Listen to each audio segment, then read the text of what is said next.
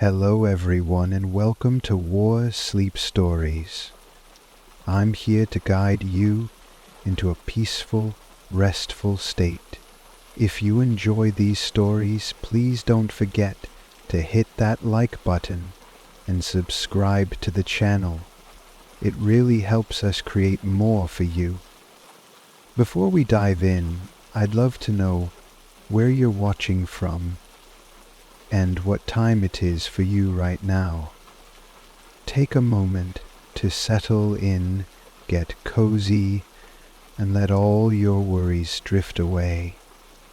Now, close your eyes, relax, and let's begin this journey together.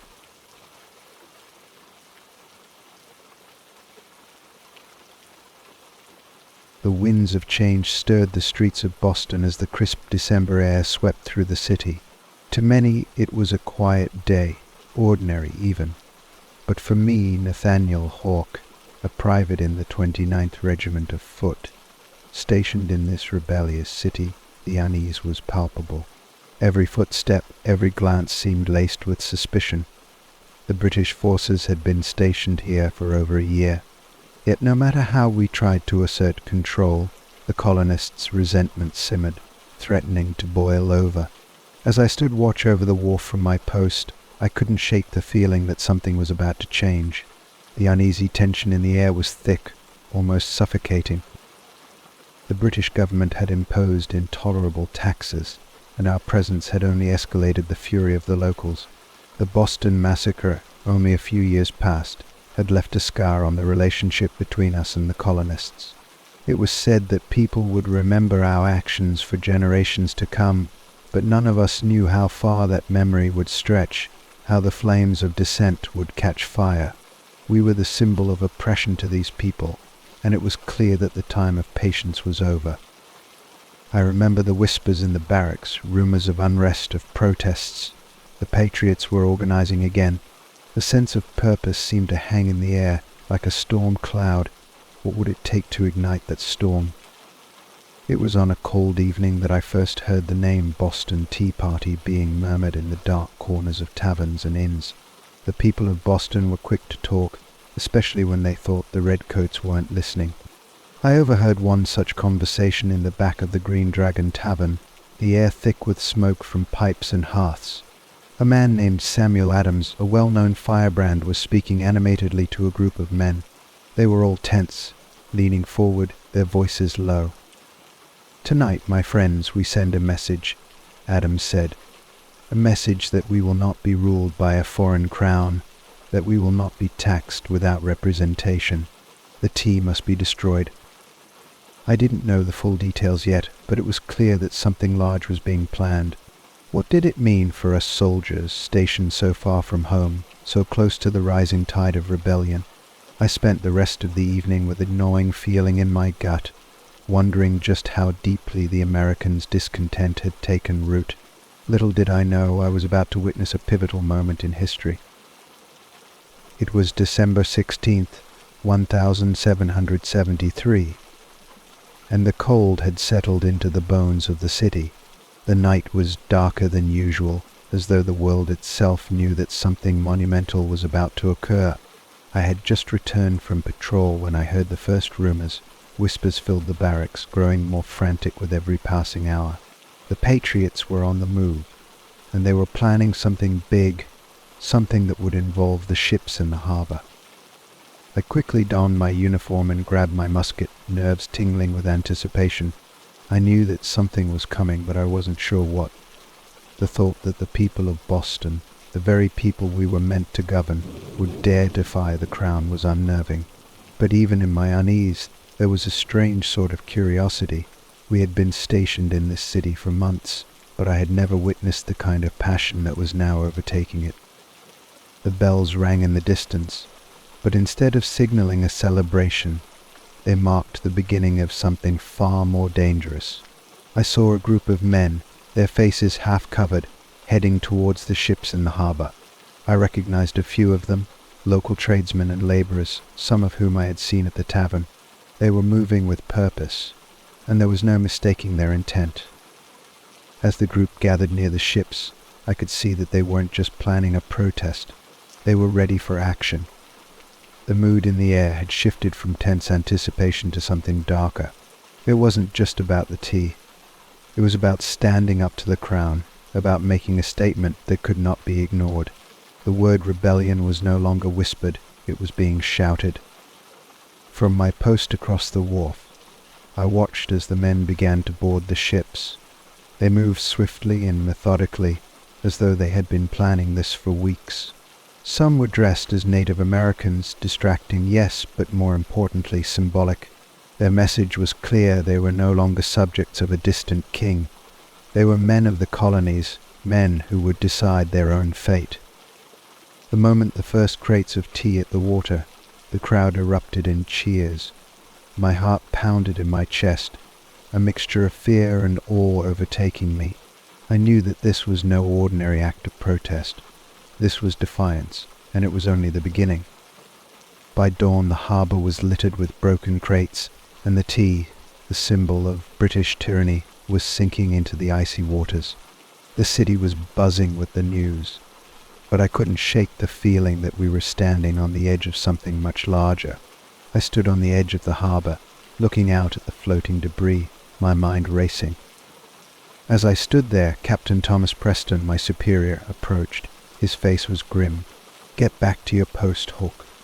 Things are about to get very complicated." I could sense the tension in his voice. The act of defiance we had witnessed was just the beginning. What would happen next? Would the British authorities retaliate? How far would the Patriots go? The uncertainty of it all hung heavy in the air. News of the destruction of the tea reached London quickly, and when it did, it sparked outrage.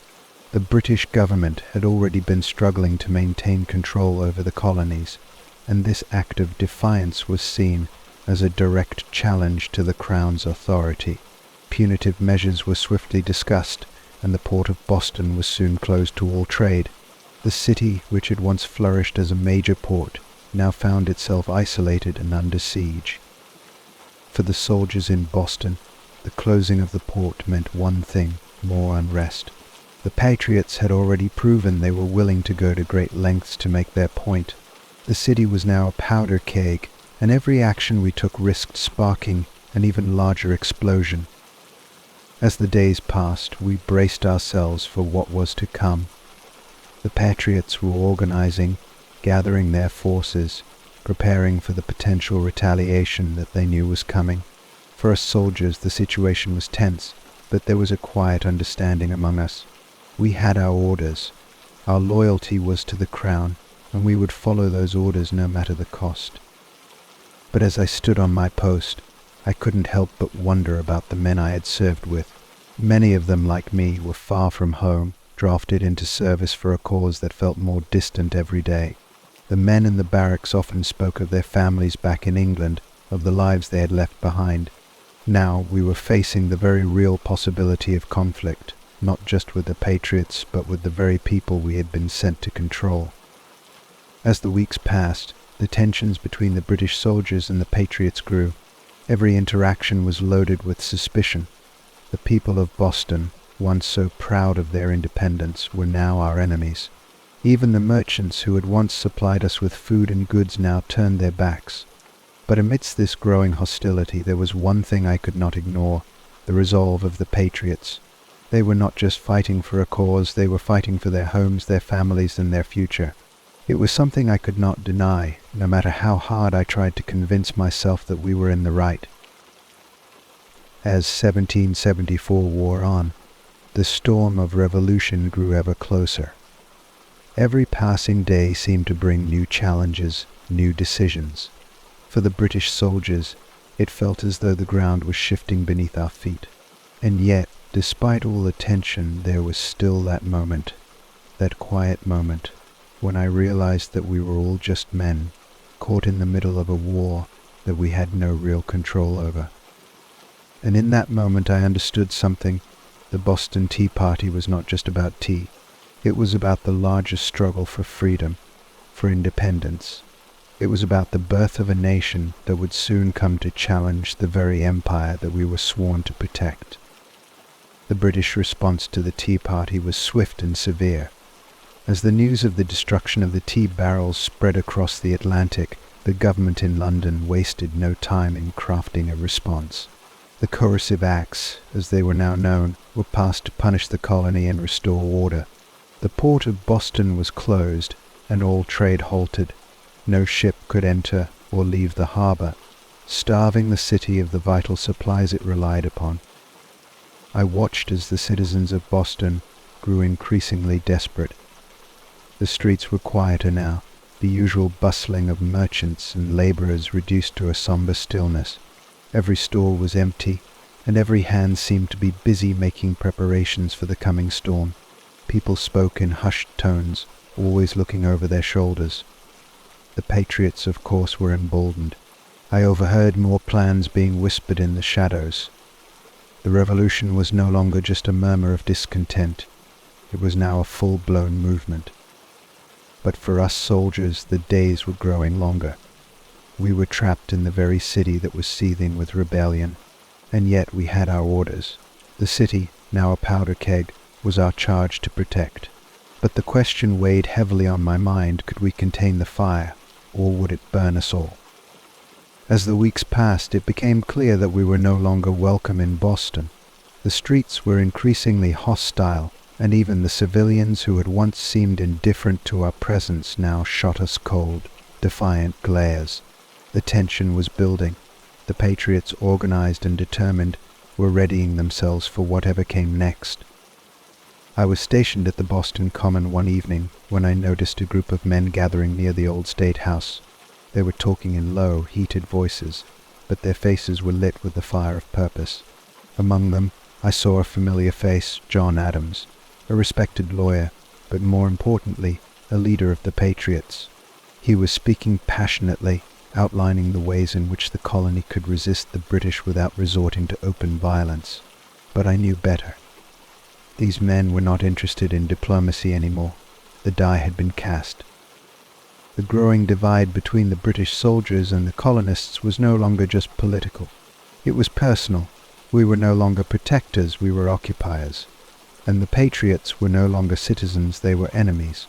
There was no middle ground anymore. In the quiet moments between patrols, when the tension seemed to subside, I often found myself reflecting on what brought me here. I had been born in Yorkshire, far from this strange, tumultuous land. I had joined the army not out of conviction, but out of necessity. I needed to feed my family, and the army offered me a steady wage and a chance for some semblance of a future. But now, as I stood on the edge of rebellion, I couldn't help but wonder if I had made the right choice. The men I served with were of all different backgrounds. Some were farmers, some were tradesmen, and others, like me, had come from far-off lands. But we were united in our mission to serve the Crown and restore order to these unruly colonies. But now, that mission felt hollow. Each day we were losing the support of the people we were supposed to protect. And the patriots, they were not just defying us, they were defying the entire British Empire. One evening, as I sat alone in the barracks, the sound of footsteps broke the silence. It was Lieutenant Jameson, an older officer who had served for nearly 2 decades. He sat down beside me and sighed, as if the weight of his years had finally caught up with him. "You wonder how it came to this, don't you, Hawk?" he asked, his voice tired. "I do," I replied. "I never imagined I'd be stationed in a city like this. They hate us here." "We're not just soldiers anymore, lad," Jameson continued, his gaze distant. "We're symbols. And symbols can be burned, broken, and forgotten. I fear that this revolution may be the beginning of something much larger, a storm that even we may not survive." I didn't respond. The weight of his words settled in my chest. The storm was coming, and we were standing right in its path. The night of February 22nd, 1774, was like so many others, cold, quiet, and heavy with the threat of something to come. I was on patrol near King Street when I heard the sound of hurried footsteps approaching. A young messenger, barely more than a boy, appeared at my side, out of breath. "Private Hawk," he gasped. "The captain wants you. It's urgent." Without a word, I followed him, my heart racing. The urgency in the boy's voice left no room for hesitation. We quickly made our way through the narrow streets to the barracks, where Captain Thomas Preston was waiting for us. "What's happened?" I asked, barely able to catch my breath. "A meeting of the Patriots is taking place," Preston said, his face grim. "They're plotting something. We don't know what yet, but we need to be prepared." "What are we to do?" I asked, my mind racing. I had no desire for further bloodshed, and yet we were soldiers. Our duty was clear. "Keep your eyes open, Hawk. We must be ready for anything." As I left the captain's office, my mind was filled with conflicting thoughts. The Patriots were growing bolder by the day. What would they do next? How far would they push before the British responded? Would it be with force? And what would it mean for all of us trapped in the middle? The days following the midnight call were filled with a sense of unease. The Patriots were everywhere now, organizing, speaking in whispers. Every meeting in the taverns, every late-night conversation seemed to carry the weight of impending violence. Then, on the night of March 5th, 1774, the unthinkable happened. I was on patrol when I heard the first gunshot. It rang out in the darkness, sharp and sudden. The sounds of shouting followed. I rushed to the source of the noise, my heart hammering in my chest. I arrived at King Street just in time to see the chaos unfold. A group of civilians had gathered, shouting insults and throwing snowballs at the soldiers. The air was thick with tension, and then, in an instant, everything exploded. The British soldiers, caught off guard and desperate to maintain order, fired into the crowd. The first shot rang out, and then the rest followed. In the chaos that followed, I saw the bodies of men and women crumple to the ground. Blood stained the snow. The Boston Massacre had begun. I stood frozen, my musket still slung over my shoulder. The sounds of the shots echoed in my ears. I had never imagined it would come to this moment of violence, of fear. The revolution was no longer an abstract idea. It had come alive, and it had come with a vengeance. The aftermath of the Boston Massacre was like nothing I had ever witnessed. The streets of Boston, once filled with the sound of everyday life, were now eerily silent. The patriots, ever the opportunists, seized the moment. They painted the soldiers as murderers, their actions nothing more than an unwarranted slaughter of innocent colonists. The entire city was in an uproar. As I walked the streets the day after the massacre, I couldn't help but notice the stares of the people around me. They weren't just angry, they were afraid. The revolution had begun in earnest, and there was no turning back now. I returned to my post that evening, my mind reeling from the events of the day. My fellow soldiers were on edge, and the tension was palpable. I didn't know what the next day would bring, but one thing was clear: the time for diplomacy had passed. The revolution was now inevitable. The days following the Boston Massacre were filled with rumors, accusations, and mounting tension. I could see the hatred in the eyes of the Bostonians whenever they crossed paths with us. Even the children, who once ran through the streets with innocent glee, now shouted insults, their faces twisted with anger. The Patriots had succeeded in turning the event into a symbol of British tyranny, a rallying cry that would be heard throughout the colonies. The soldiers were on edge. The guilt of those who had fired into the crowd weighed heavily on them. The fear was palpable, and yet we were told that we had acted in self-defense. Captain Preston, who had been charged with overseeing our actions during the massacre, had even been put on trial, though I could tell he was well respected by many of the men. The trial was a spectacle, a grim reminder of the divisions between us and the people we were stationed to protect. I often found myself wondering if the events of that night had been the turning point, the day when it became clear that we were no longer just peacekeepers in a faraway land, but occupiers of a people whose grievances had now boiled over. As the trial of the soldiers continued, I found myself once again on patrol, walking the cold, silent streets of Boston. The city had become an echo chamber for both sides, each side feeding off its own anger, its own fear. The Patriots, led by the likes of Samuel Adams and John Hancock, had seized the opportunity to turn the massacre into propaganda. They painted the British soldiers as merciless oppressors, while elevating the fallen colonists as martyrs of the cause. It was a clever move, and it worked. The city had been transformed. What had once been a thriving port was now a battleground of ideas, each faction determined to sway the hearts and minds of the people. The patriots had the upper hand. Their speeches rang through the streets, their pamphlets littered the corners of every market. Every tavern I entered was filled with talk of resistance. No taxation without representation, they said. We will not be silenced. And yet, as the months passed, I began to feel the weight of our mission. We were the symbols of the British Empire, sent to keep order. But I couldn't help but wonder, who were we really serving? Was our loyalty to a distant king worth the hatred that seemed to grow with every passing day? Were we just pawns in a much larger game, a game of power and control? It was on one of the rare quiet evenings, when the city had settled into a temporary silence, that I found myself walking alone by the harbour. The moon cast a pale light over the water, and the air was still, save for the occasional ripple of the tide. I stopped near a wooden pier, leaning against the cool, weathered posts, my thoughts far from the war, from the politics. I thought of my family back in England, my mother, my younger sister. I had left them behind when I enlisted, never knowing that my service would take me to such a place, to such an uncertain fate. If I had known, would I have still joined? Would I have chosen the life of a soldier?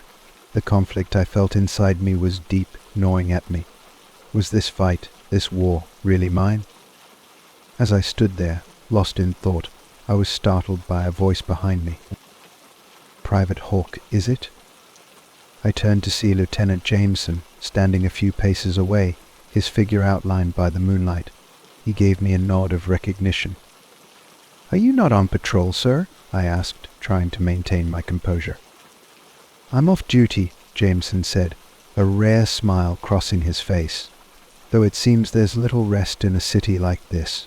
He stepped closer, looking out over the harbour. "Do you ever think about home, Hawke?" "Every day," I replied without hesitation. "But I wonder if it's worth it." Jameson let out a long sigh, his breath visible in the cold night air.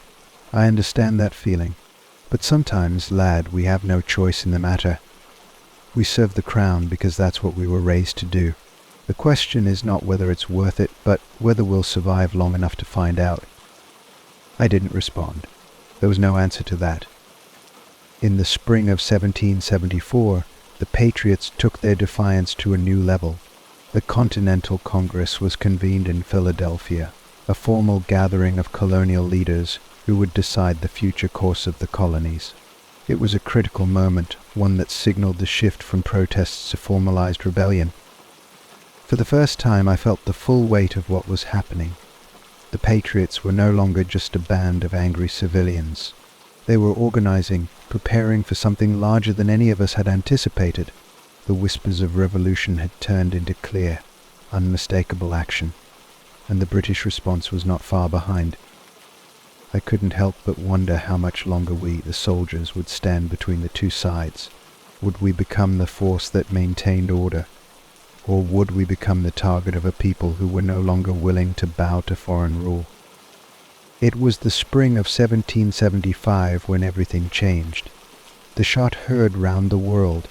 I was stationed at Lexington, as part of the force tasked with intercepting the Patriots before they could gather their arms. The night had been still, the air thick with uncertainty. As dawn broke, the tension was unbearable. The British forces were moving out of Boston, determined to crush any resistance before it could spread. I remember the fear in the eyes of my fellow soldiers as we marched toward Concord. None of us knew what to expect. Would we face a full-fledged militia? Or would it be over before it started? There was no way of knowing. But when we arrived at Lexington, we found ourselves facing a line of militiamen, their faces hard with determination. There was no turning back now. The conflict had begun. The first shot rang out, sharp, piercing the still morning air. It came from somewhere among the ranks of the patriots, and before I knew it, the world erupted into chaos. I raised my musket instinctively, but I hesitated. I had been trained to fight, to kill if necessary, but now, in that moment, it was different. The men I saw before me were not just rebels, they were brothers, fathers, and sons, all fighting for a cause they believed in. And then the battle began. The fighting at Lexington had been swift, but the real battle was at Concord. The Patriots had gathered a significant force, and as we marched toward the North Bridge, we encountered fierce resistance. The shots rang out from both sides, the noise deafening in the open air. The Patriots, armed with muskets and a burning desire for independence, fought with everything they had. I was caught in the chaos, my heart pounding in my chest as I exchanged fire with the men across the bridge. The smell of gunpowder choked the air, and the thundering noise of muskets fired in rapid succession made it feel as though the world itself was collapsing around me. And then, as quickly as it had started, it stopped. The Patriots had pushed us back. We were forced to retreat, leaving behind the battlefields of Concord and Lexington, our pride and our sense of control shattered. The revolution was no longer a distant possibility. It was real. It was here, and I was in the middle of it. The retreat from Concord had been a bitter one. We had failed to subdue the colonists there, and I had no doubt that the events of that day would change everything. The Patriots were emboldened now, having tasted victory. What had once been a distant idea, a murmur of rebellion, had become an undeniable force. The British forces, battered and humiliated, returned to Boston, seeking refuge behind the city's walls. But we were not safe. The Patriots, like a storm gathering strength, circled us. The city was now under siege. They cut off our supply lines, ensuring we couldn't get fresh supplies from the outside. Every day, I could feel the grip of the revolution tightening around us. I had never been so aware of the fear in my fellow soldiers' eyes. We were supposed to be the might of the British Empire, but now we were the ones besieged, confined to the city, unsure of what would come next. But what weighed most heavily on my mind was the growing realization that there would be no going back. We were caught in the storm. A war had begun, and its tides would pull us all under. As the days turned into weeks, the Patriots continued to tighten their grip around Boston. The city was under siege. The Continental Army, now a formalized fighting force under General George Washington, had surrounded the city with their artillery, forcing us into a defensive posture. The days were long, filled with the tension of waiting, of wondering when the next attack would come. The sound of cannon fire echoed in the distance as the Patriots fired from their positions on the surrounding hills. Occasionally we would hear the sharp crack of musket fire, signaling that skirmishes were breaking out on the outskirts of the city. The streets, once bustling with commerce, were now eerily silent. Every day brought new reports of Patriot movements, of new fortifications being built in the hills surrounding Boston. They were preparing for something big. I could feel it in my bones, the air thick with anticipation. It was only a matter of time before they launched an attack. The British commanders in the city were growing more desperate. The siege was taking its toll on us, both physically and mentally. Supplies were dwindling, morale was sinking, and the British soldiers, once so proud and confident, were now a shadow of their former selves. We were trapped. I had witnessed firsthand the mounting tension among the officers, the frustration that came with their inability to break the siege. The higher-ups, including General Thomas Gage, were growing impatient, but the situation was clear. Without reinforcements or a change in strategy, we were at the mercy of the Patriots outside. One evening, as I stood on the walls of the city, looking out at the encampments of the Continental Army, I couldn't help but wonder if we would survive this. The odds seemed increasingly against us. The Patriots were determined, organized, and their resolve had only hardened in the face of the siege. We had underestimated them. The fateful day came on June 17th, 1775. The British commanders had finally made the decision to launch a direct assault on the Patriot positions on Breed's Hill, just outside of the city. The plan was simple: seize the high ground and break the Patriot siege once and for all. But as I marched toward the battlefield, I felt the heavy weight of dread. The Patriots had fortified the hill with entrenchments, and they were well prepared. As we approached, I could see the smoke rising from the Patriot cannons, their guns thundering with deadly precision. I was assigned to the right flank, positioned to lead an assault on the entrenched positions. The heat of the day, combined with the tension of the situation, made it feel as though the very air was charged with electricity. I had fought in skirmishes before, but this was different. This was a battle for control, a battle that would define the course of the revolution. As the order to charge was given, I ran forward, my heart pounding in my chest. The sounds of musket fire and cannon blasts filled the air. The Patriots fought with a ferocity I had never seen before. They didn't retreat. They stood their ground, firing relentlessly as we advanced. I saw men falling around me, some to musket balls, others to the powerful blasts of Patriot cannons. The chaos was overwhelming, but we pushed on, our discipline holding for a time. It wasn't until we were within yards of the Patriots' positions that they opened fire with such intensity that it felt like the ground itself was shaking. I could see the men in front of me fall, some shot in the chest, others struck down by the sheer force of the cannonballs. And then I heard it, the roar of the Patriots, shouting their defiance, their cries of victory echoing across the battlefield. We had underestimated them. We had failed to break their lines. The Battle of Bunker Hill was a costly one for both sides.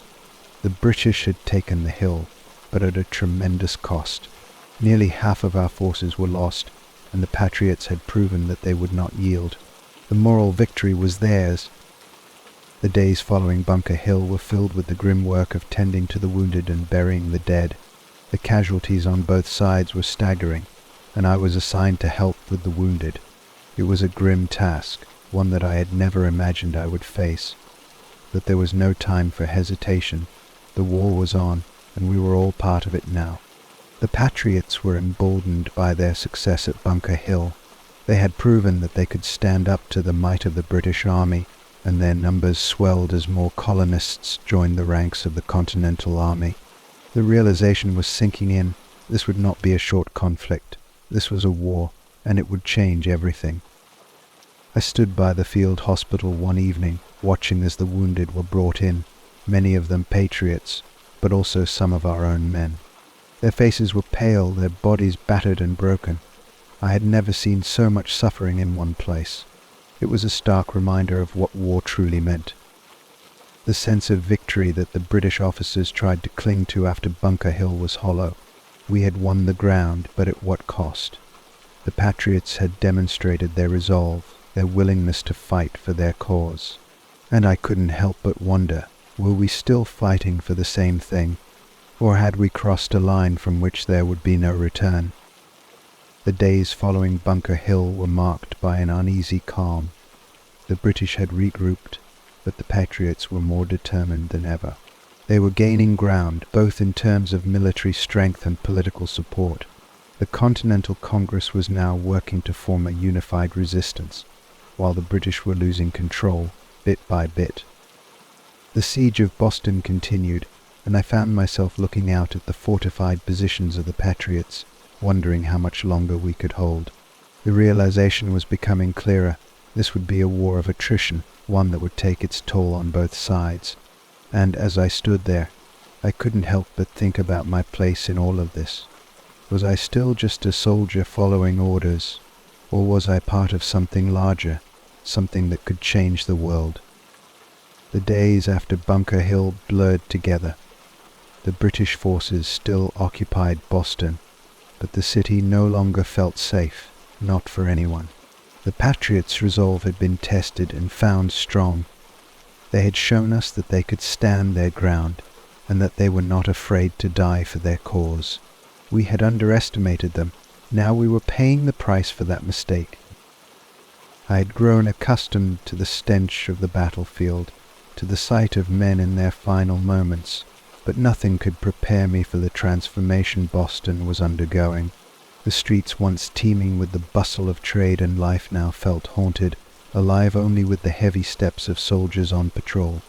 We marched the streets, but we were no longer in charge. The patriots held the psychological upper hand, and every action we took seemed to fan the flames of rebellion even further. I remember walking past the old meeting house one evening, a building that had once been a place for worship and fellowship. Now it was a gathering place for those plotting the revolution, a symbol of everything we stood against. In the shadow of that structure, I overheard a conversation between two patriots, voices low and heated. "They can't hold out forever," one man said. "Soon we'll drive them back. The king's men will be outnumbered, outclassed." The other man laughed grimly. "It's not just numbers, it's spirit. We're fighting for freedom, for our homes. They're fighting for an empire." I felt a pang in my chest as I walked away. The words cut deeper than any musket shot. It was the truth, I realized. We were fighting for an empire thousands of miles away, while they were fighting for something they could touch, something that mattered to them in the deepest way. I had seen the officers struggle to maintain control in Boston, and it seemed as though every day brought new challenges. Supplies were running low and morale was sinking. It was no longer just a war of guns and cannons, but one of attrition, where patience and willpower mattered as much as tactics. For every victory we won, the patriots seemed to gain too. Their rebellion was no longer a series of isolated skirmishes. It was a unified front, determined and growing stronger with every passing day. General Gage, once confident in his ability to quell the unrest, now spent more time behind closed doors, making desperate plans for our escape. Rumors of reinforcements reached our ears, but they were slow in coming. Every day we faced the uncertainty of whether we would survive the next wave of attacks. The tension was unbearable. I was called to assist in an operation to break the siege, an operation that would soon prove to be one of our greatest failures. We launched an attack on the Patriots' positions, but the terrain was treacherous, and their fortifications were better than we had expected. We were forced to retreat under heavy fire, with significant casualties on both sides. The Patriots had learned quickly, and they used the land to their advantage. Their guerrilla tactics were making it increasingly difficult to hold our ground. I began to wonder, as I gazed across the fields of dead and dying, if we would ever truly defeat them. Their resolve was ironclad. Months passed, and the situation in Boston remained locked in a grim stalemate. We were losing more men every day, to wounds, illness, and the cold. But it wasn't just our physical losses that hurt, it was the emotional toll. Every soldier I spoke to seemed to be questioning the cause we fought for. The idea of returning to England seemed impossible. What would we return to? Would we be heralded as heroes, or would we be seen as failures? And yet, there were moments of victory, however fleeting. One such moment came in late 1775, when British forces launched a surprise raid on a Patriot supply depot in the city. It was a brief but exhilarating victory for us, one that provided a temporary sense of triumph. We seized important weapons and ammunition, resources the Patriots had desperately needed. For a short while our morale lifted. We saw our resilience reflected in the faces of the men around us. But even in that victory, the bitterness remained. Every triumph felt like a temporary reprieve, a fleeting moment before the next blow. By the fall of 1775, General Gage had been replaced. His failure to decisively end the siege, his inability to subdue the rebels, had cost him his command. In his place came General Howe, a man more experienced in battle, but whose task was no less daunting. The change in leadership brought a shift in strategy. Howe was more aggressive, more willing to take risks, and he quickly moved to put pressure on the Patriots in the surrounding areas of New England.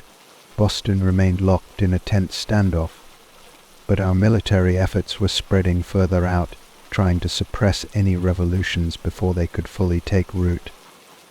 I found myself part of a smaller unit sent to reinforce positions around the area, our goal to drive the Patriots out of other key towns.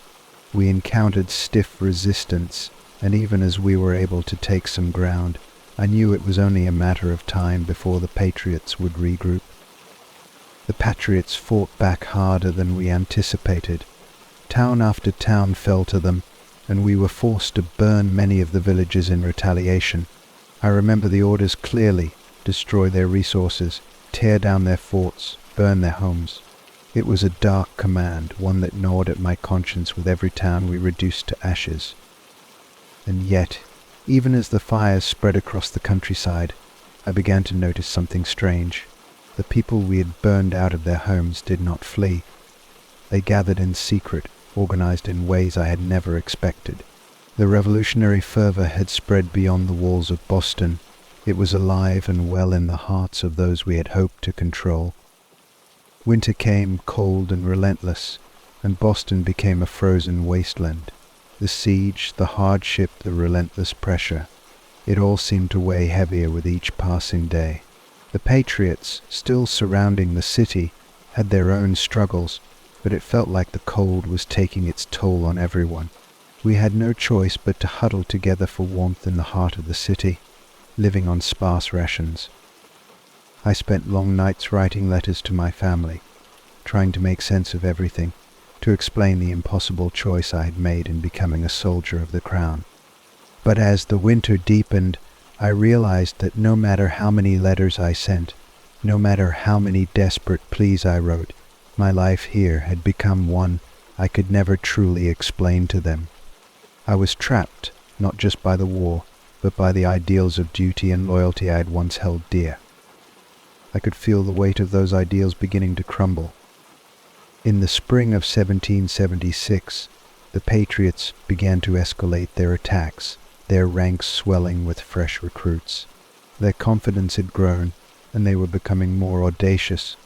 It wasn't just about holding Boston anymore, it was about making a statement.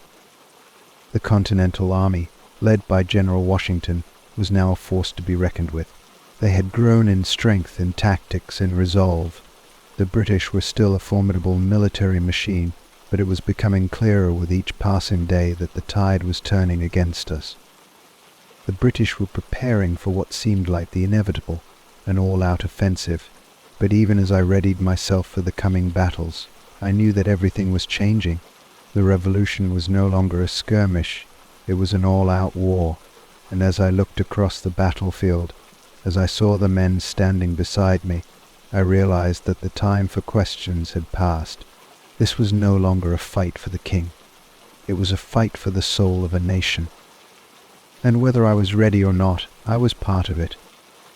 The early months of 1776 were a blur of movement. The Continental Army was no longer confined to the hills around Boston. They were pushing outward, spreading their resistance like a creeping fire, gaining territory with each passing day. Their strategy was becoming more daring, their morale buoyed by victories and the influx of new soldiers. The British, now under the command of General Howe, had to adapt. It was clear that we could no longer rely solely on overwhelming force to crush the Patriots. They had learned too much, fought too fiercely. Every move we made was met with growing opposition. Every raid turned into a struggle to survive. General Howe ordered a series of expeditions to disrupt the growing Patriot presence in the countryside. We were to sweep through areas where Continental forces had taken hold, to restore order and crush any rebellion before it could spread further. The mission was simple: find the Patriots, engage them in battle, and force them back into submission. But as we moved out of Boston, the tension among the men was palpable. We were no longer just fighting for control. We were fighting to quell a fire that had already spread far beyond what we had ever imagined. We encountered patriots in small numbers at first, scattered units operating in the shadows of the larger cities. The raids we launched through the countryside were effective at first, but every town we took back only revealed more resistance. The patriots weren't giving up. They were everywhere, hidden in plain sight, disguised as farmers, merchants, and even common townsfolk. One night, as we took shelter in a small village, I overheard a conversation between two officers. One was talking about a new kind of threat, the idea of a national army, a united force that could rival the British military itself. "Washington is pulling them together," one officer said, his voice tinged with disbelief. "A standing army, one with real discipline. If this keeps up, we might be facing something more than just a rebellion. We might be facing an actual war." I couldn't help but overhear those words, and I found them difficult to shake.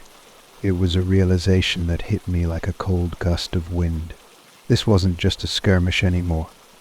This was becoming a full-fledged war, one where the patriots were starting to act like a real army. And in that moment, the once unshakable belief I had in our inevitable victory faltered. The British plan to secure New York was a critical move in the war, and the battle for Long Island in August 1776 became a pivotal moment. It was to be the largest engagement between the British and the Continental Army thus far, and the stakes could not have been higher.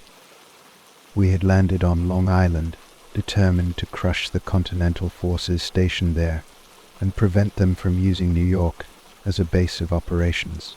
The land was flat, open, offering no cover for soldiers. It was a brutal, unforgiving battlefield.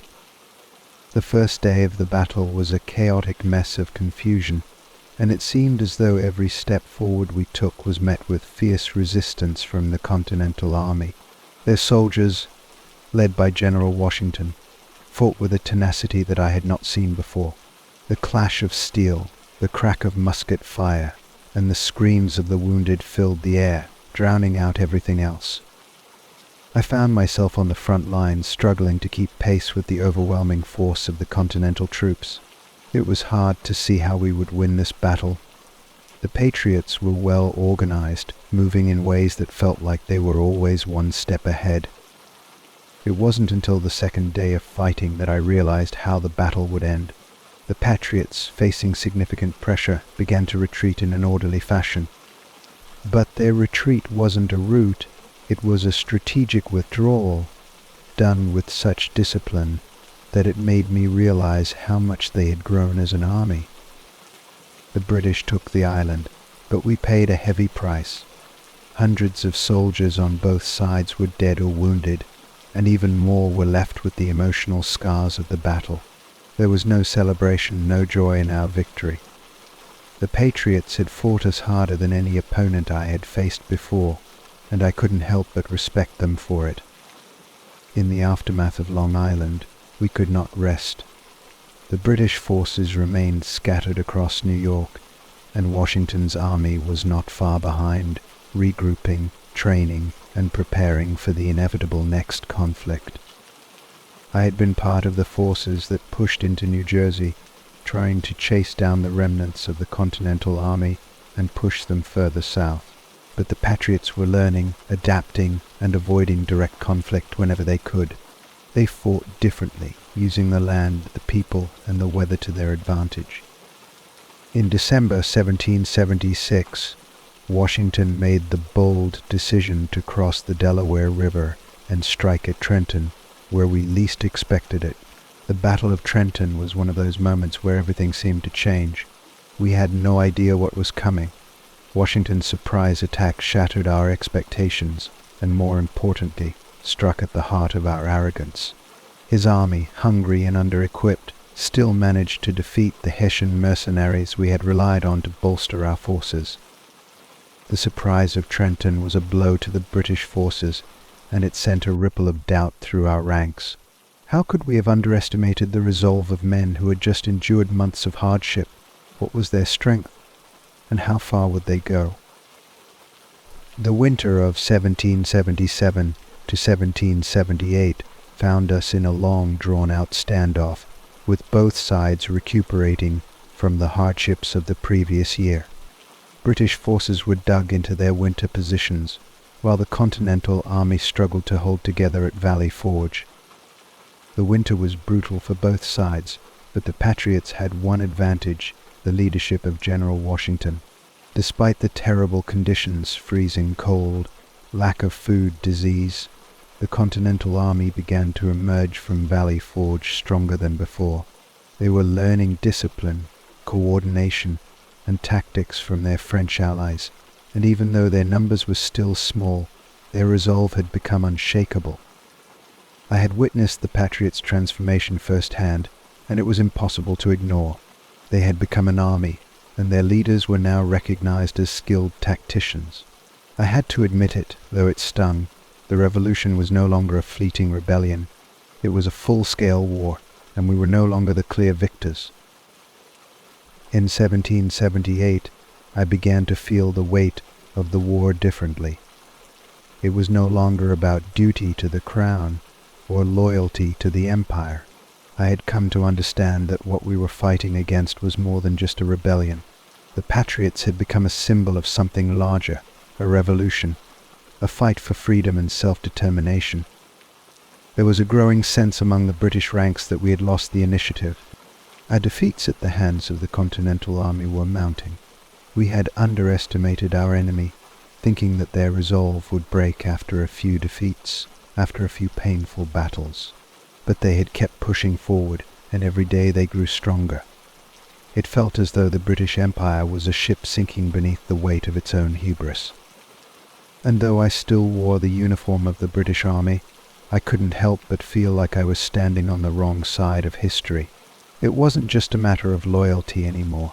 It was a question of right and wrong, of what kind of world we were creating. As we moved further south into the heart of the rebellion, into the very colonies that had started this war, I began to see the signs more clearly. The revolution was no longer about just a few cities and towns. It was a national movement, one that had drawn support from all corners of the colonies. I saw men, some I had known from Boston, some from New York, who had once fought for the crown, now questioning everything they had believed. They had seen what the Patriots had built, how they had fought, and they realized that there was something more than just fighting for a king. And perhaps in the quietest corners of my own heart, I too had come to understand it. We were no longer fighting for an empire far away. We were fighting for something else, something I wasn't sure I could fully explain, a cause that had grown from rebellion to something bigger, something that would change the world.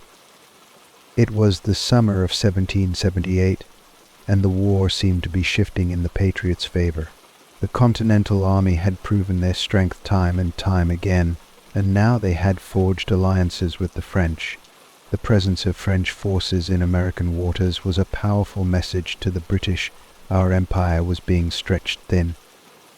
I remember standing on a hillside overlooking the river, watching the British forces prepare for yet another offensive. The soldiers around me spoke of victory, of crushing the Patriots once and for all, but their words lacked conviction. There was a growing sense of unease, even fear, among many of the men. I saw it in the eyes of the officers. They knew that we were no longer fighting a disorganized rebellion. We were fighting an army, and an army that had grown in skill, in size, and in determination. In the quiet moments between battles, I found myself questioning everything I had believed. What was the purpose of all this? I had enlisted to serve the crown, to fight for the ideals of the empire. But the longer I stayed, the more I saw of the Patriots' cause, the more I realized that they were fighting for something I couldn't ignore. Freedom, independence, the right to govern themselves. What were we fighting for? The crown, the empire, the glory of a king who was thousands of miles away. The thought gnawed at me. Every battle felt more like a losing effort, every victory a hollow victory. By the fall of 1779, the British turned their attention to the southern colonies, where loyalist sentiment was supposed to be stronger. The plan was simple: regain control of the south and suppress the rebellious forces that had been gaining ground. We marched south towards Savannah with a renewed sense of purpose. The city was a key target. If we could secure it, we could potentially cut off the Patriots' southern operations. But even before we reached the city, it was clear that the Americans were not going to make this easy.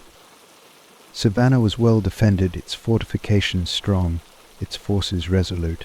The battle was fierce, and the sense of urgency grew with each passing day. The Patriots had entrenched themselves in the city, determined to hold it at all costs. I watched as the British forces laid siege to the town, cutting off supply lines and tightening the noose around the defenders. But the longer the siege continued, the more I realized that this wasn't going to be an easy victory. The Patriots fought back with fierce determination. They didn't just want to win, they wanted to break us, to make us understand that they weren't going to be intimidated. And in that moment I began to see the truth. The revolution wasn't about a group of rebels fighting for land or wealth. It was about the people. It was about them and their refusal to be ruled by a distant power. The siege dragged on, and the tension among the British forces grew unbearable. The heat, the constant pressure from the Patriots, the lack of progress, all of it weighed on us. We had the upper hand, but it felt like we were losing ground with every hour. The siege eventually broke, but not in the way we expected. The Patriots fought hard, but they lacked the supplies to sustain the resistance. The British forces were able to push through, but it came at a terrible cost. The city of Savannah fell into our hands, but it was hardly the victory we had hoped for. The Patriots had bled us dry, and their determination left us with a bitter taste in our mouths. I stood on the streets of Savannah, looking at the wreckage, at the men who had died for a cause I had once thought foolish. They were dead, but they had done something we couldn't ignore. They had fought for a cause that had transcended the battlefields. In their defeat, they had made a statement that would echo through the coming years. As the war continued, I found myself embroiled in yet another brutal confrontation, the Battle of Monmouth in June 1778. The British forces were retreating after their failure at Saratoga, and we were attempting to regroup, to make a stand and recover from the chaos. The Continental Army, bolstered by French support, had grown into a force that could no longer be dismissed. Monmouth was a battle of attrition, fought in the blistering heat of summer. The fighting was intense, and the Patriots fought with the same tenacity we had seen time and time again, but it wasn't just their numbers or their firepower that made them dangerous, it was their unity. Their cohesion as a force had strengthened, and it was clear to me that they were no longer just fighting for freedom. They were fighting for the future of a nation. As I stood in the chaos of battle, musket fire ringing in my ears, I couldn't help but think about the men I had seen on the other side. They fought like men with purpose, with an unshakable belief in their cause, and here I was, caught in the middle, unsure of what I was fighting for anymore. By 1780, the war had reached a pivotal moment. The British forces, although still formidable, were no longer the clear victors. The Americans had proven their resilience, and their alliances with France had tipped the balance of power. The revolution was no longer just a matter of military conflict, it was a matter of endurance, of survival. I began to see the war differently. It was no longer about loyalty to a king or the protection of an empire. It was about the survival of a people, the creation of something new. And as much as I hated to admit it, I could see that the Patriots were winning. They had the spirit, they had the heart, and they had the determination to see this through. I began to hear whispers among the British ranks. Some spoke of peace talks, of the possibility of ending the war before it consumed us all. But others still clung to the hope that we could crush the rebellion, that the empire would remain intact. It was becoming clear to me that the tide of history was turning. In 1781, the final act of the war unfolded at Yorktown.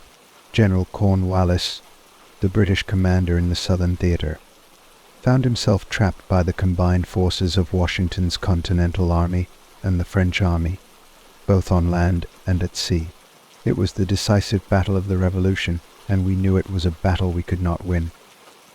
As we retreated, I watched from a distance, helpless to change the course of history.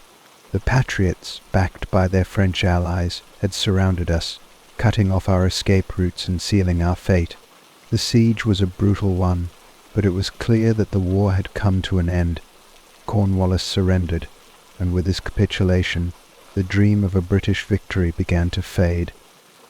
I stood among the defeated British soldiers, watching as the Patriots celebrated their hard-won victory.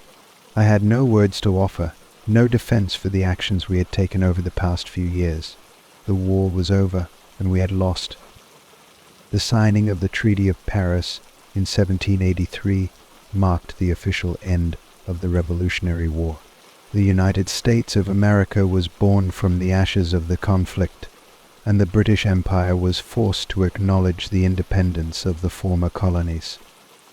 As for me, I was left with the haunting realization that I had fought on the wrong side of history. The ideals I had once believed in, loyalty to the crown, duty to the empire, felt hollow in the face of the new world being forged by the Patriots. They had succeeded not just in defeating us on the battlefield, but in creating a new nation, one that was founded on principles of freedom and self-determination. Years later, I would look back on those days with a mixture of regret and understanding. The war had changed me in ways I couldn't have imagined. I had witnessed history being made, and I had fought in a war that would shape the future of the world.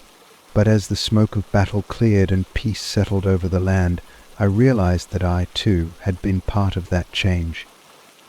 I never returned to England.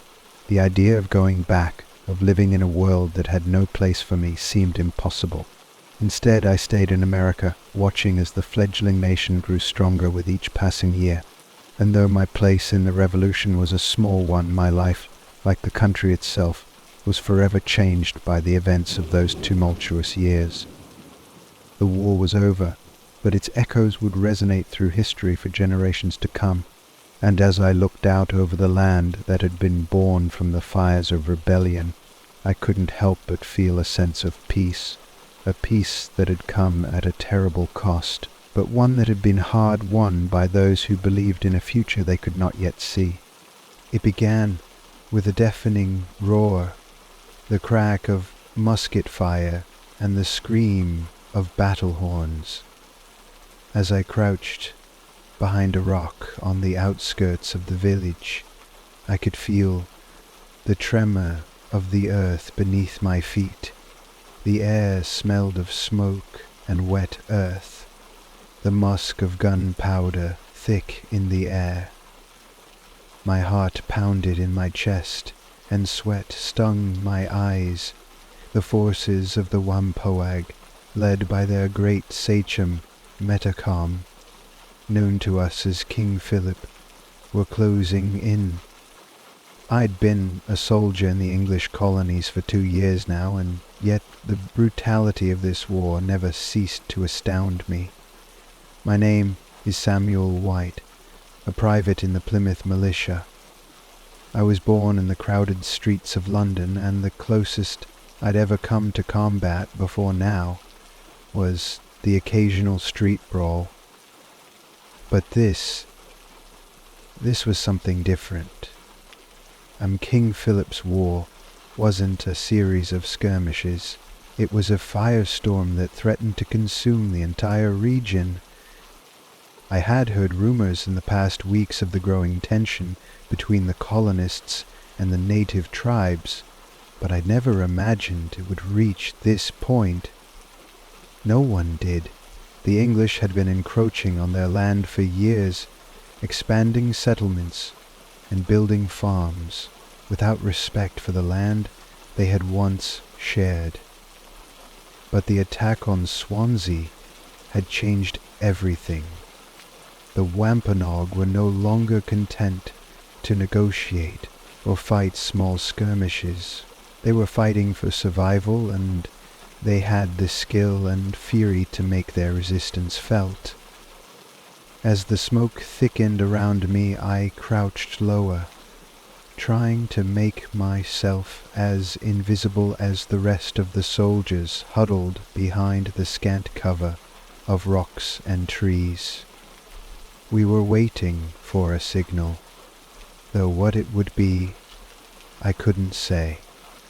In the distance, I could hear the sound of war cries echoing through the forest, the screams of the wounded, and the steady rhythm of drums beating a message of hope and revelation. And now hear the war sound gathered from the stones, and the thin spectres together. I clenched my musket tighter, my fingers slick with sweat. I wasn't sure how long we had been waiting. The day seemed endless, the sun hidden behind a thick canopy of smoke, its light blocked by the haze of fire and destruction. Then, without warning, the order came.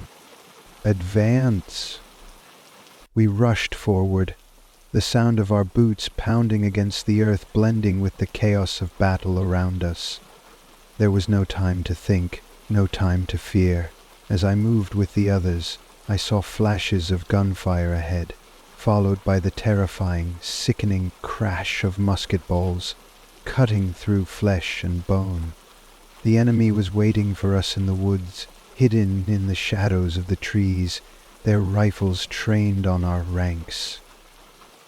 I had been in combat before, but never had I faced an enemy who fought with such ferocity and cunning. The Wampanoag were masters of the land, using the thick underbrush and the terrain to their advantage. They didn't charge headlong into battle like us. They were patient, calculating, striking from the shadows, then vanishing again into the woods before we could retaliate. The first shot came from behind me, the crack of a musket piercing the silence. A soldier beside me dropped, clutching at his chest, a wide red stain spreading across his uniform. My heart skipped a beat. He wasn't going to make it. The enemy wasn't going to give us a chance to regroup. They were relentless. But we pressed on, firing at whatever we could see, whether it was a fleeting shape in the trees or a shadow darting between the underbrush. There was no time to pause, no time to mourn the fallen. The forest was alive with the fury of battle. The smoke of gunfire and the scent of burning wood mingling with the fresh, sharp smell of blood. I couldn't tell who was winning or if anyone was. All I knew was that we had to keep moving, keep fighting for our families, for our homes.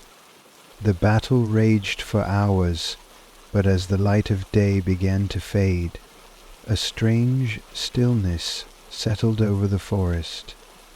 The cries of the wounded had died down, replaced by the heavy, oppressive silence that only comes after a battle. We were ordered to fall back, to regroup at the fortified settlement. It was in these rare moments of calm that I could finally breathe. The adrenaline from the fight still coursed through my veins, but the exhaustion was starting to take hold. I had barely noticed how my legs ached, how my muscles screamed for rest, until I was free of the immediate danger. The familiar surroundings of the settlement provided a temporary respite from the terror of the battlefield, but the weight of the day's losses settled in my bones. As I sat by the fire, My thoughts turned to the fallen comrades I had left behind, men I had known only a short time, but who felt like brothers in the chaos of combat. Their faces, some familiar, some not, were now etched in my memory, their stories unfinished. I tried not to think too much about it, but in these quiet moments there was little else to do but reflect. The morning after the battle came with its own set of challenges. The war was far from over, and the Wampanoag were far from defeated.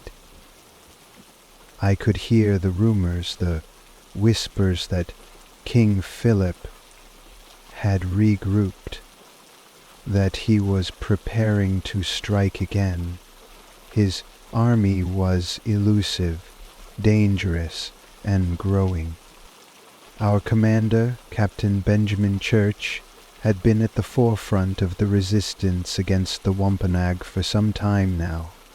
I had grown to respect him, though I still had my doubts. He was a soldier of great skill, and his tactics had saved our lives more than once. But as we prepared for the next phase of the campaign, I couldn't help but wonder if anyone would survive this war, if any of us would make it home. But I had no choice. We all had a duty. We would march again. We would fight again. And we would see this conflict through to its bitter end. The days bled together. We marched for miles, often in silence, through woods that seemed to stretch on forever. The heat was oppressive, the air thick with humidity, and the smell of decay. It was the kind of weather that drained the strength of a man, leaving him with little more than the resolve to press forward day by day. I had grown accustomed to the sound of musket fire in the distance, the occasional battle cry and the crackling of distant fires. But there was something unsettling about the quiet. The Wampanoag were out there, lurking in the shadows of the trees, always one step ahead, always waiting for the right moment to strike. They knew this land better than we ever would, and they fought like shadows, swift and silent, disappearing just as quickly as they came. But we were determined. The English colonies had too much at stake. The settlement of Plymouth, the very heart of New England, could not be allowed to fall. And yet, as the days dragged on, I found myself questioning everything. Why were we here? What had brought us to this point of bloodshed and betrayal? Were we fighting for survival, or for something far less noble? As we made our way through the thick forest, I thought of my family back home in Plymouth. My mother, my younger sister, and my fiancée, Mary. It had been months since I had last seen them, and each day I grew more certain that they would not see me again. But still I fought. We all fought. Because we had no choice, because duty called, and it was a call that none of us could ignore. It was only a matter of time before we would face the enemy again. Our orders came early one morning. March to the town of Deerfield, where the Wampanoag were said to have been spotted. The anticipation built within me a familiar tension that I had learned to live with. Every step we took felt like a march towards certain death, but I was no longer afraid. Fear had become a part of me, a constant companion on this journey. As we approached Deerfield, we saw the signs of the enemy's presence: scorched earth, abandoned homes, and the skeletal remains of crops that had once been tended with care. The Wampanoag had taken everything, leaving nothing but ruin in their wake. Then, without warning, the ambush came. The sounds of the forest, which had been eerily quiet just moments before, were suddenly shattered by the crackle of musket fire. The Wampanoag had been lying in wait just beyond the tree line. They descended upon us like a storm, arrows flying through the air, muskets barking from the underbrush. We fought back with everything we had, but the enemy's attacks were swift and precise. It was chaos. I remember feeling the heat of the fire as we exchanged gunshots, the smoke choking the air, the wild cries of men falling around me. I fired my musket, then reloaded in frantic haste, trying to keep up with the pace of the battle. My arms burned with the effort, but there was no time for fatigue. A shout came from Captain Church, urging us to hold our ground, but it was clear we were being overrun. The Wampanoag moved like a living shadow, darting in and out of cover, picking off our men one by one.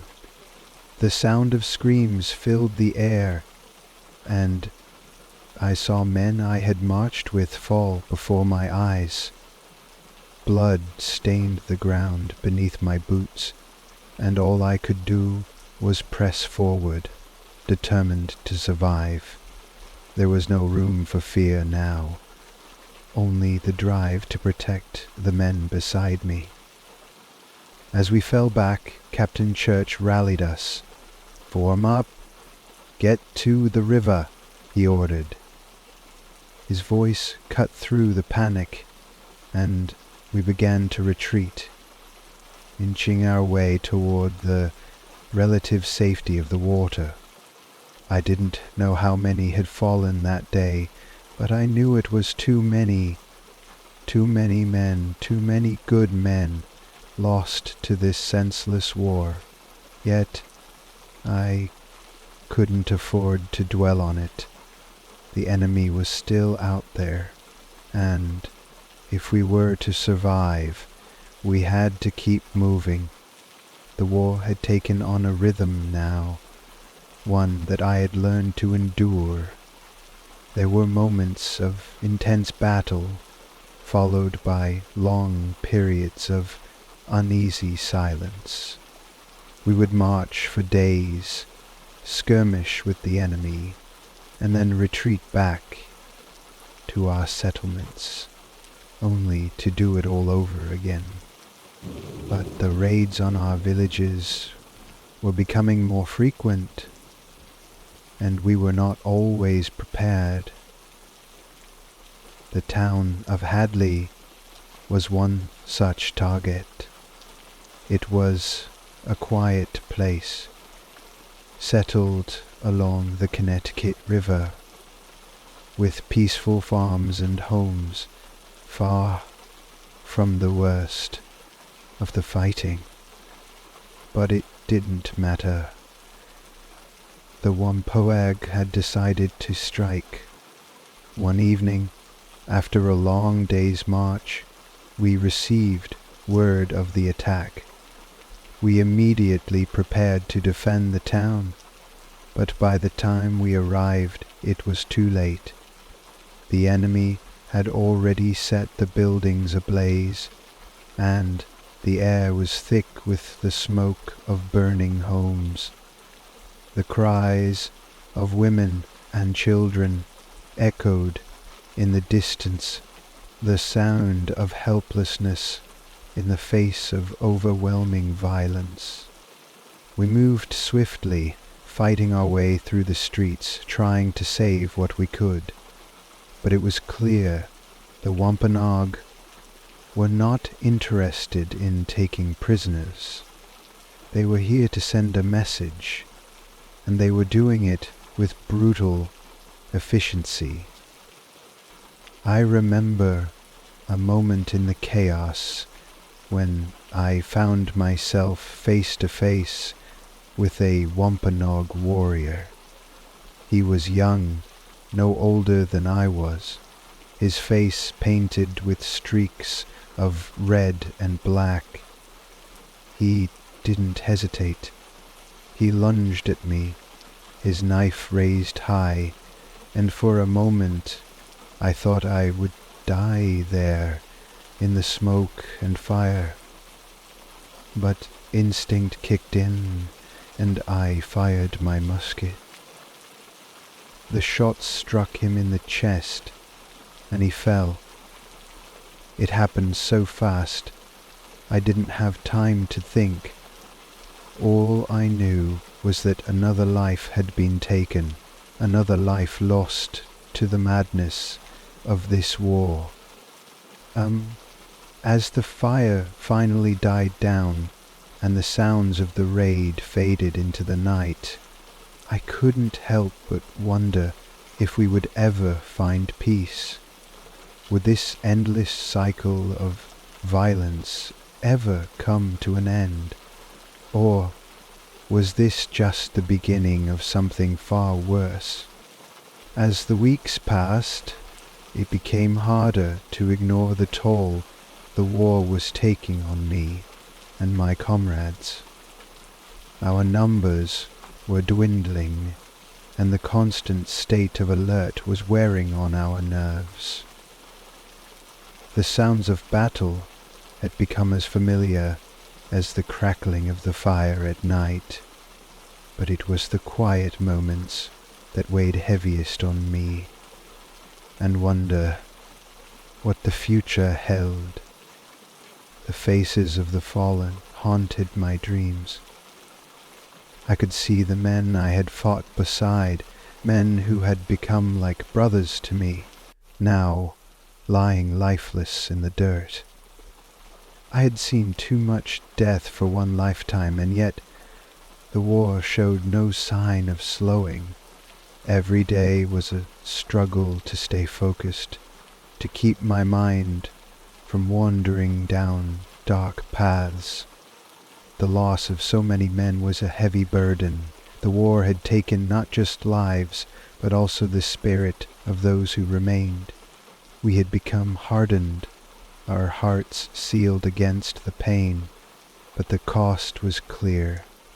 There was no escaping it. The war would end when it did, whether we survived it or not. I did not know what tomorrow would bring, but I knew this much. I had no choice but to keep fighting. For my comrades, for my family, for the future that seemed ever more uncertain with each passing day. The endless marches had become routine. We moved north, tracking the movements of King Philip's forces as they raided towns and villages, leaving devastation in their wake. There were no safe places anymore, no havens where we could rest without fear. The war had spread like wildfire, and there was no stopping it now. I could feel the weight of it in every step, the tension in the air as we moved deeper into hostile territory. Captain Church had led us on many expeditions since I'd first joined his company, and his reputation had grown with each victory, but even he seemed weary now. The signs of age and stress had begun to show on his face. The lines around his eyes had deepened, and his once strong shoulders had started to sag under the weight of command. The burden of leadership was never easy, and I could see how much it had taken from him. We had received word of a large force of Wampanoag gathering near the town of Northfield, and we were being sent to intercept them before they could strike. The trek through the dense forests was grueling, but there was no time to rest. The enemy was closing in, and we couldn't afford to let them gain the upper hand. As we approached the outskirts of Northfield, a sense of foreboding settled over me. The air was thick with humidity, the trees blocking out the sun, leaving everything bathed in shadow. The village seemed too quiet, too still. It felt like the calm before a storm, and I couldn't shake the feeling that we were walking into a trap. Captain Church called for a halt, signaling for us to set up camp on the edge of the forest. "We will rest here for the night," he said in his calm, authoritative tone. "Tomorrow, we move in." But sleep was a luxury I couldn't afford. My mind raced with thoughts of what was to come, of the battles we would face, of the men I would lose. I thought of Mary, my fiancée, back home. Was she still safe? Had the war reached Plymouth? The uncertainty gnawed at me. The next morning we began our march toward the town.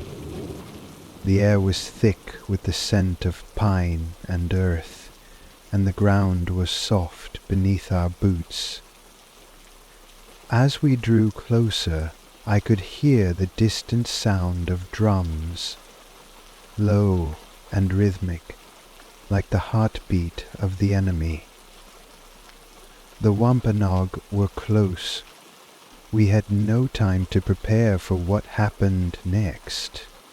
As we entered the clearing near Northfield, the silence that had hung over the village shattered. From every direction, the Wampanoag emerged from the woods, hundreds of them, their faces painted with streaks of red and black. Their warriors moved with terrifying speed, flanking us from every side. Before we could even raise our muskets, they were upon us. The battle erupted in an instant. The air was filled with the crackle of gunfire, the thunderous roar of muskets, and the screams of men caught in the chaos. The Wampanoag moved like ghosts through the smoke, their rifles firing with deadly accuracy. We fought with all we had, but their numbers were overwhelming, and their strategy was flawless. They had surrounded us, trapping us in the clearing. Captain Church shouted orders, his voice barely audible over the din of battle. "Hold the line.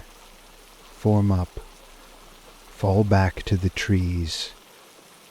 But there was no order that could stop the madness. The Wampanoag were everywhere, their warriors darting in and out of the smoke, firing from cover, then disappearing back into the woods. I saw one of our men fall beside me, a bullet tearing through his chest. He didn't even have time to scream.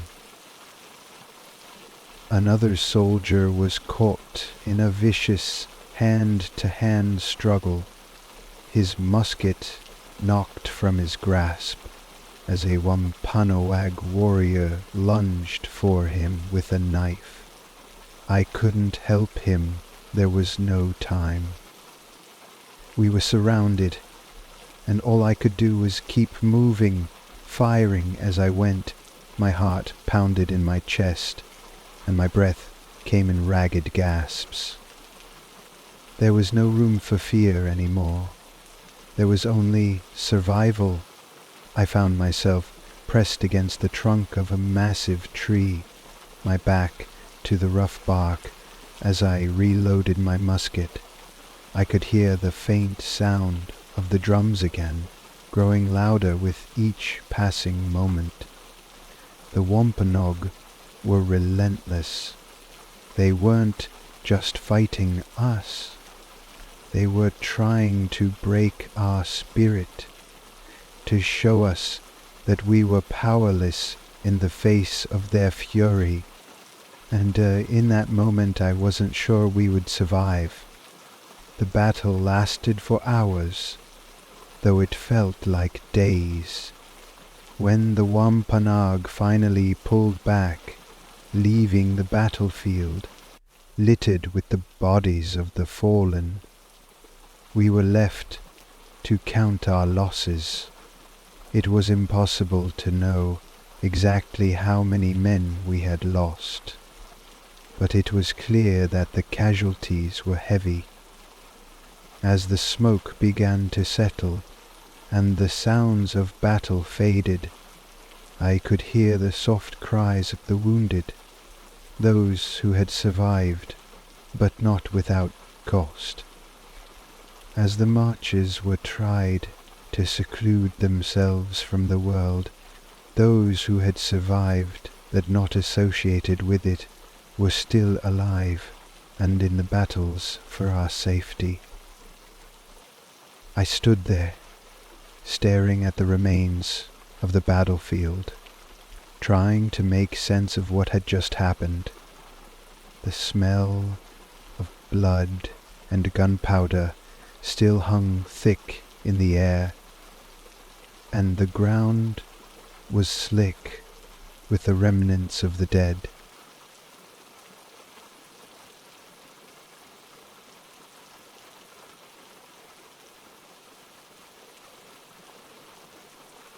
Struggling to move their bodies, limping, they still hung thick in the air, and the ground was slick with the dead, trickling with stretch and pain.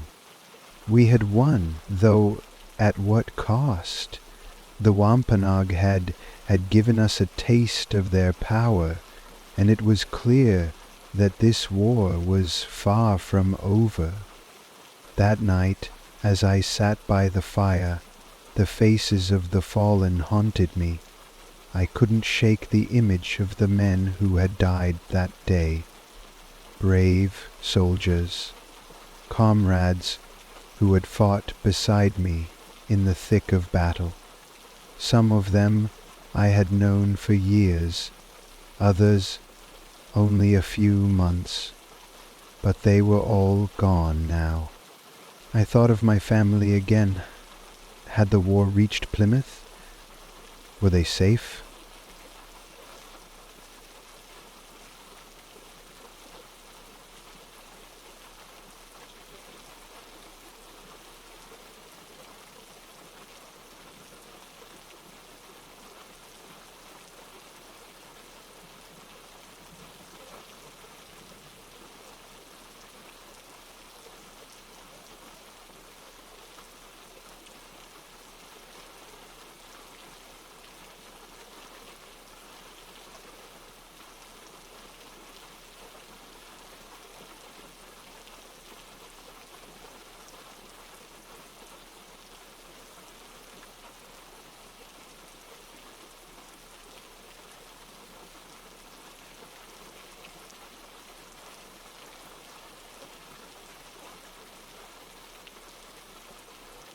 The next morning we would move out again, but tonight we grieved. We had survived the battle, but the war was far from over. Then I knew that it would take everything I had left to see it through.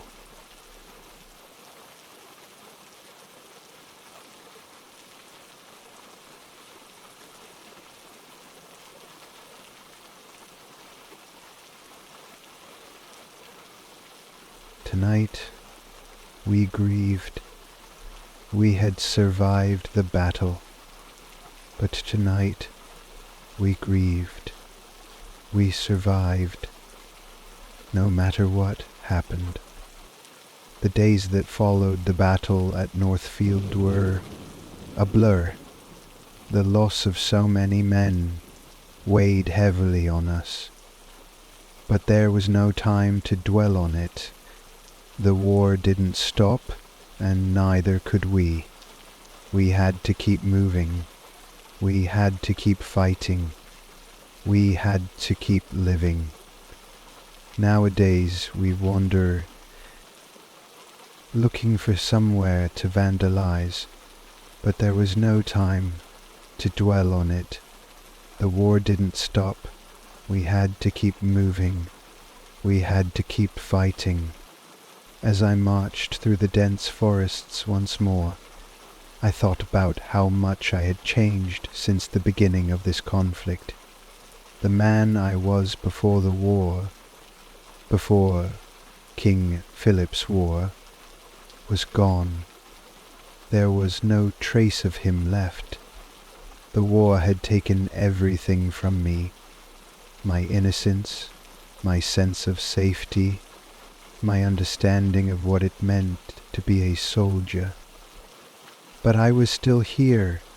I had survived, even when so many others had not.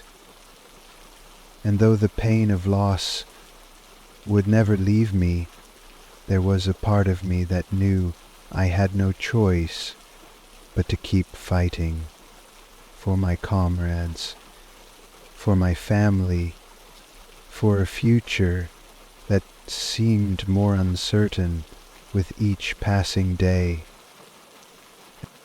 We were heading toward what we hoped would be the final confrontation with King Philip's forces. The end of this war was in sight, but it was hard to believe in any sort of victory when so much had already been lost.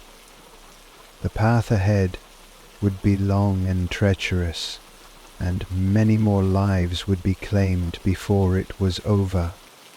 But for now, all I could do was keep moving forward, keep fighting, because that was the only choice I had left. The landscape of war was one of constant motion. The endless forests, the smoke of distant fires, the fatigue in our legs and the weight of our muskets. Everything seemed to blur into a haze of sameness. Yet every step forward felt like a battle in itself. We had learned to expect the unexpected, to keep our guard up at all times. The Wampanoag and their allies had become masters of surprise, striking where we least expected it. We were never safe. As we moved deeper into the heart of the conflict, I began to notice how much we had changed as a company. The younger men who had once joined us, with excitement in their eyes, had grown quieter, their faces hardened by the brutality of battle. Some had lost faith, others had simply become numb. The laughter and camaraderie that had once defined us now seemed distant, like something from another time. We had received word that King Philip, Metacomet, as the Wampanoag called him, was hiding out in the swamps of Rhode Island. His forces had been decimated by our attacks, but he was still a formidable foe, and his men were still loyal to him. We had retreated to the swamps to regroup, to plot their next move, and we were going after them. The march to the swamp was grueling. We were exhausted, our boots worn thin by the long hours on the trail.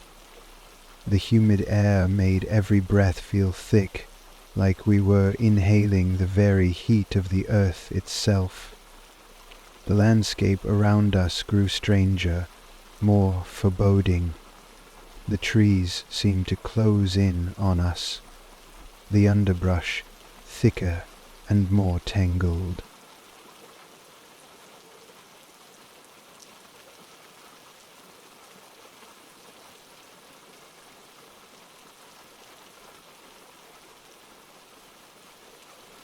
The landscape around us grew thicker and more tangled.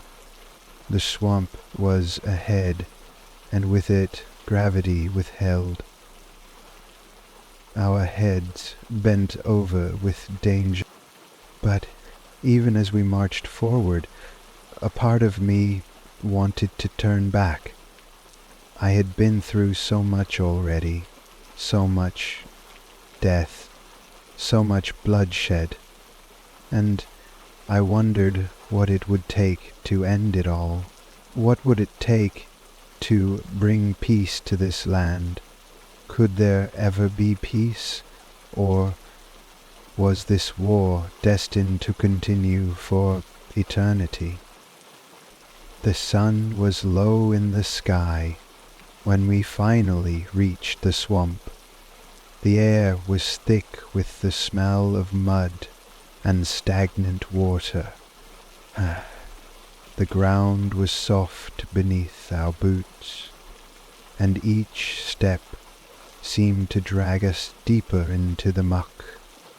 We moved slowly, cautiously, knowing that the enemy could be anywhere, hiding just out of sight in the dense fog that clung to the swamp. Water was thick and slippery in the muck.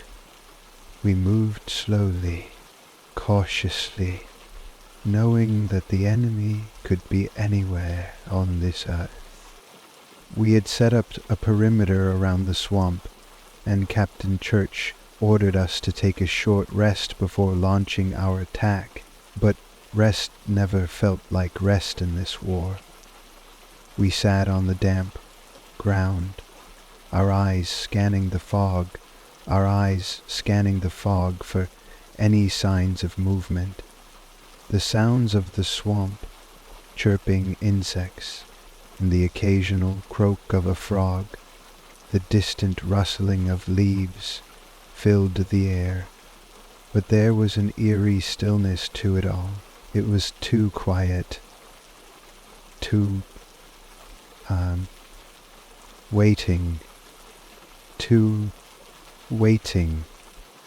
The battle began shortly after dusk.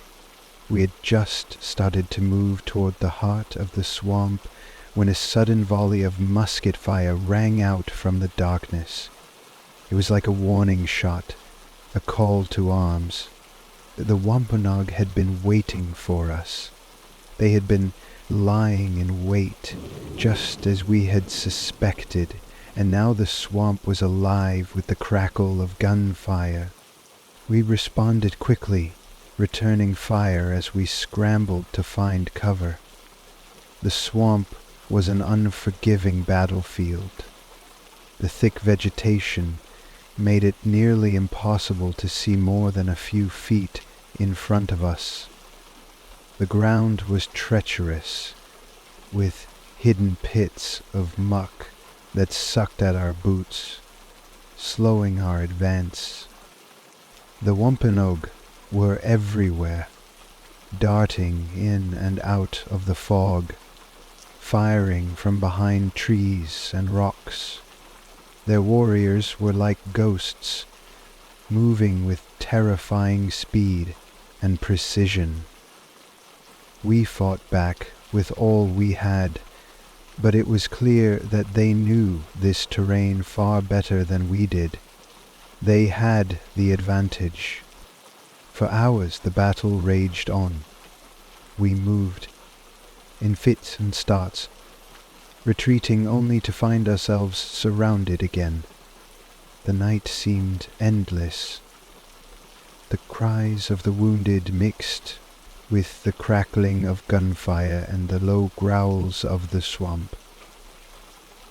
I remember feeling like we were trapped in a nightmare, unable to escape. The Wampanoag were relentless, and every time we thought we had gained the upper hand, they would strike back harder.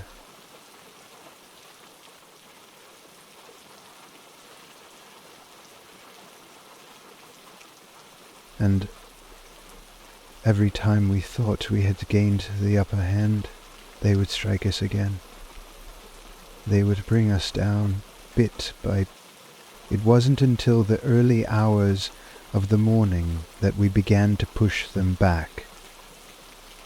The sun had just begun to rise, casting a pale light over the swamp, and the Wampanoag finally started to retreat. We had gained ground, but it was clear that the victory had come at a heavy cost.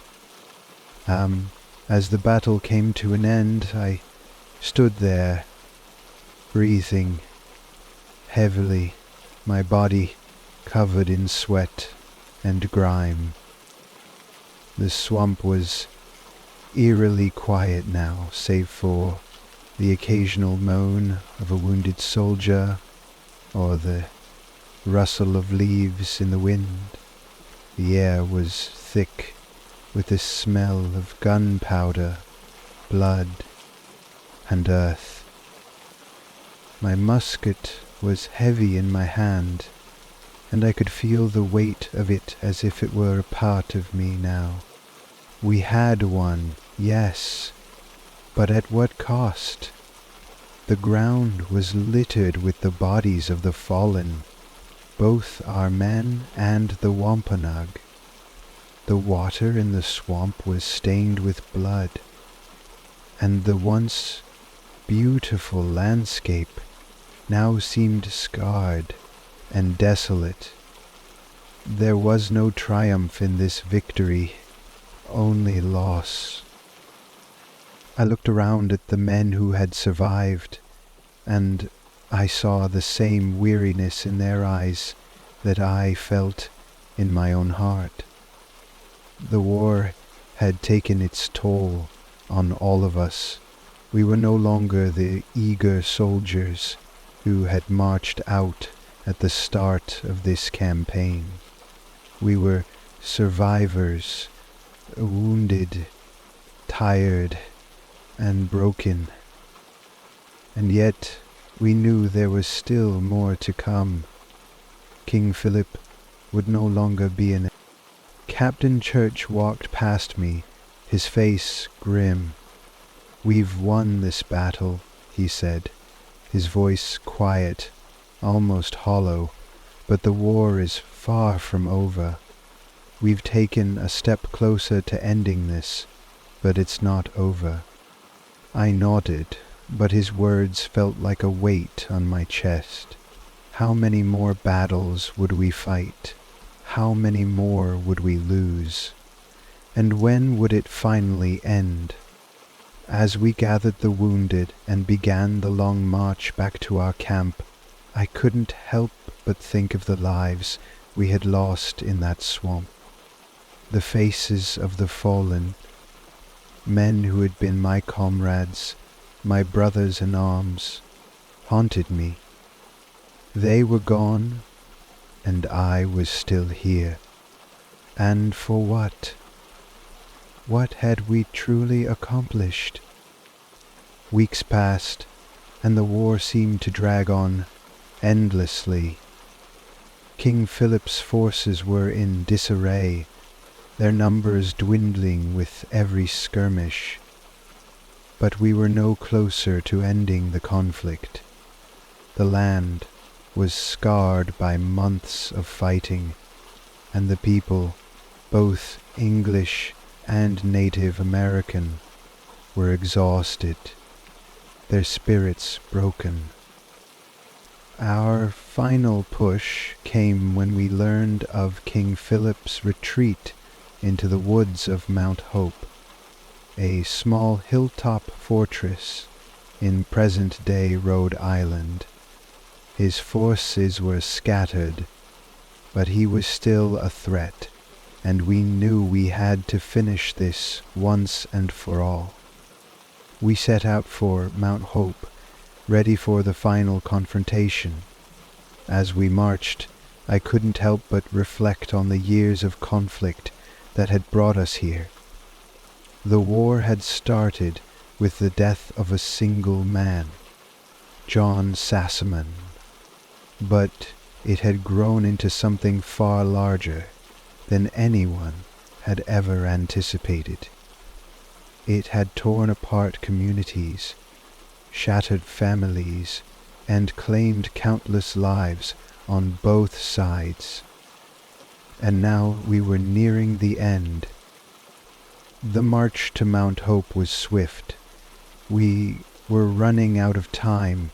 King Philip's forces were on the verge of collapse, and the settlers were determined to see this war through to its bitter end. When we reached the base of the hill, we saw it. King Philip, the last of the great leaders who had once commanded his people, standing with his warriors, waiting for us. He was no longer the figure of defiance he had once been. His once mighty army had dwindled to a handful of men, and his face was weary, drawn by the toll of the war. The final battle was swift and, in many ways, it was anticlimactic. King Philip's forces fought bravely, but it was clear they were no match for the combined might of the Native American allies. In the end, King Philip himself was killed. His death marked the end of the war, but it was not a victory I could celebrate. I stood there watching the body of the fallen leader, and I felt nothing but emptiness. The war was over, yes, but the cost had been too high.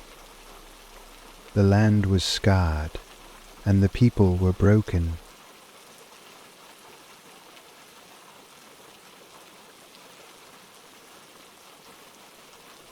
We had won the war, but we had lost something far more precious: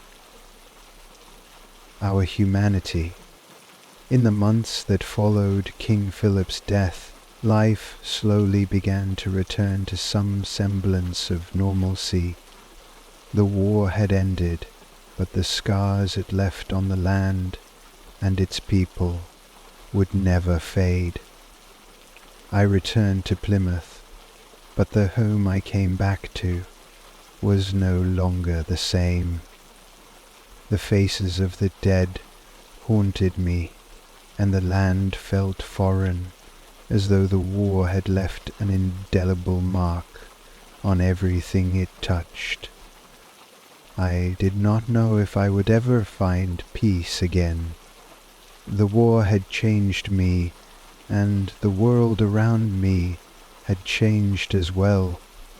But I knew one thing: I had survived, and for that I would never forget the sacrifices of those who had not. The journey back to Plymouth was long and uneventful, a far cry from the tumultuous marches we had endured during the war. The air seemed fresher, the land more peaceful, though it felt like a dream. I could barely believe that the war was truly over. The sights and sounds of battle still echoed in my mind, haunting me with their presence. When I finally returned to Plymouth, there was little fanfare. The town had been scarred by the conflict, but it was slowly beginning to rebuild. The streets were quieter than I remembered, and many familiar faces were gone. Some had left, seeking refuge elsewhere. Others had fallen in battle or succumbed to the hardships of the war. But there were still those who had remained, waiting for the war to end, hoping for a return to some semblance of normal life. I made my way to my family's home, my heart heavy with anticipation. What would it be like to see Mary again? Had the war changed her as it had changed me?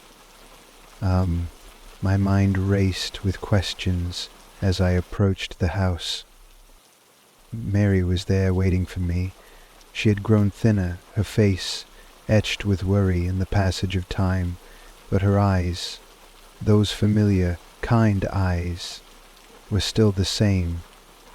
When she saw me, her face broke into a smile, but it quickly faltered as she took in my appearance. My uniform was worn and faded, my face covered in a week's worth of stubble, and my eyes, I knew they had changed. The innocence I had once carried was long gone. She took a tentative step toward me, her voice shaky. "Samuel, you're home."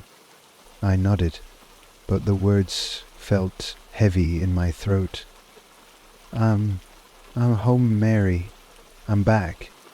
We embraced, but there was a distance between us that neither of us knew how to bridge.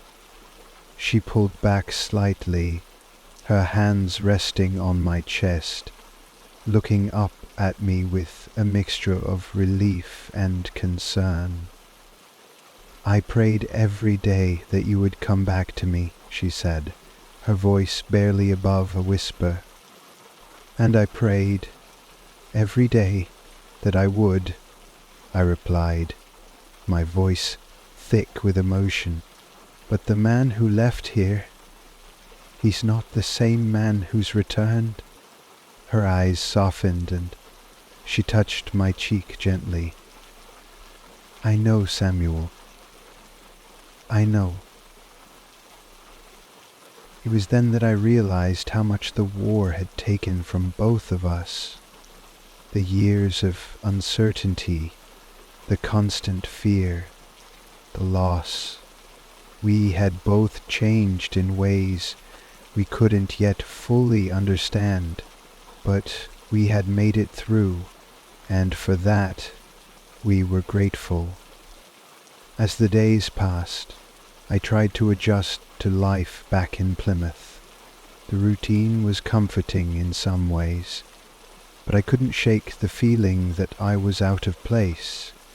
The simple act of eating a meal without the threat of an ambush felt strange. I could sleep at night without the constant sound of musket fire in the distance, without the feeling that I might never wake again. But with each passing day, the memories of the war grew harder to escape. The faces of the men I had fought alongside, those I had lost. Every moment of that conflict lingered in my mind like an unrelenting storm. The sound of gunfire, the cries of the wounded, the endless marches through thick woods and swamps, they were all still there, just beneath the surface. Mary noticed the change in me before I did. She would catch me staring off into the distance, lost in thought, my eyes unfocused. I'd startle when she spoke to me as though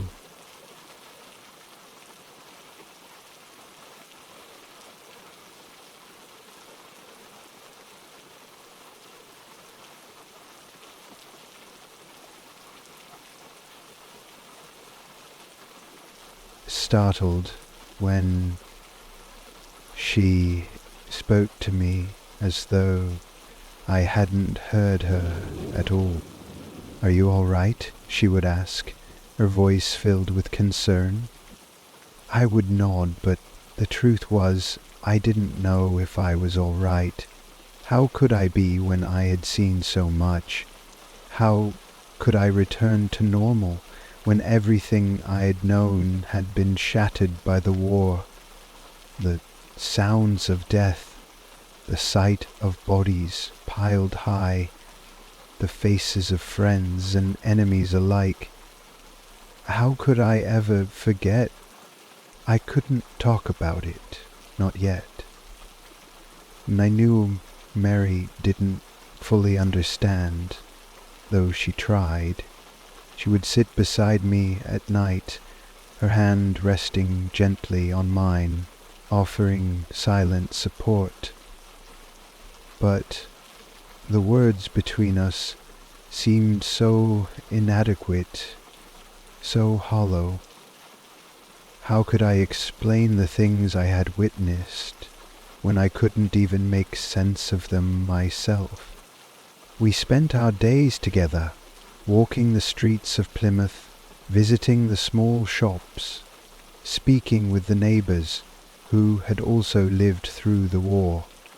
Life was slowly returning to some kind of normalcy, but there was a quiet tension in the air. People spoke in hushed tones about the war's aftermath, the lost lives, the broken families, the land that had been ravaged. There was no sense of victory, only the heavy relief that it was over. The price of peace had been too steep. The weeks that followed were a blur of quiet moments and fleeting conversations. As much as I tried to settle back into my old life, I knew that I could never truly go back. The war had left a permanent scar on me, one that I couldn't escape. I tried to bury it, to push it aside, but it always found its way back to the surface. I began to seek solace in the company of the other soldiers who had returned to Plymouth. We gathered in the evenings at the local tavern, sharing drinks and stories. Some of us were more open about our experiences than others. Some had already found ways to cope, while others, like me, struggled in silence. The shared bond of survival was a powerful thing, but it was also a heavy burden to carry. One evening, as I sat with a few of the other soldiers, we began to talk about the war.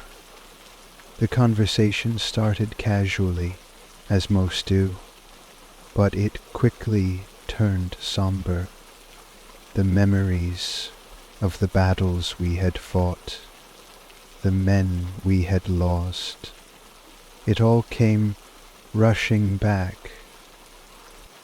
"Do you ever think about those days?" one of the soldiers asked, his voice low. I nodded, unable to speak for a moment. "Every day," I replied. "It's hard to forget the things we saw, the things we did." Another soldier spoke up. "I'll never forget the sound of the musket fire, the screams of the wounded. It's like it never leaves you." "We fought for survival," I added quietly, "but in the end, I'm not sure what we were fighting for anymore." The silence that followed was heavy, filled with the weight of unspoken words. We had all changed, and though we shared a bond, it was clear that none of us had truly found peace. But there was something in the camaraderie, something in the shared understanding of what we had been through that made it easier to carry the weight. Perhaps it was the fact that we were not alone, that others had borne the same burdens and were still standing, still trying to find their way forward. As the months passed, I found myself becoming more and more withdrawn. I tried to engage with Mary, to be the husband she deserved, but it felt like there was a wall between us, one that I couldn't break down. She had waited for me during the war, and now that I had returned, it was as if I had lost the ability to truly connect with her. Mary was patient, kind, and understanding. She tried to talk to me, to help me heal, but I was not ready. There were days when I couldn't even speak to her, when the memories of battle and loss consumed me entirely. It wasn't that I didn't love her. I did, with all my heart, but I couldn't give her the man I'd once been. The man who had left for war was lost, and I didn't know how to bring him back. I didn't know how to bring him back. I spent more and more time alone, walking the outskirts of Plymouth, trying to find some peace within myself. The land, though scarred by the war, had an undeniable beauty, the quiet whispers of the wind through the trees, the soft murmur of the waves against the shore. It was a stark contrast to the chaos and violence I had witnessed in the last few years. But no matter how many times I stood on the shore looking out over the water, the peace I sought eluded me. The war had taken too much from me, and I didn't know if I would ever find a way to heal. It was during one of these solitary walks that I came to a realization. The war had changed me, yes, but it had also given me something. The bonds of brotherhood, the strength that came from surviving the impossible. These were not things I could ever forget. They were a part of me, woven into the fabric of who I was.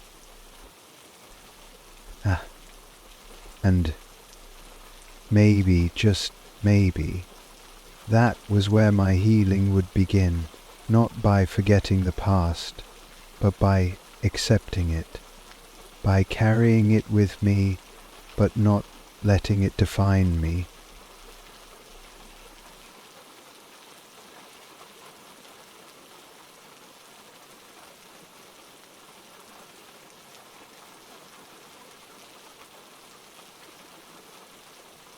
By carrying it with me, but not letting it define me.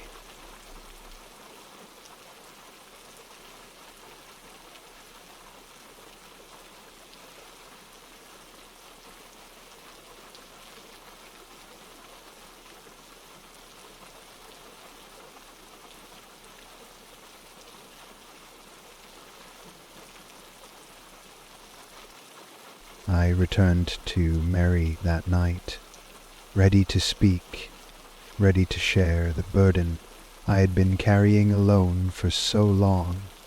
It wouldn't be easy, and it wouldn't be quick, but I knew now that I had to face the past in order to find peace in the future. Together we would rebuild not just the town, but the life we had once dreamed of. It wouldn't be the same, it couldn't be, but it would be ours. The days grew longer as winter approached, but the weight of the past seemed to grow heavier with each passing moment. I had begun to attend church more regularly, not for the solace of prayer, but for the company of those who could at least pretend to move forward. There, in the pews, I could lose myself in the ritual, surrounded by the sound of hymns and the murmur of familiar voices. It was a fleeting escape from the constant hum of war memories that filled the spaces between my thoughts. But no matter how hard I tried to push the memories aside, they would always return. The faces of the men I had fought beside, the young soldiers full of courage and hope, who had fallen in the heat of battle, the children who had lost their fathers, the wives who had lost their husbands. Even now, as I sat in church, I could feel their presence with me. They haunted me, a reminder of everything I had left behind in the swamps of Rhode Island, on the hills of Mount Hope, and in the charred villages that had once been home to the Wampanoag. I tried to speak with Mary about it, to tell her what I was feeling, but the words never came. She could see the sadness in my eyes, but I could tell she didn't understand the depth of it. How could she? She hadn't stood in the midst of battle, had never felt the heat of musket fire or seen the horrors of war firsthand, and I couldn't expect her to. So I said nothing. Instead, I threw myself into small tasks around the house, trying to keep myself occupied, to ignore the suffocating thoughts that seemed to fill every moment. Mary noticed the change, of course. She would look at me with those searching eyes, as if trying to read the words I couldn't speak. She had been so patient with me, but I could tell she was beginning to lose hope.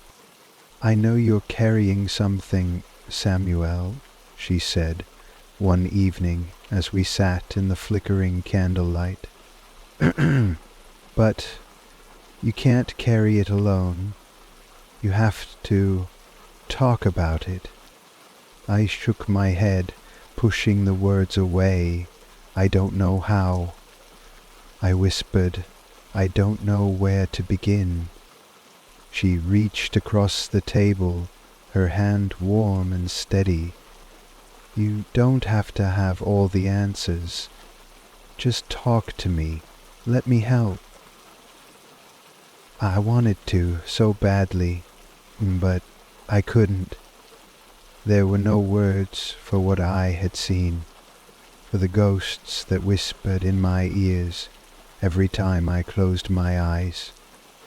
But her offer, her willingness to stand by me, was something I hadn't realized I needed. Maybe it was a start. It wasn't until winter truly set in and the snow blanketed the earth in a quiet, almost suffocating white, that I began to confront the darkness that lay within me. The cold seemed to freeze the memories in my mind, forcing me to relive them all at once. Every battle, every face, every cry of pain echoed louder than the silence of winter nights. I would wake in the dead of night, covered in sweat, my heart pounding in my chest as if I were still back in the swamp, still fighting for my life. And then came the guilt, the terrible, insidious guilt that clung to my every thought.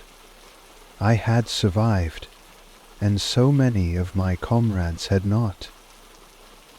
Why had I been spared when so many had fallen? What had I done that made me more deserving of life? I carried that question with me everywhere, and it was as if the weight of their deaths had been passed on to me.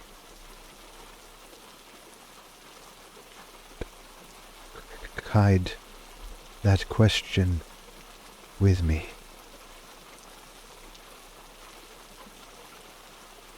I couldn't remember today's names when they were denied me. Then I was succeed.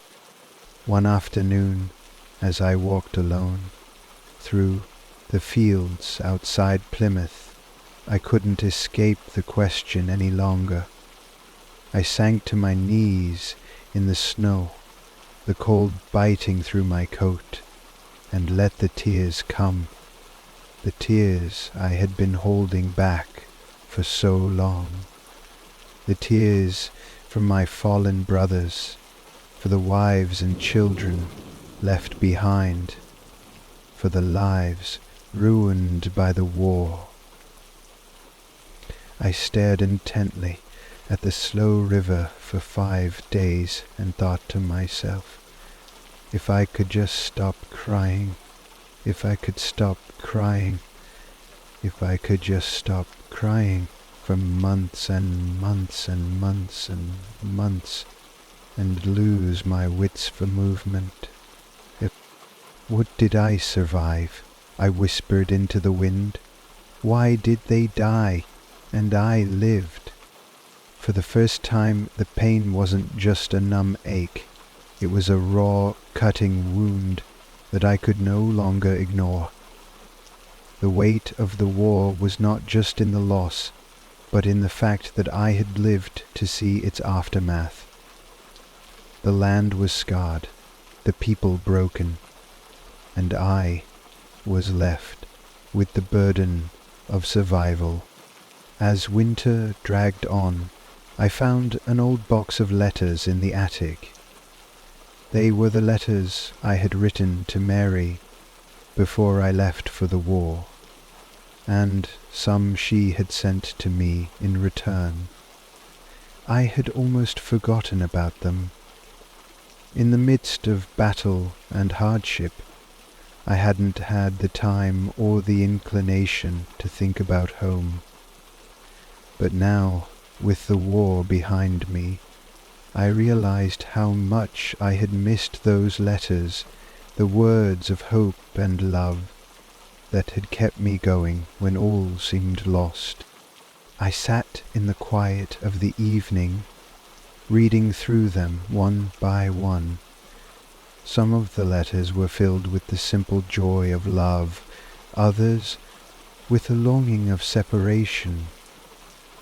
And there, amidst the familiar handwriting, I found the letters I had written to my parents.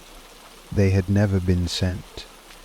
In the chaos of war, I had never found the time to send them, even though I had written them with all the hope that one day I would return and everything would be as it had been. As I read through these letters, I realized just how different the man who had written them was from the man who now sat alone in the attic, holding them in his hands. The innocence, the hope, gone. But there was something else there too. In the words of those letters, there was a sense of duty, a sense of purpose, a desire to return home and rebuild. That man had believed in something, had believed in the future, I had to find that part of me again. I went to Mary later that night, after I'd read the last of the letters. She was sitting by the fire, knitting, the soft glow of the flames casting shadows on her face. I sat beside her, taking her hand in mine. "I found them," I said quietly, my voice thick with emotion. "I found the letters I wrote before I left. I never sent them, but I think I needed to read them." She looked at me, her eyes soft and understanding. "And what did you find?" "I found the man I used to be," I said, "the man I need to remember." The weeks that followed brought a slow but steady change. Mary and I worked together to rebuild what had been lost, our home, our lives, and the love that had once defined us. It wasn't easy, and there were still moments when I felt that heavy weight on my chest, but slowly, piece by piece, I began to heal. Not because the memories of war had gone away, but because I had learned to carry them, to accept them as part of me. I began writing again, though, not the same kind of letters I had written during the war.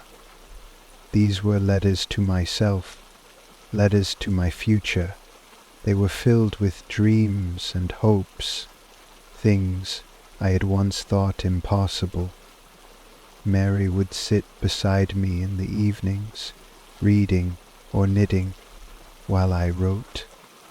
And for the first time in a long while, I felt something resembling peace. The land around Plymouth slowly began to heal as well. The fields grew green again, the trees began to sprout new leaves, and the scars of war faded into the background of everyday life. It would never be the same, and I would never be the same, but there was a sense of renewal in the air.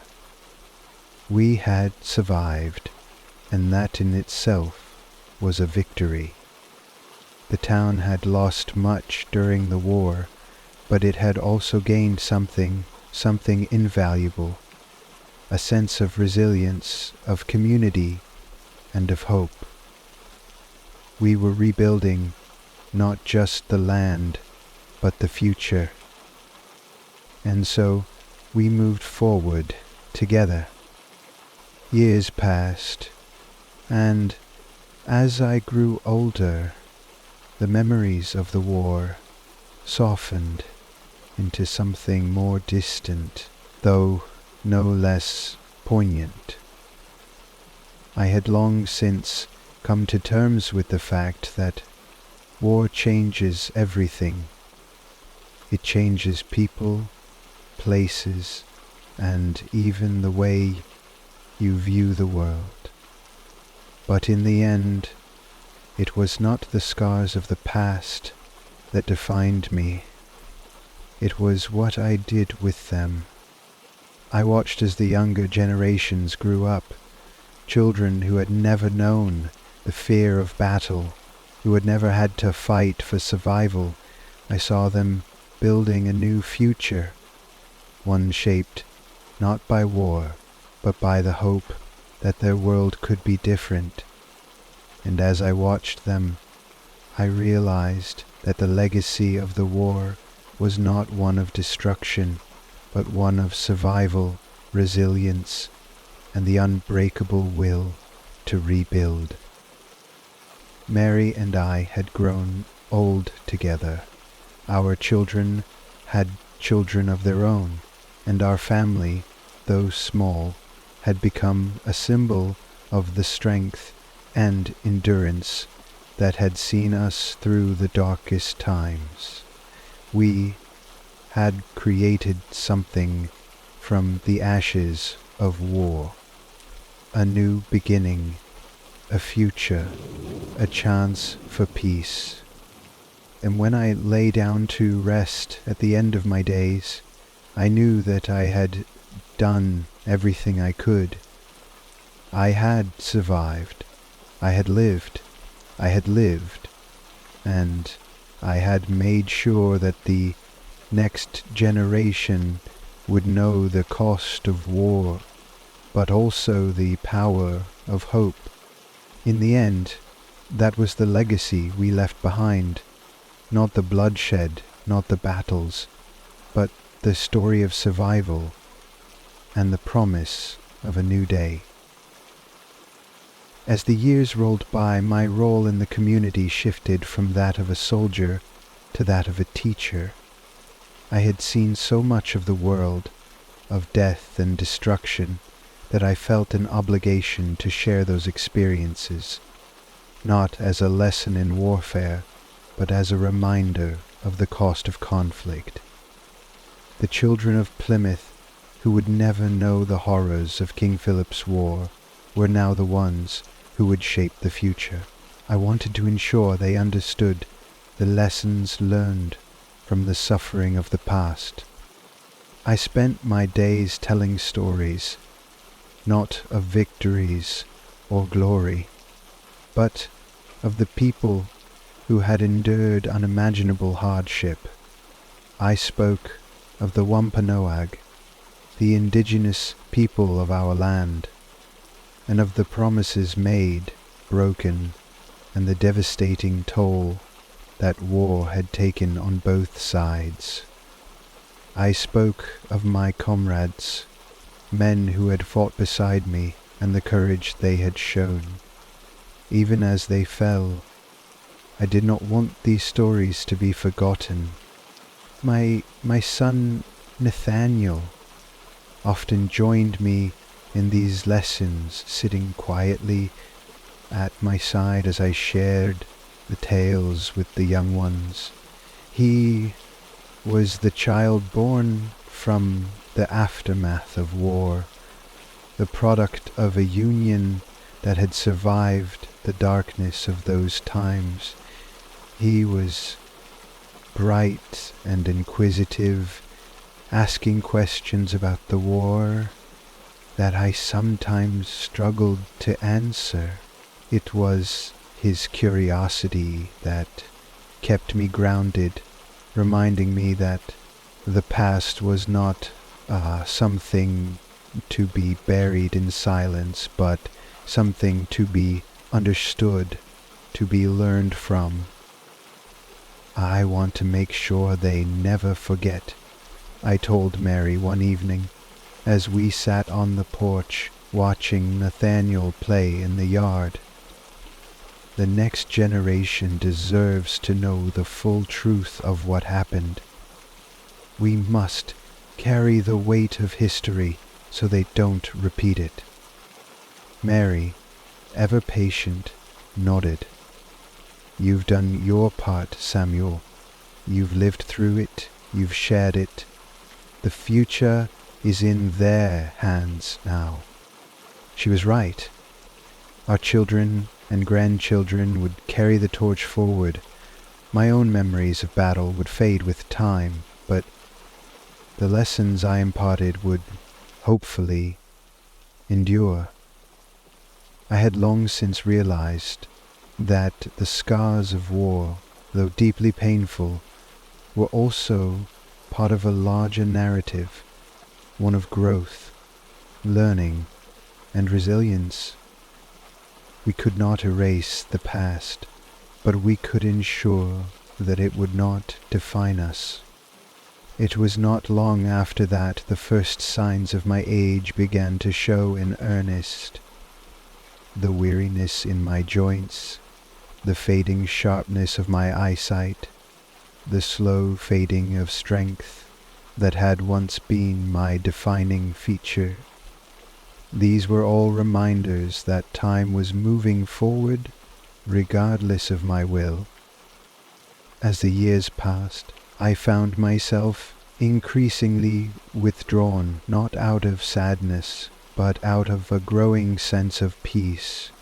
My days were filled with memories, but not in a way that left me bitter or lost.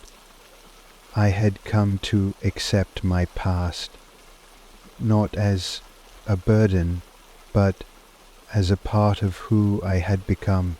And when I looked out across the land that I had once fought to protect, I saw not just the scars of battle, but the growth, the rebuilding.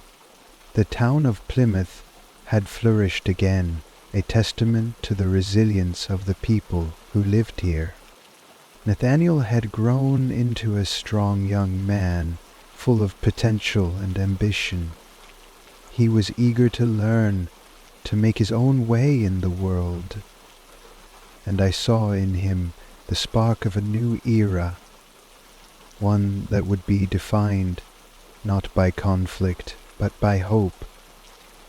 I knew that his generation and those after him would never forget the lessons we had learned, not if I could help it. One winter morning, I awoke to find the first light of dawn breaking over the horizon.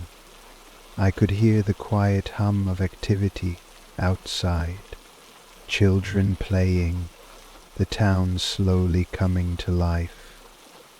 But there was something different about that morning.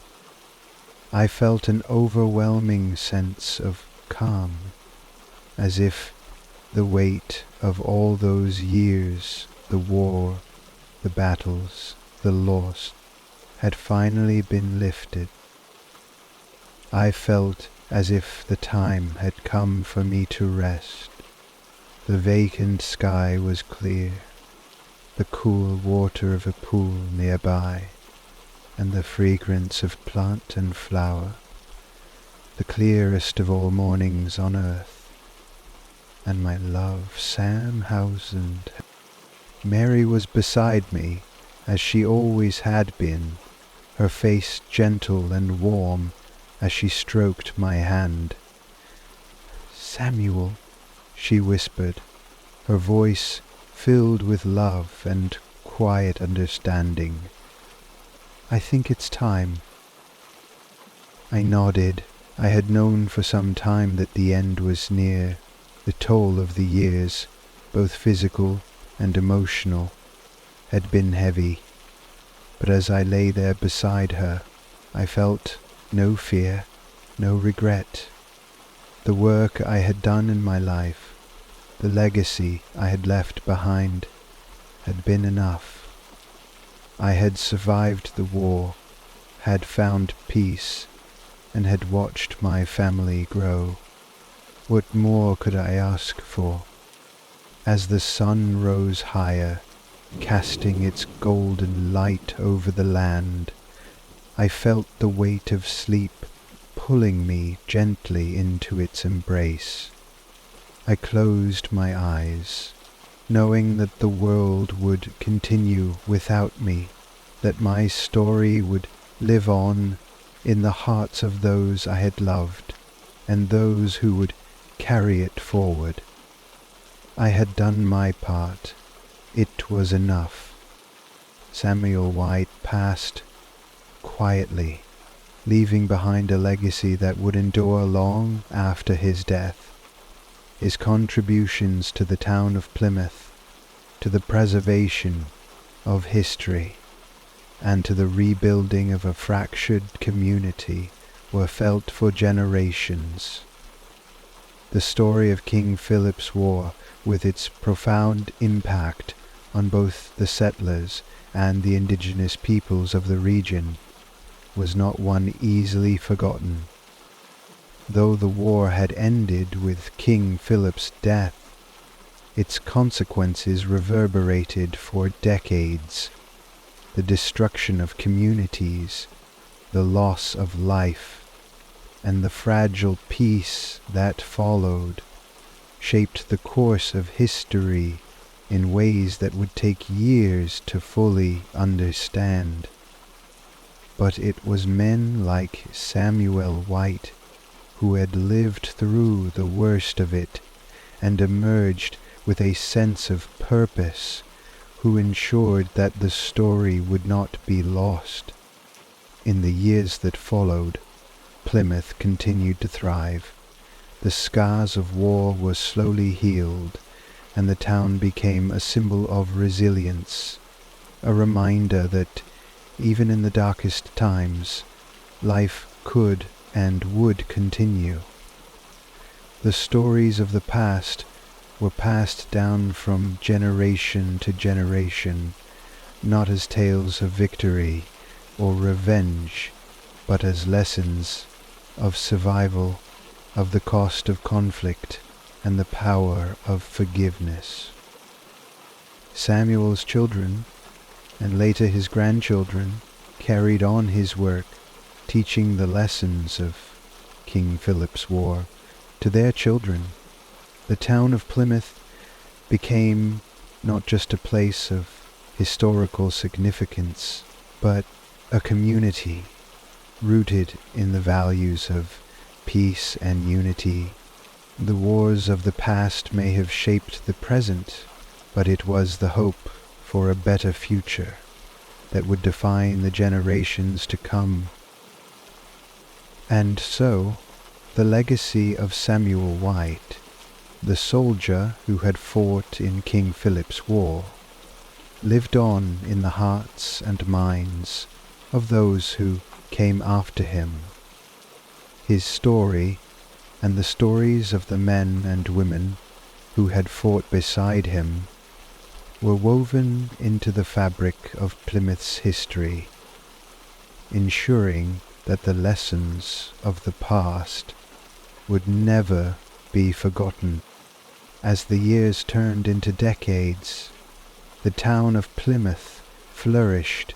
The once barren fields grew green again, and the scars of war slowly faded into the distance.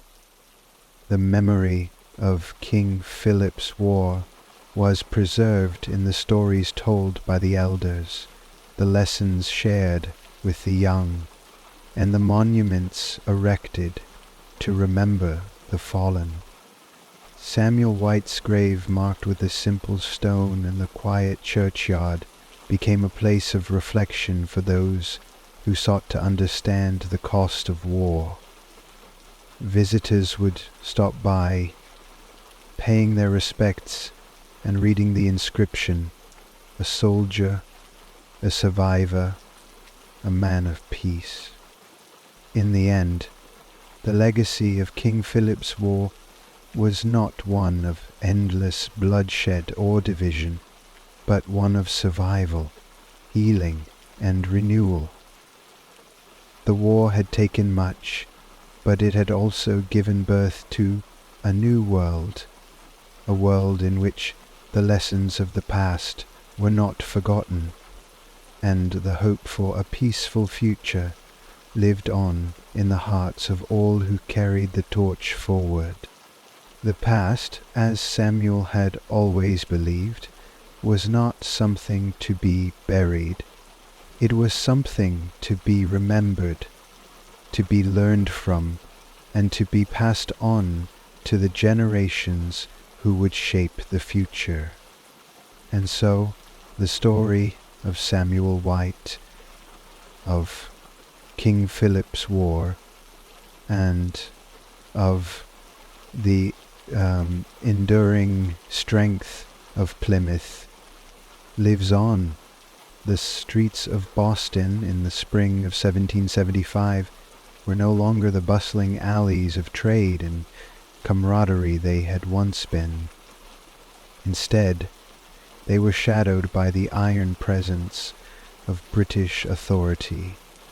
Redcoats patrolled with muskets on their shoulders, their boots echoing off cobblestones like the steady drumbeat of impending war. For weeks, I had avoided their gaze, keeping my head low as I delivered goods from the family farm to the harbor. But on this particular day, as I paused by Faneuil Hall to watch a cluster of boys scatter at the approach of a British officer, I felt a knot of anger rise in my chest. This was no longer a city of free men. It was a cage. My name is Daniel Abbott. I was 26 years old, farmer's son from Charlestown, and until the spring of that year, my world was as small as the fields I plowed and the church pew I occupied each Sunday. The revolution was not something I sought. It was something that had crept into my life like a distant storm, rumbling beyond the horizon. Yet even as I tried to remain uninvolved, the news of British taxes and the crackdowns on dissent reached our village. Each story felt like another log thrown on a fire that was threatening to consume everything. That day, as I watched a British soldier strike an old woman for not stepping out of his way, I felt the flames rise in me for the first time. She stumbled, clutching her shawl, her eyes wide with fear, and though a small crowd had gathered, no one dared move. My fists clenched, my feet inched forward instinctively, but a firm hand gripped my shoulder. "Not here," came the low voice of Samuel, my oldest friend, and a member of the local militia. He pulled me back into the shadow of a shop front.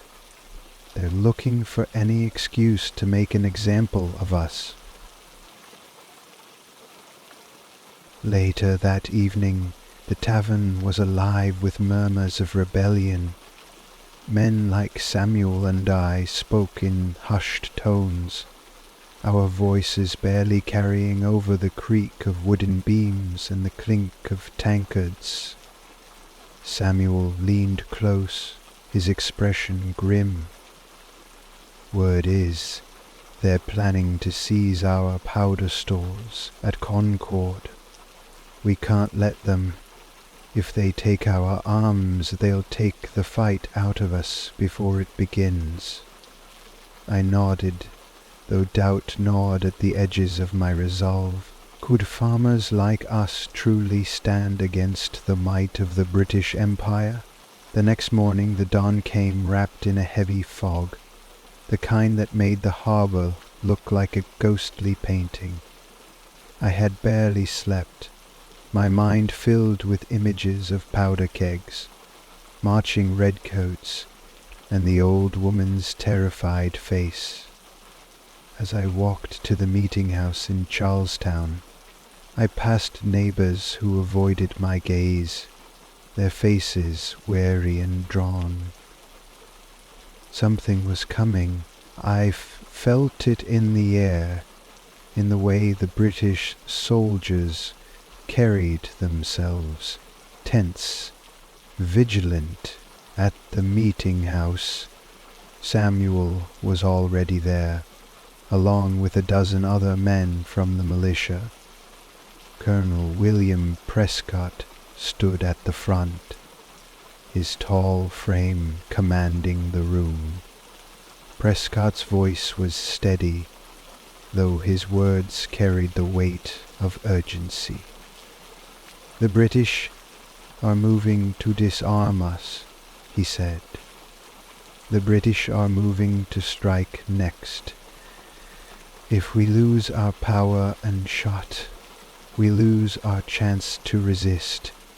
We'll lose our chance to resist. We lose our chance to resist. We lose our chance to resist. We lose our chance to resist. We lose our chance to resist. We lose our chance to resist."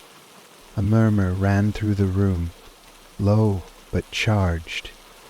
For weeks we had drilled in secret, practicing with our muskets, learning to maneuver in formation. But this was no longer about preparation. This was action. Samuel nudged me, his voice low. "You're with us, aren't you? His eyes searched mine, looking for the commitment I wasn't sure I had. I nodded slowly, feeling the weight of my answer settle on my shoulders like a yoke. That night, as I walked home, the fog had lifted, revealing the stars above. I thought of my father, a man who had lived and died on the same plot of land, content in his simple life. He had taught me to till the soil, to read the good book, to honor my neighbors, but he had also taught me to stand firm when faced with injustice. A man's soul, he'd once said, is measured by the lines he refuses to cross. A man's soul, he had once said, is measured by the lines he refuses to cross. Eun infrantfat, eond noste, Michelein noste, Judol noste, Libro huesta sampioria dun scenario, keep. I wasn't sure if I was ready to cross the line into open rebellion, but I knew one thing. The soil beneath my feet was my own, and no king across the sea had the right to claim it.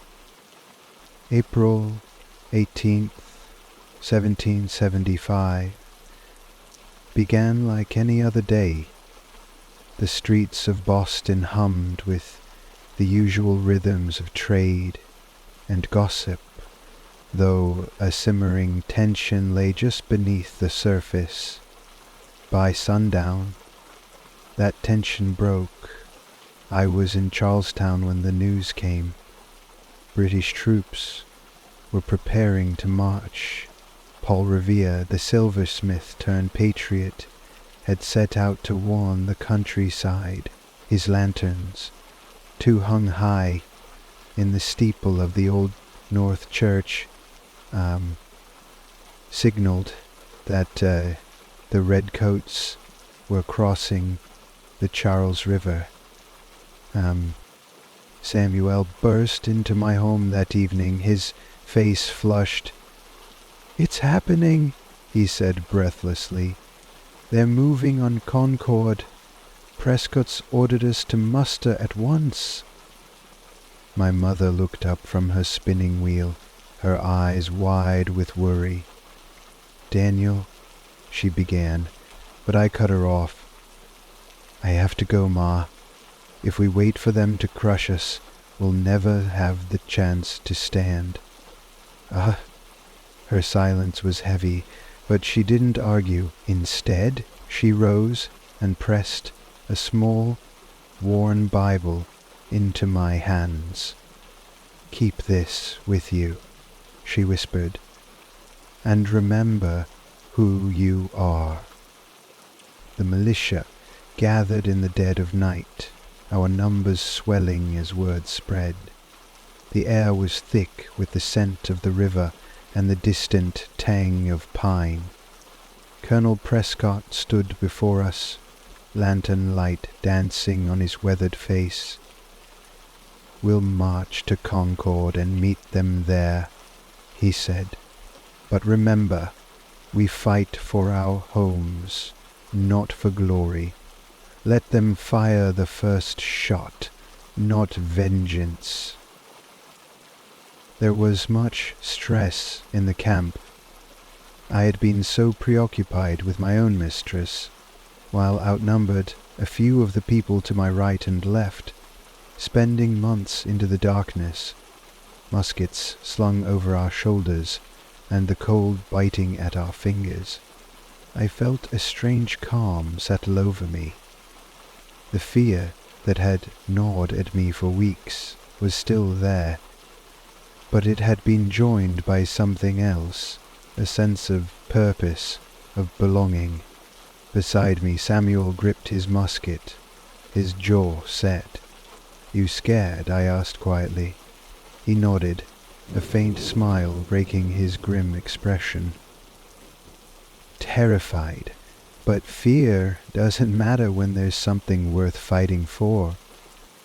The road to Concord was a long one, winding through sleepy villages and open fields. By the time the first light of dawn broke over the horizon, we had reached Lexington. It was there, on the village green, that the British finally caught up to us. I'll never forget the sight of them, a long line of red uniforms glinting in the morning sun, bayonets fixed and muskets at the ready. Our militia stood in a loose formation, a ragtag group of farmers, blacksmiths, and tradesmen. Captain John Parker, a veteran of earlier wars, stood at the front, his voice calm but firm. "Stand your ground," he said. "Don't fire unless fired upon. But if they mean to have a war, let it begin here." The British commander rode forward, demanding we disperse. For a moment there was silence, the kind that makes your heart pound in your ears. Then it happened. A single shot rang out, sharp and sudden. To this day, no one knows who fired it. Some say it was a nervous militiaman. Others claim it came from the British ranks. But that single shot shattered the silence and opened the floodgates. The British fired a volley, and chaos erupted. Men fell around me, their cries piercing the air. I dropped to one knee, raising my musket and firing blindly. The acrid smell of gunpowder filled my nostrils, and the ground seemed to shake beneath my feet. By the time the smoke cleared, the green was littered with bodies, and the British were advancing once more. Samuel grabbed my arm, pulling me to my feet. "We can't hold them here," he said urgently. "We have to fall back." The retreat from Lexington was nothing short of a nightmare. As we pulled back, leaving the green behind, the sharp crack of muskets followed us like a drumbeat. The British marched forward in disciplined rows, their bayonets glinting in the morning light. Some of our men tried to take up positions behind stone walls or trees, firing at the advancing troops before fleeing into the woods. I stayed close to Samuel, my heart pounding in my chest, every muscle tensed for a fight I prayed wouldn't come. The countryside began to stir as the echoes of the skirmish reached nearby farms. Farmers and villagers ran from their homes, some clutching muskets, others ushering their families to safety. A young boy no older than 10 darted past us, carrying a bucket of water to the wounded who had fallen behind. The sight of his bravery struck me harder than any musket ball could. "He's just a child," I muttered. Samuel, his face grim, replied, "There are no children in war, Daniel. Only those willing to fight and those who fall." By the time we reached Concord, the militia had begun to regroup. Reinforcements arrived from surrounding towns, swelling our numbers. The British, confident in their superiority, continued their march, but this was no longer a straightforward advance. The colonists knew the land better than any British officer, and we used it to our advantage. Men took up positions behind stone walls, in barns, and among trees, creating a line of defense the redcoats couldn't easily penetrate. I found myself stationed near the North Bridge, where a small contingent of British soldiers had been left to guard the crossing. Colonel James Barrett, one of our leaders, gave the order to advance. "We'll not fire the first shot," he reminded us, echoing the sentiment from Lexington. As we moved forward, muskets at the ready, I felt the weight of the moment settle over me. The bridge was more than a simple crossing. It was a symbol of defiance, a line we could not allow the British to hold. When the first shot rang out at the North Bridge, it felt like the world had stopped spinning. A British soldier, stationed near the center of the span, had fired into our advancing line. The ball struck a man just ahead of me, sending him crumpling to the ground. For a moment, there was silence, as if the land itself was holding its breath. Then, with a roar of defiance, the militia returned the line the moment the noise spread. Someone stopped trying to escape and stared at me and gestured before me. The air erupted with the sound of musketry, the sharp cracks echoing off the hills. Smoke curled into the sky, mingling with the cries of the wounded. I raised my musket, aiming through the haze, and fired. The recoil jolted my shoulder, but I didn't stop to see where my shot landed.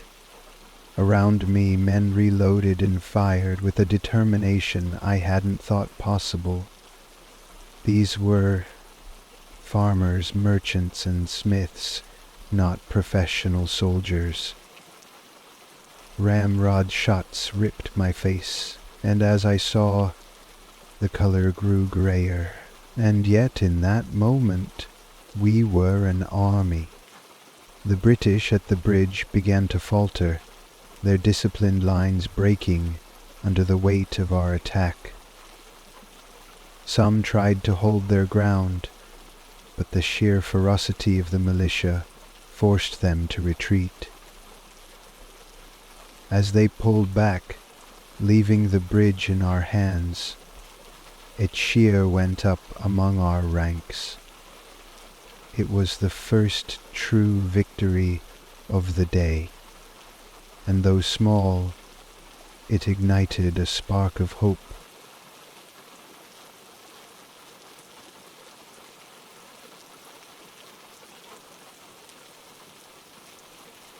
Our eldest, leading up the treachery before. The precious pictures gathered behind us, and so forth to Silverminder. But the fight was far from over. Colonel Barrett ordered us to pursue the British as they retreated toward Boston. Samuel and I exchanged a glance, our faces grim. "This isn't over," he said. "Not by a long shot." I nodded, gripping my musket tighter. The taste of victory was bitter-sweet, tempered by the knowledge of what lay ahead. The British retreat from Concord was a chaotic and bloody affair. As they marched back toward Boston, the militia harried them at every turn. Men fired from behind trees and stone walls, darting in and out of cover like ghosts. I joined a group positioned near a narrow stretch of road where we waited for the redcoats to pass. When they came into view, I held my breath, counting the steps of their heavy boots. "Now!" someone shouted, and we opened fire. The British soldiers scrambled for cover, their tight formations breaking apart. Some returned fire, their muskets barking in the humid air. A ball whizzed past my ear, so close I could feel the heat of its passage. Samuel crouched beside me, his hands steady as he reloaded. "They're bleeding, Daniel," he said, "but they're not beaten yet." As the day wore on, the heat became oppressive.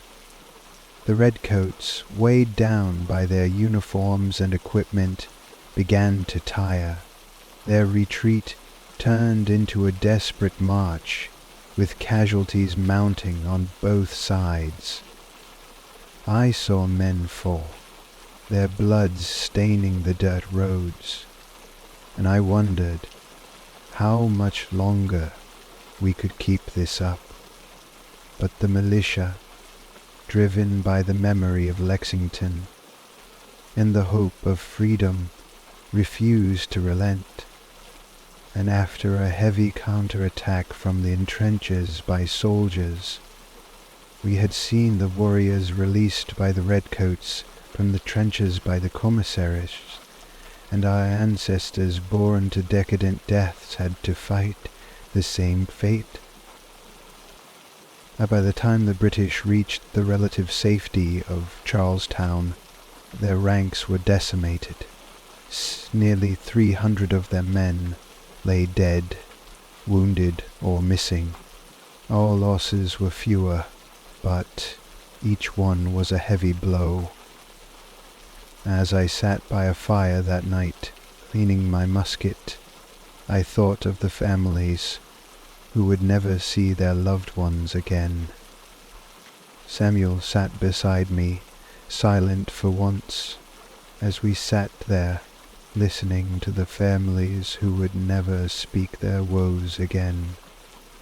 Samuel sat beside me, silent for once, as if forgiving the dead of an enemy. The families were therefore, by the time the British escaped, the Tonkins and Co. were escorted to the Aljon's hospital. In the weeks that followed the battles of Lexington and Concord, the colonies began to mobilize in earnest. Men flocked to the militia, bringing with them whatever weapons they could find. Charlestown became a hub of activity, with blacksmiths working day and night to forge bayonets and repair muskets. I found myself among the men assigned to fortify Breed's Hill, a task that would become one of the defining moments of my life. Colonel Prescott oversaw the construction of the redoubt, his presence a steadying force in the chaos. "Dig deep and work fast," he urged us. "The British won't give us the luxury of time." We worked through the night, shovels in hand, the sound of our labor a constant rhythm. The stars above seemed impossibly bright, a stark contrast to the shadows of war that surrounded us. As dawn approached, I stood at the edge of the hill, looking out over the harbor. British warships loomed in the distance, their cannons ready to rain destruction upon us. The sight sent a chill down my spine, but I forced myself to stand tall. "This is it," Samuel said, joining me. "This is where we make our stand." I nodded, the weight of his words sinking in. There was no turning back now. The Battle of Bunker Hill was coming, and we would be ready. The night before the battle felt impossibly long. We had worked tirelessly digging trenches and fortifying the earthworks on Breed's Hill, knowing that dawn would bring the fight to our doorstep. The crude redoubt we built was far from impenetrable, but it was all we had. The sound of shovels striking dirt had been replaced by the occasional murmur of men sharing whispered prayers or sharpening bayonets. I sat with Samuel near the edge of the fortifications, staring out over the harbor. The British warships loomed like spectres, their cannon ports dark and silent. Fires flickered in the distance where the redcoats prepared for their assault. My voice barely more than a whisper. The wind blew, my patience growing almost tempered terror. I sat with Samuel near the edge of the fortifications, staring out over the harbor. The British warships loomed like spectres, their cannons blazing, my patience glimmering. "They will," Samuel replied, his gaze fixed on the enemy camp. "The British don't take kindly to defiance, and we've given them no choice but to respond. They'll come hard and fast, Daniel. We'll have to be ready." I nodded, though readiness felt like an impossible goal. My hands shook as I checked the flintlock on my musket for the 5th time that hour. The weight of what was coming pressed heavily on my chest. Nearby, Colonel Prescott moved among the men, offering words of encouragement.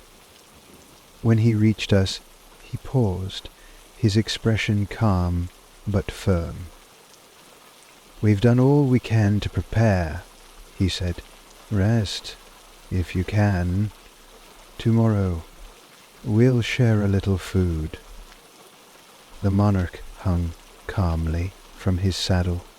"Never mind the faith," I said, readying myself. "The moment has come," I thought, slowly and breathlessly. I set off, ready for the journey. The first rays of sunlight crept over the horizon, casting an eerie glow across the harbor. The British forces were already on the move, their red coats glinting in the morning light.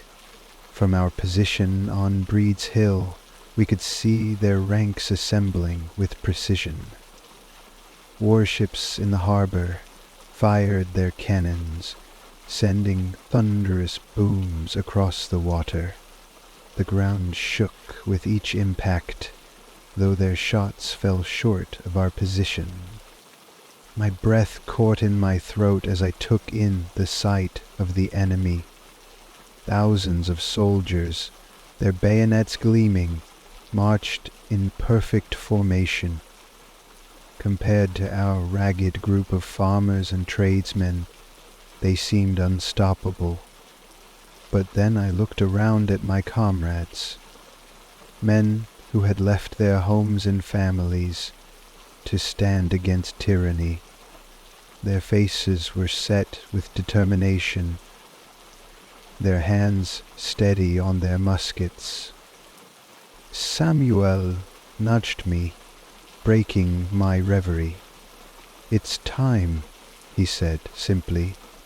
I nodded, gripping my musket tightly. The British were coming, and there was no turning back. As the redcoats began their advance, Prescott called out to the men, "Don't fire until you see the whites of their eyes." "Ah!" he shouted, his voice carrying over the cacophony of cannon fire. It was a bold order, meant to conserve our precious ammunition, but it also served to steady our nerves. We would hold our fire, biding our time until the enemy was close enough to make every shot count. The British came in waves, their ranks moving steadily up the hill. The sound of their fifes and drums was almost hypnotic, a chilling reminder of their discipline and training. We crouched behind the earthworks, muskets at the ready, our breath coming in shallow gasps. My heart pounded so loudly I was sure the redcoats could hear it. When they were close enough that I could make out their faces, Colonel Prescott gave the order. "Now, fire!" The roar of musket fire shattered the air, and the front line of British soldiers crumpled like wheat before the scythe. Smoke filled the sky, stinging my eyes and throat as I hurried to reload. The British staggered under the onslaught, their formation breaking apart. Beside me, Samuel fired shot after shot with grim efficiency. "Hold the line!" he shouted, his voice barely audible over the chaos. I followed his lead, focusing on my task, pushing aside the fear that threatened to overwhelm me. The redcoats fell back, retreating down the hill as our cheers rang out. But our victory was short-lived. From our position, we could see the British regrouping, their officers rallying the troops for another assault. My stomach churned as I realized the battle was far from over. We've held them off once, but could we do it again? The British came again, their ranks reformed, and their resolve unshaken. This time, their artillery joined the fort, sending shells crashing into our fortifications. Dirt and debris rained down on us, and the air was thick with the acrid stench of gunpowder. I pressed myself against the earthwork, my musket clutched tightly in my hands. When the redcoats reached the base of the hill, we opened fire once more. The scene was chaos, a deafening cacophony of muskets, cannon fire, and the shouts of men locked in a desperate struggle. I fired until my shoulder ached, the recoil of my musket leaving bruises I wouldn't feel until much later. Despite our best efforts, the British pressed closer, their numbers overwhelming. I saw men fall around me, their cries of pain cutting through the noise. Samuel was still at my side, his face streaked with dirt and sweat. "We can't let them break through," he shouted, reloading as quickly as his hands would allow. Somehow we held. The British fell back once more, their retreat marked by the bodies they left behind. But our triumph came at a cost. The ground was littered with the fallen, and our ammunition was running dangerously low. I looked around at the men still standing, their faces grim and determined. We had fought bravely, but I couldn't shake the feeling that the worst was yet to come. The hours of the battle dragged on, each moment feeling like a lifetime. We had repelled 2 fierce British assaults, but I could see the signs of our fatigue. The once steady rhythm of musket fire was now uneven, the sound of reloading slower, the gaps between shots longer. Men staggered under the weight of their wounds, and yet none of us retreated. It was as though the earth itself was urging us to hold firm, to resist. I looked to my left, where Samuel knelt, behind a small wall of earth. His face was pale, streaked with sweat, but his eyes still burned with determination. "We can't stop," he said, his voice hoarse but resolute. "If we give them an inch, they'll take a mile." We have to make them pay for every step. I nodded, though my body screamed for rest. The British soldiers, too, were showing signs of wear.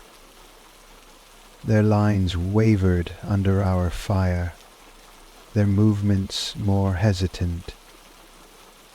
Yet they came again, this time with greater force, their bayonets fixed and their officers shouting commands that were lost in the din of battle. I took aim, my heart pounding in my chest as I steadied my musket. When the British came within range, we fired, and the hill erupted in chaos once more.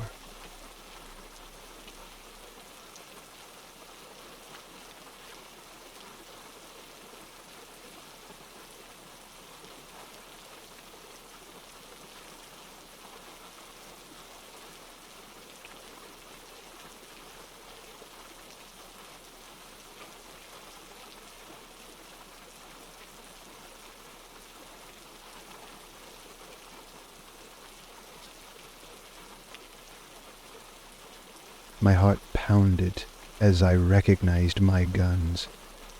I felt the cloud of pain that rose from my fused innards as the victims fled into the forest.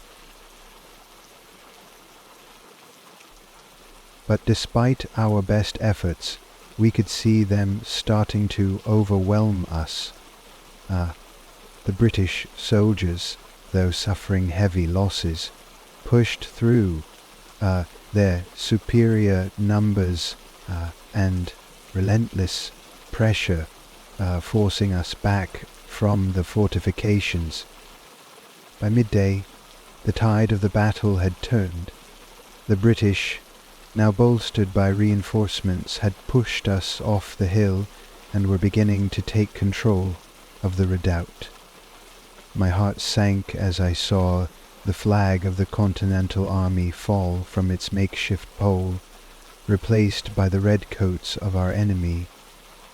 It was a sight I had dreaded, though I knew in my heart that we had given all we could. The sound of British drums and triumphant cries filled the air, but it didn't feel like victory. It felt hollow, a bitter reminder of the cost of our resistance. I was stunned by the sight of the British forces flooding the redoubt, their officers barking orders and rallying their troops. It was over, at least for this battle. It was. Samuel and I stumbled back, the weight of our defeat sinking in with every step. Around us, militia men were retreating, their faces grim. Some were too wounded to move, others simply too exhausted. A few looked at us with eyes full of regret, as if they too had known the outcome before the first shot was fired. We had fought bravely, but the British had more men, more resources. We took cover behind a stone wall near the bottom of the hill, catching our breath. "We didn't lose the war today," Samuel muttered, his voice a mixture of frustration and resolve. "We just lost a battle. We lived to fight another day." His words were meant to comfort, but the weight of the day pressed heavily on my chest. How many had we lost? How many would never return to their families, their homes? The dead and dying seemed to haunt the edges of my thoughts, a reminder that war was never as clean as it appeared from the outside. The retreat from Breed's Hill was messy and disorganized. As the British took control of the redoubt, we fell back toward Charlestown, stumbling through the woods and fields, our spirits as ragged as our clothes. I had seen the faces of men I had known my entire life, men who had shared laughter and stories with me, now lying dead or wounded on the battlefield. The images haunted me as I marched, the stench of blood and gunpowder lingering in the air.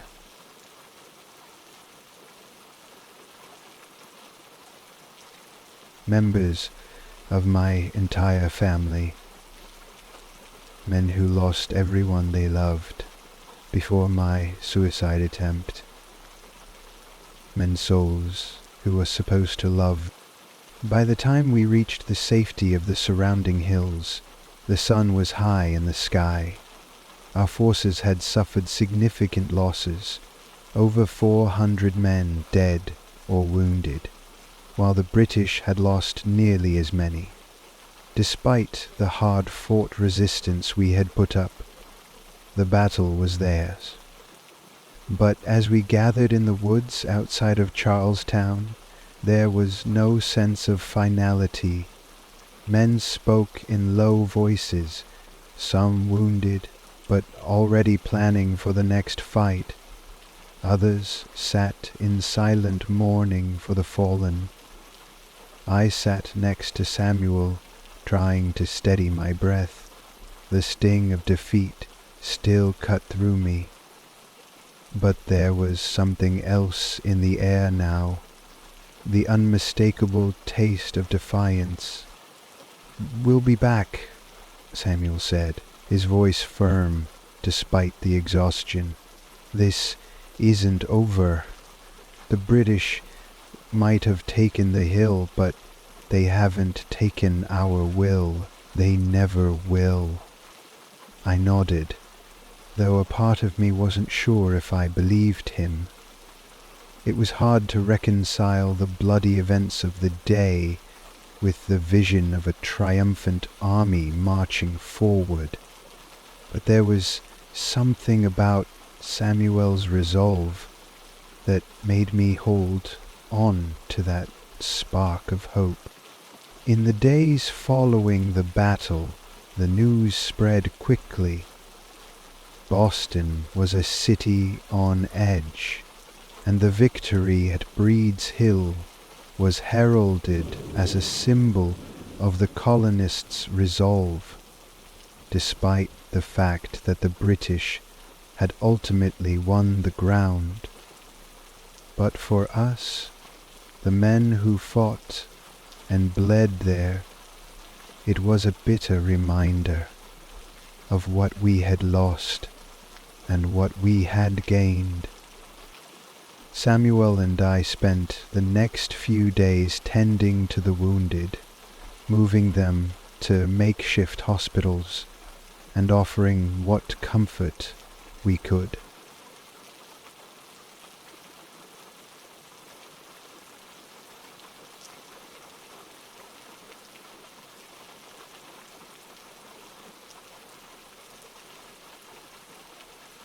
In the faces of the survivors, in the broken men whose lives would never be the same, it was a wound that would never fully heal. When I made my best effort to clear away the victims whose bodies were still relaxing, in the faces of the people who were miserable and angry and unfair toward. As I helped carry wounded men from the battlefield, I thought of the families who would never see their husbands, sons, and fathers again. The women who would now face a future without their loved ones. What would become of them? What kind of world had we created? But despite the pain, despite the loss, there was an undeniable feeling that something had shifted in the hearts of the colonists. We had stood our ground. We had fought against one of the mightiest military powers in the world and lived to tell the tale. The revolution was not over, not by a long shot, and though we had lost the hill, we had won something more intangible. We had shown the world that the colonies would not be crushed under the weight of oppression.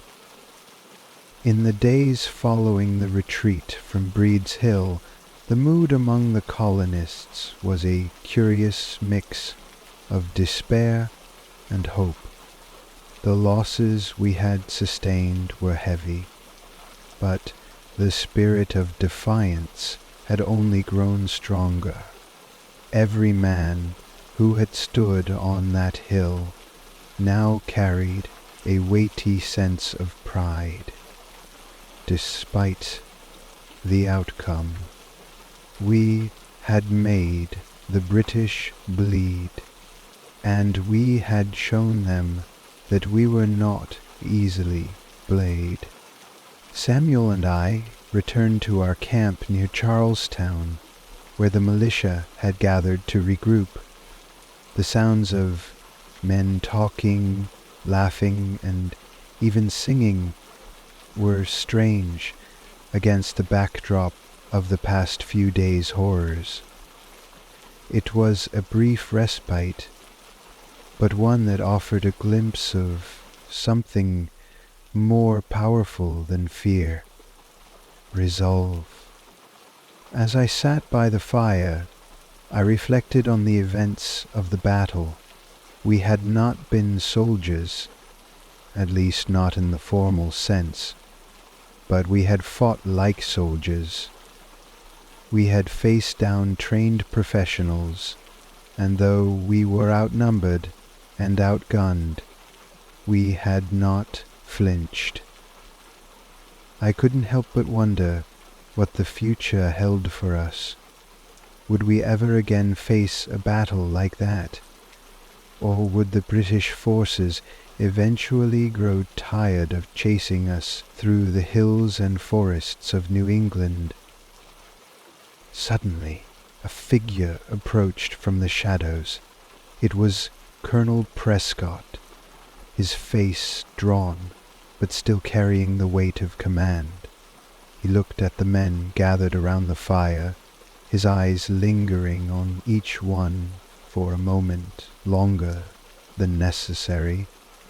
"You all fought bravely," he said, his voice firm, yet tinged with the weariness of a man who had seen too much war. "This battle, this moment, is part of a much larger struggle. Do not forget what we've begun here." His words had the desired effect. The men nodded, their spirits momentarily lifted. The battle might have been lost, but Prescott reminded us that this was only the beginning. The revolution would not be won on Breed's Hill alone. The weeks following the battle brought a new sense of urgency. Despite our loss, the aftermath of the conflict had proven to the British that we were not a disorganized rabble. The Continental Army had earned a measure of respect, and though we had been pushed from the battlefield, we had not been broken. Every skirmish, every raid, and every battle from that point onward carried the weight of Breed's Hill with it. The British had underestimated us once, but they wouldn't make that mistake again. Samuel and I spent the days helping to rebuild our strength, knowing that the war was far from over. Charlestown had become a focal point for the militia, and it wasn't long before more reinforcements arrived. Men who had been watching the conflict from the sidelines were now stepping forward, eager to join the fight. The sight of new faces, of young men eager to stand against the might of the British, was both encouraging and sobering. I spent most of my time training, working with the other soldiers to keep our skills sharp. We drilled constantly, preparing for the inevitable next clash. Despite our heavy losses, the colonials were learning. We were becoming a more organized, more capable fighting force. The battle had taught us how to hold our ground, and now we needed to learn how to keep it. But as the days passed, something inside me began to shift. The reality of what lay ahead was becoming clearer.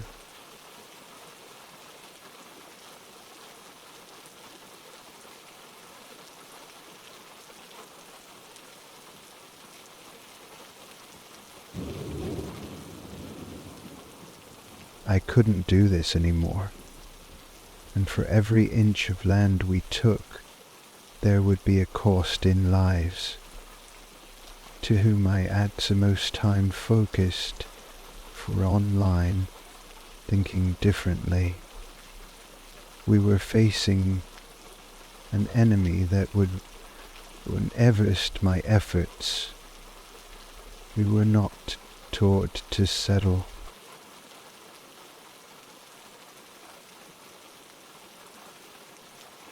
In the quiet moments between drills and preparations, I thought of my family.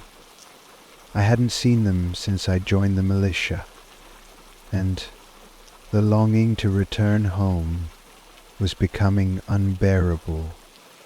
I remembered the fields where I had worked, the warmth of the hearth in my parents' home, and the simple comfort of knowing that the world outside was not so chaotic. Samuel, too, seemed lost in his own thoughts. We had both signed up for this cause, driven by the belief that our fight would bring freedom, but the reality was much harder than we had imagined. The toll of war was taking a visible toll on him, just as it had on me. Samuel, too, seemed lost in his own thoughts. We had both signed up for this cause, driven by the belief that our fight would bring freedom, but the toll of war was taking a visible toll on him, just as it had on me. One evening, after we had finished our drills for the day, a messenger arrived at our camp. The man was dusty from his ride, but his face was alight with purpose. He carried letters from home, news of the world beyond the battlefield. My heart leapt as I took the letter from my family, my hand shaking slightly as I broke the seal. The words inside were a mixture of comfort and worry. My parents were well, but there were whispers in the village that the war was intensifying. They asked me to come home, to leave the fight behind. It was the same request that so many families had made to their sons. But I couldn't heed it, not yet. Samuel too received his letter, and I watched as his expression softened. For a moment, the hard edges of the war seemed to fade away, and he was just a young man again, longing for the peace of home. He folded the letter and slipped it into his pocket, his eyes meeting mine. "I'll fight, Daniel. I'll fight until this is done. But when it's over, I'll come back. I'll come back to her." There was no need to say more. We both understood the gravity of his words. None of us knew what the future held, but we had made our choices. The only thing we could do now was to stand firm and fight. As the days grew warmer and the revolutionary fervor spread, it became clear that another clash was on the horizon. News of British troop movements reached our camp, and the militia began to move into position. The next battle would not be fought on the same ground, but the stakes were no less high. We had been pushed from Breed's Hill, but the fight was far from over. Samuel and I readied ourselves for the coming struggle. We had grown accustomed to the rigors of military life, but nothing could prepare us for the horror that would follow. The British would not make the same mistake again.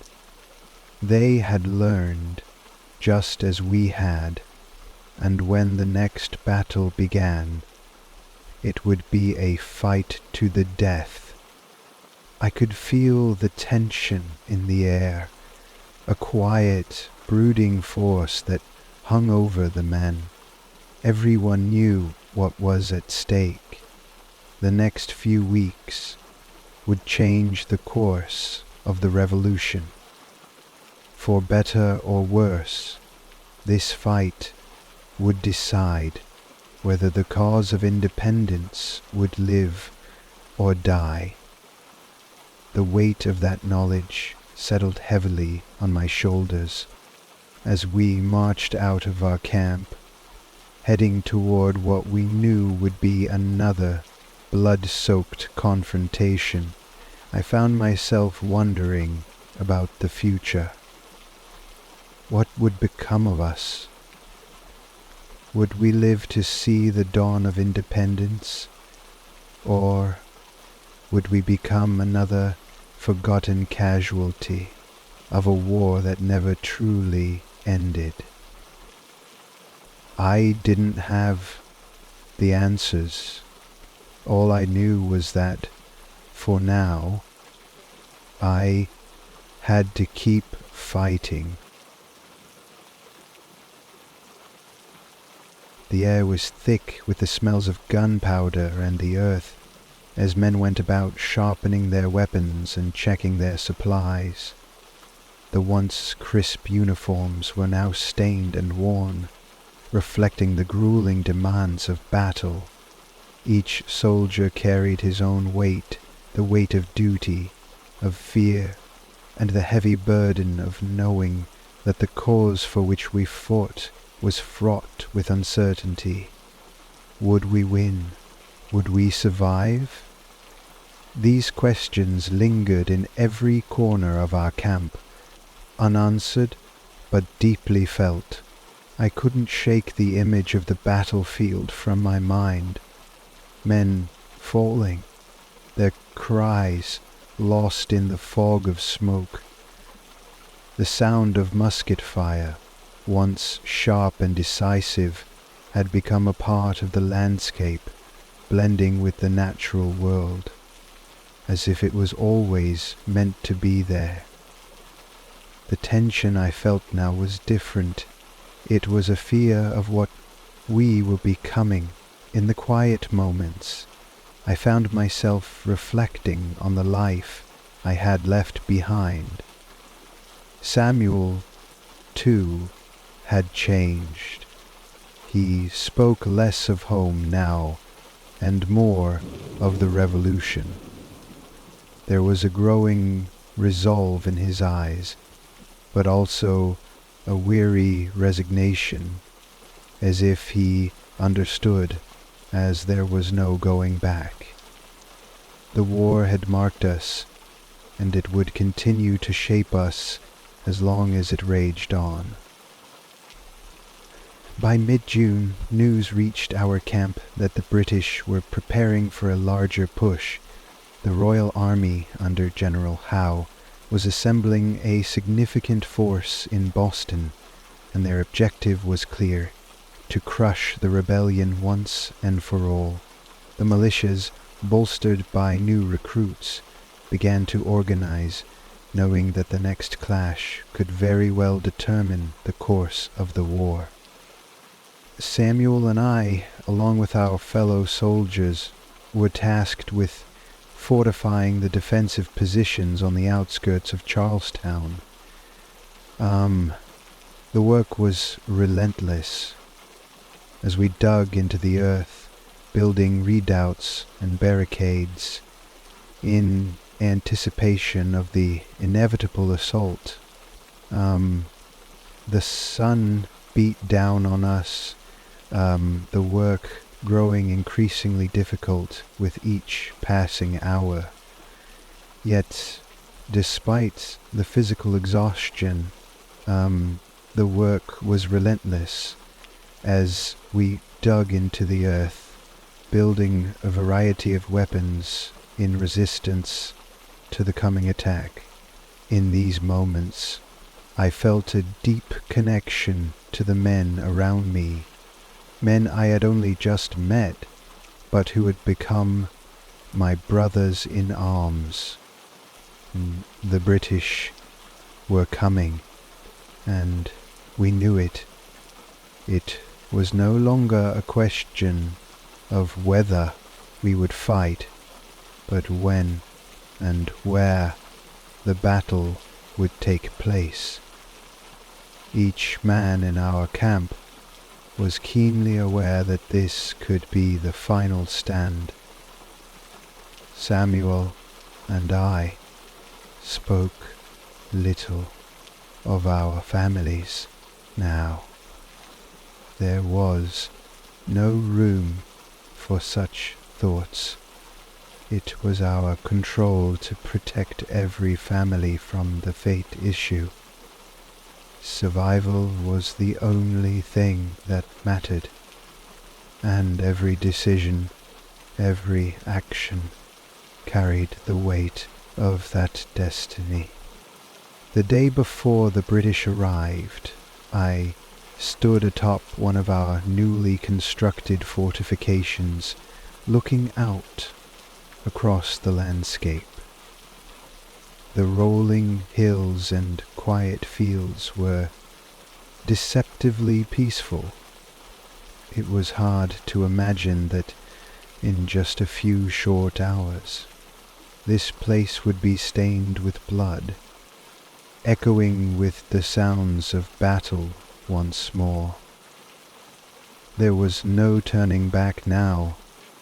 On June 17th, the long-anticipated assault began. The British, having amassed a powerful force, launched their attack on our positions, beginning with the assault on Bunker Hill. Samuel and I were stationed on the front lines, where the earth trembled with the approaching march of the redcoats. The sound of drums and the rattle of musket fire began to fill the air, signaling that the fight was upon us. The battle unfolded in a brutal storm of noise and chaos. The British forces advanced, their lines stretching across the horizon like an endless tide of red. We held our positions, waiting for the right moment to fire, knowing that every shot would have to count. Our commanders had given clear orders: conserve your ammunition, fire only when you see the whites of their eyes. The tension in the air was unbearable as the British closed in. The roar of cannon fire split the sky. Our positions on the hill were soon under heavy fire, and the ground beneath our feet seemed to shake with each blast. I could hear the cries of men around me as they fell, but there was no time to mourn. We were too close to the battle, too involved in the struggle to look away. Samuel and I fired together, our muskets cracking in unison, sending volleys of deadly fire into the advancing enemy. The British soldiers fell in droves, their lines beginning to falter. But despite our best efforts, the British pressed on. With every wave, more men fell, and the lines grew thinner. Samuel and I found ourselves retreating slowly as the British pushed us back, inch by bloody inch. We had given them everything we had, but it wasn't enough. They were relentless, and with every step they took, the hope for victory seemed to slip further away. By mid-afternoon, the battle had reached its devastating conclusion. The British had taken Bunker Hill, though at a horrific cost.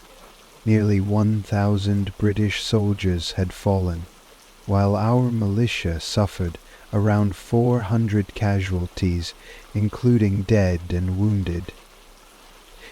It was a Pyrrhic victory for the British, but a crushing blow to the morale of the colonists. The loss of the hill felt like a personal failure for every man who had fought there. As the smoke cleared and the sounds of battle began to fade, I looked around at the devastation. The bodies of our fallen comrades littered the ground, their faces frozen in expressions of defiance and pain. Samuel and I had been lucky. We had both survived, though I could see the toll the battle had taken on him. His face was drawn, and his eyes were distant, as if the horrors of the day had already begun to take root in his soul. We retreated from the battlefield, our hearts heavy with grief and exhaustion. The fight had been costly, but we had fought bravely. I knew that the loss of Bunker Hill would not be the end of our struggle, but it was a bitter reminder of the sacrifices we had yet to make. The British had taken the ground, but the war was far from over. As we made our way back to camp, the nightfall seemed to offer little solace. The sounds of the battle still echoed in my mind, and the faces of the fallen haunted me. But even in the face of such staggering loss, there was one undeniable truth. The fight for independence had only just begun. In the days following the battle, Samuel and I found ourselves once again preparing for what would come next. The British had taken Bunker Hill, but the war was far from over. New orders arrived from the Continental Army. We would not stop fighting. Not now, not after the blood we had spilled. Though the victory had been costly for the British, they would not be content with simply holding ground. Their forces were already planning their next move, and we knew we would have to be ready. There was no time for rest, no time for recovery. The fight would continue no matter the cost. And as I sat by the fire that night, I thought back to the days before the battle, the days when the idea of war had seemed like a distant thought, something that happened to other people in other places. Now it was our reality. Samuel and I exchanged few words, but we both knew the weight of what was ahead.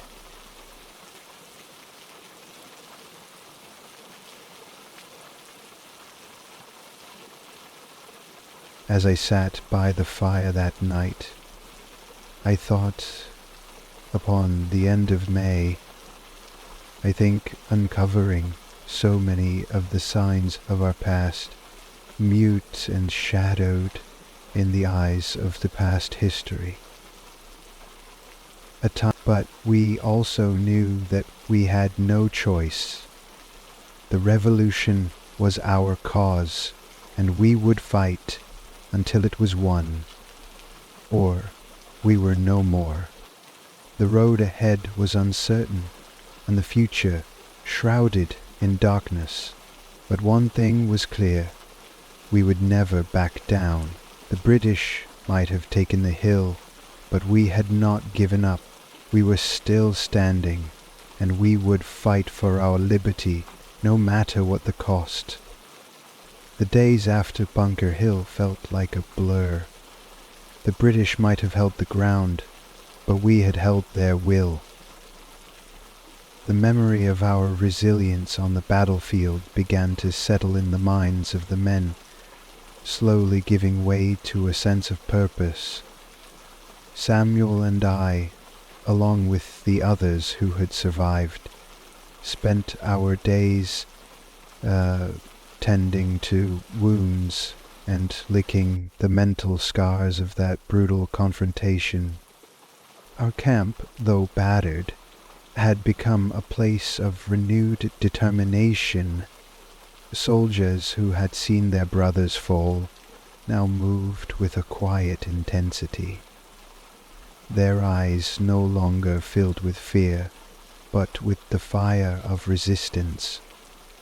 There was no turning back now. The British had tasted our strength, and we would not allow them to think of us as anything but a formidable enemy.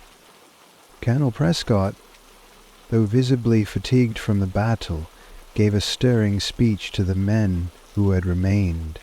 "Today we may have lost the hill," he said, "but we have shown the redcoats that they are not invincible, and as long as we stand together, no matter the cost, we will not lose this war." There was something in his words that resonated deeply within me. Even as our wounds healed and we buried our dead, there was a collective understanding. This war wasn't just about battles, it was about our very survival. Our cause had grown, and so had our resolve. By the time the next battle loomed on the horizon, we were more prepared, not just in terms of strategy or supplies, but in spirit. Every soldier in our ranks knew that the stakes had never been higher, but we were no longer just defending a hill or a city. We were defending the very idea of freedom. News of the aftermath of Bunker Hill spread like wildfire. The British were stunned by the cost of their victory, and though they continued to occupy the area, their confidence was rattled. The loss of so many men had shaken their morale. It was clear that the colonists were not going to submit easily, but in retaliation, the British increased their efforts to suppress the rebellion. For us, the threat of what was to come began to hang in the air like a dark cloud. A few days after the battle, we received word of a new British strategy. They were planning to fortify their hold on Boston, hoping to isolate us from our supplies. The city would become a fortress, surrounded by the British Navy and a heavily fortified land perimeter. It seemed as if they were preparing for our previous strategies. We needed to act quickly. Samuel and I had been stationed at various outposts, ensuring that no British forces were advancing on our position, but it felt like a futile effort. No matter where we went, the shadow of their superior forces loomed over us. But there was one thing the British did not have: the spirit of a people fighting for their freedom that I believed would carry us through. At times, when the weight of the situation felt overwhelming, I found solace in the quieter moments when the world seemed to slow down.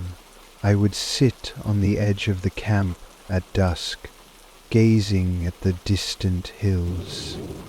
The air was often still, the sounds of war muffled by the vastness of the land.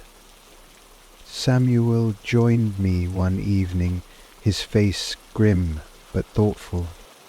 "There are times," he said softly, "when I wonder if we're fighting for something that's too far beyond our reach. But then I remember the faces of those who've fallen. They died for this, for the hope of a better future." His words were simple, but they carried the weight of everything we had endured. I nodded, knowing that our fight was not just for us. It was for every man, woman, and child who would come after us. As the British solidified their hold on Boston, the Continental Army moved into position to lay siege. It was a grim strategy, one that required patience and perseverance. We would not engage the British in direct battle for the time being. Instead, we would cut off their supply lines, weaken their position, and wait for the moment when we could strike decisively. The siege was long and difficult. Supplies for the Continental Army were scarce, and the living conditions were harsh. The men grew restless, and the food situation became dire. Every day seemed to drag on longer than the last, and the constant threat of British retaliation weighed heavily on our minds. But in the midst of it all, there was still a sense of purpose. For Samuel and me, the days were filled with a monotonous routine of patrols and foraging for food, but the threat of a British assault was always present. We had learned, over the course of our time in the militia, that war was not just about the battles you fought. It was about surviving the periods in between, and in those moments of waiting, the tension was often more unbearable than the fighting itself. As the siege wore on, we received word of a major British naval reinforcement that had arrived in the harbor. The British were preparing for a renewed assault, and we knew the time for waiting was drawing to a close, and the next few days would be crucial. Would our siege break the British will, or would they force us into another costly confrontation? Just when it seemed that the siege was dragging on endlessly, a flicker of hope appeared. In late July, General Washington made the decision to bring in reinforcements from other colonies. The Continental Army would grow in numbers, giving us the chance to finally break this stalemate and bring the fight directly to the British. The news spread quickly through our ranks, lifting the spirits of every man who had been enduring the hardships of the siege. Samuel and I were assigned to assist in coordinating the reinforcements as they arrived. It was an exhausting task, but one that brought a renewed sense of urgency. The British were fortified in Boston, but we now had the numbers to make a real push. And with Washington's leadership, there was a sense that we were finally on the verge of something more. On one of our long nights of preparation, I found myself reflecting on how far we had come. When I first joined the militia, I had no idea what to expect. Now, I had seen death and destruction firsthand, but I had also seen courage, resilience, and unity. I had seen men from all walks of life come together, despite their differences, to fight for a common cause. On one of our long nights of preparation, to see everybody taking part in the offensive tomorrow night. Yeah, the British might have the numbers and the resources, and they had the will to win, and we had the cause of freedom behind us, and that I believed was something the Redcoats would never truly understand. The day of reckoning finally arrived. With our reinforcements now fully in place, the Continental Army moved to tighten the siege around Boston. There were still many miles of rugged terrain to cover, but with each passing hour, the British grip on the city seemed to grow weaker. The walls of Boston, once an imposing fortress, now felt vulnerable. We had been preparing for this moment for weeks. Every soldier, every militiaman knew that this was our chance to make a lasting impact. And as we moved closer to the city, there was a palpable sense of anticipation in the air. The British would no longer hold the advantage. We had the numbers, and we had the resolve. The battle would not come until the following day, but that night was filled with a strange calm. The men spoke in hushed tones, offering prayers and making final preparations. Samuel and I found ourselves again side by side, just as we had on Breed's Hill. The past battles had shaped us, hardened us, but we were not the same young men who had first picked up our muskets. We had become soldiers, forged in the heat of conflict. And when the battle began the next morning, we knew that this would be the beginning of the end for British dominance in New England. The siege of Boston was finally drawing to a close, and for the first time in years, we could almost taste victory. The dawn of the day after our reinforcements arrived was unlike any morning I had ever known. There was a crispness in the air, and, for a moment, it seemed as though the entire world held its breath. As the Continental Army moved into position around the British fortifications, I felt the weight of what was about to happen. Today would be a day of reckoning, not just for the British, but for every man in our ranks who had fought and bled for this cause. As the lines shifted and our artillery positioned themselves, the ground beneath our feet seemed to vibrate with the energy of the men around me.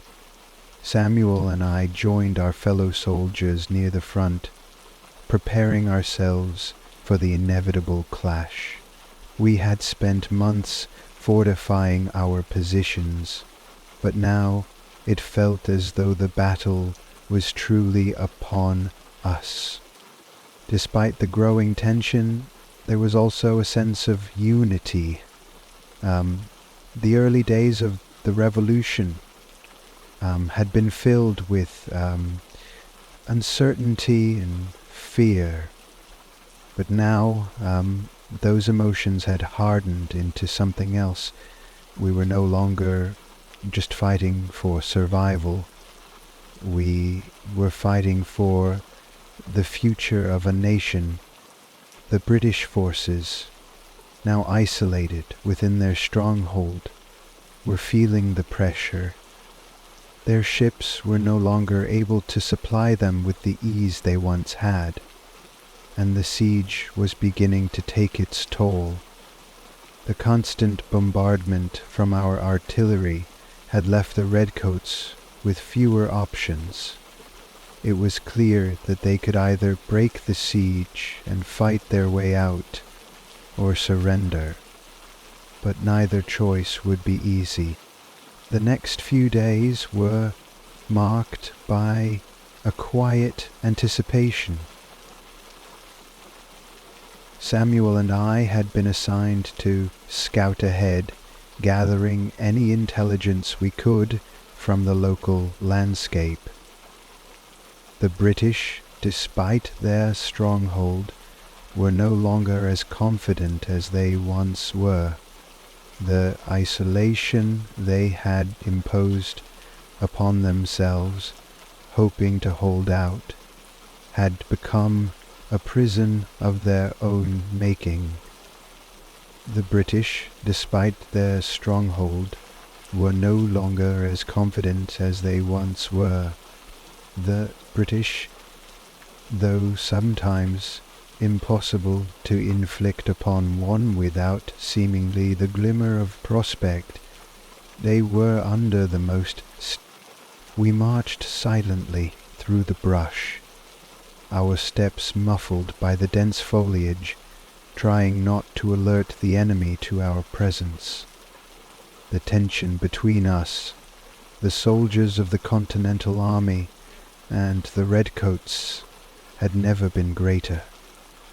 The silence was only broken by the occasional rustling of the wind or the distant sound of cannon fire. On the outskirts of Boston we found a small group of loyalists who had hoped to escape the conflict and remain neutral. The British forces had made promises of safety, but many were now beginning to question whether those promises had been false. Some were willing to offer information on British movements, but others remained terrified of the consequences. It was a reminder of how complex this war had become, not just a fight between armies, but a war that tore apart communities and families. As I returned to camp that evening, I found myself reflecting on how far we had come. A year ago, I never could have imagined that I would be a part of something so immense. The revolution was no longer just an idea. It was real, and its consequences would reach far beyond the outcome of any single battle. The future of a nation was at stake, and every man who fought in this war would be forever changed. By the end of July, the British position had become increasingly untenable.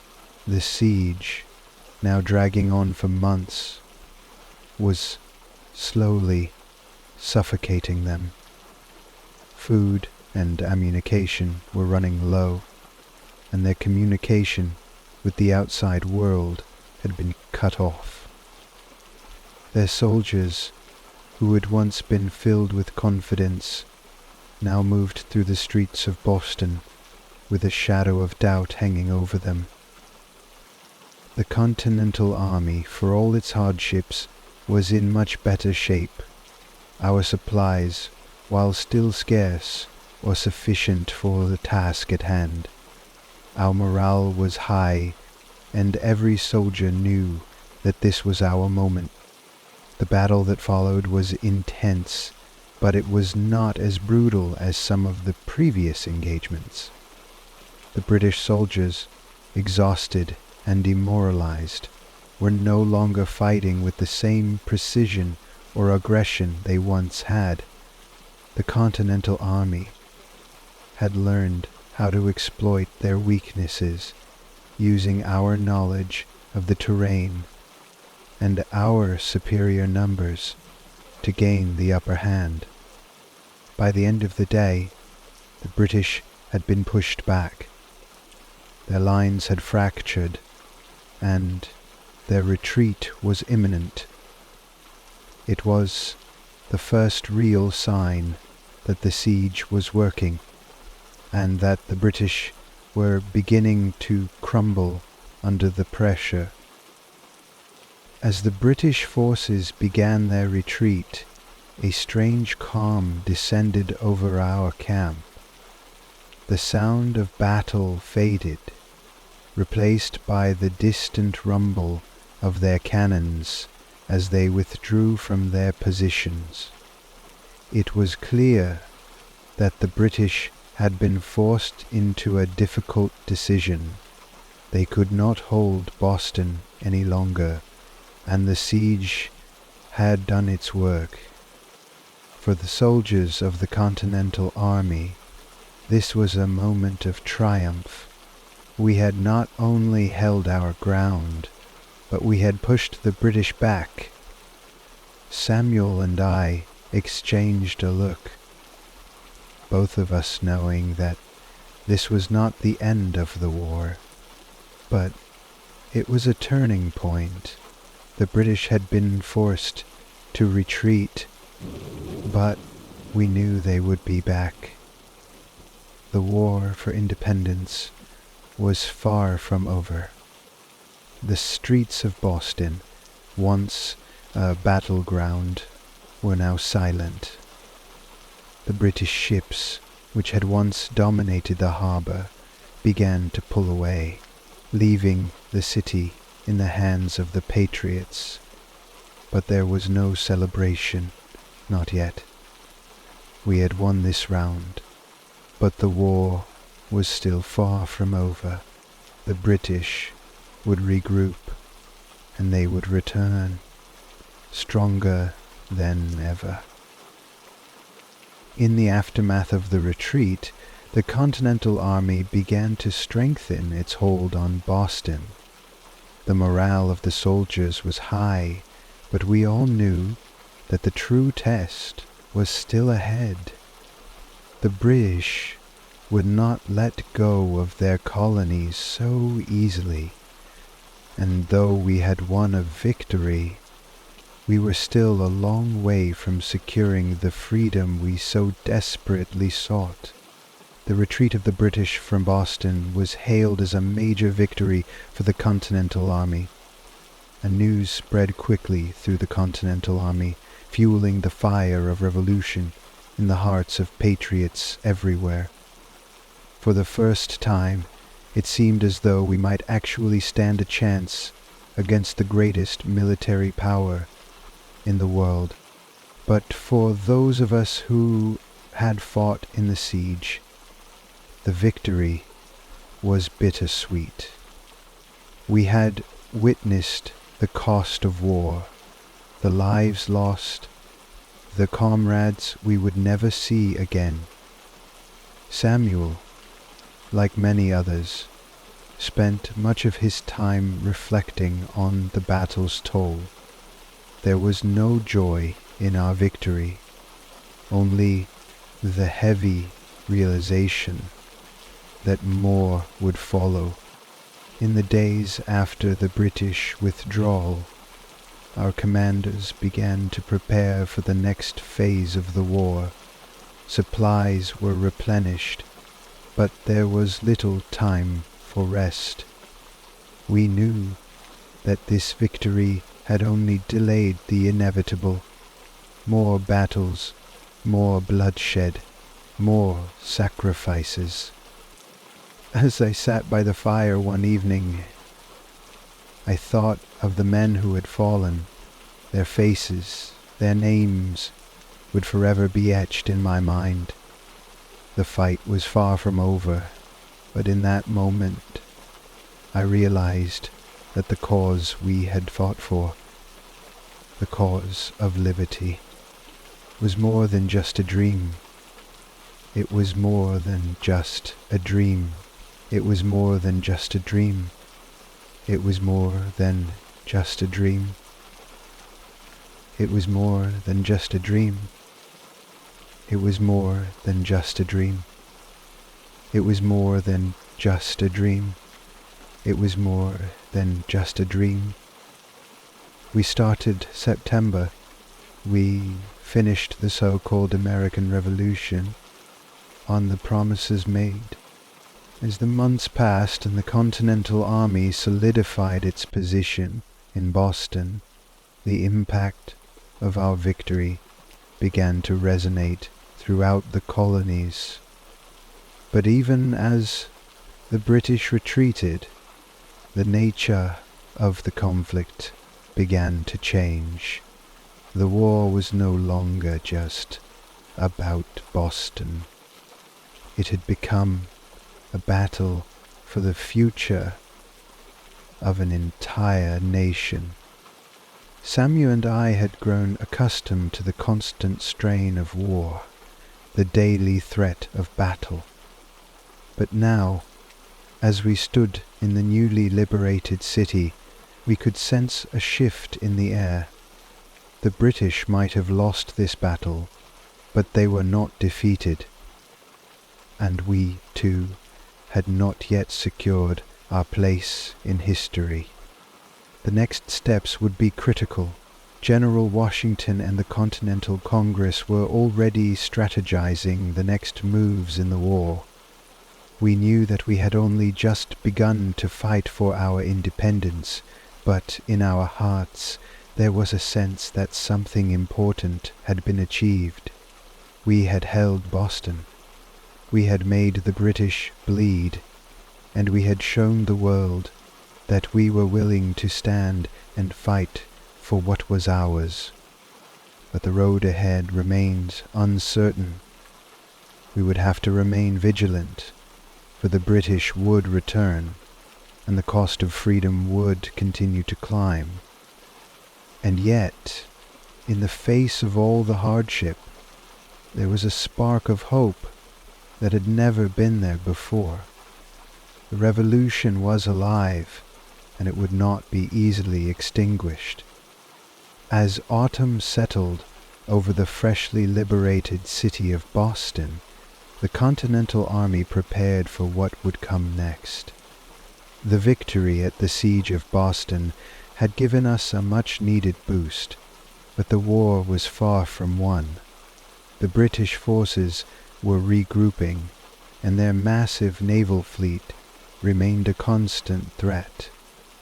General Washington and his commanders were already planning the next stage of the campaign, the battle for New York.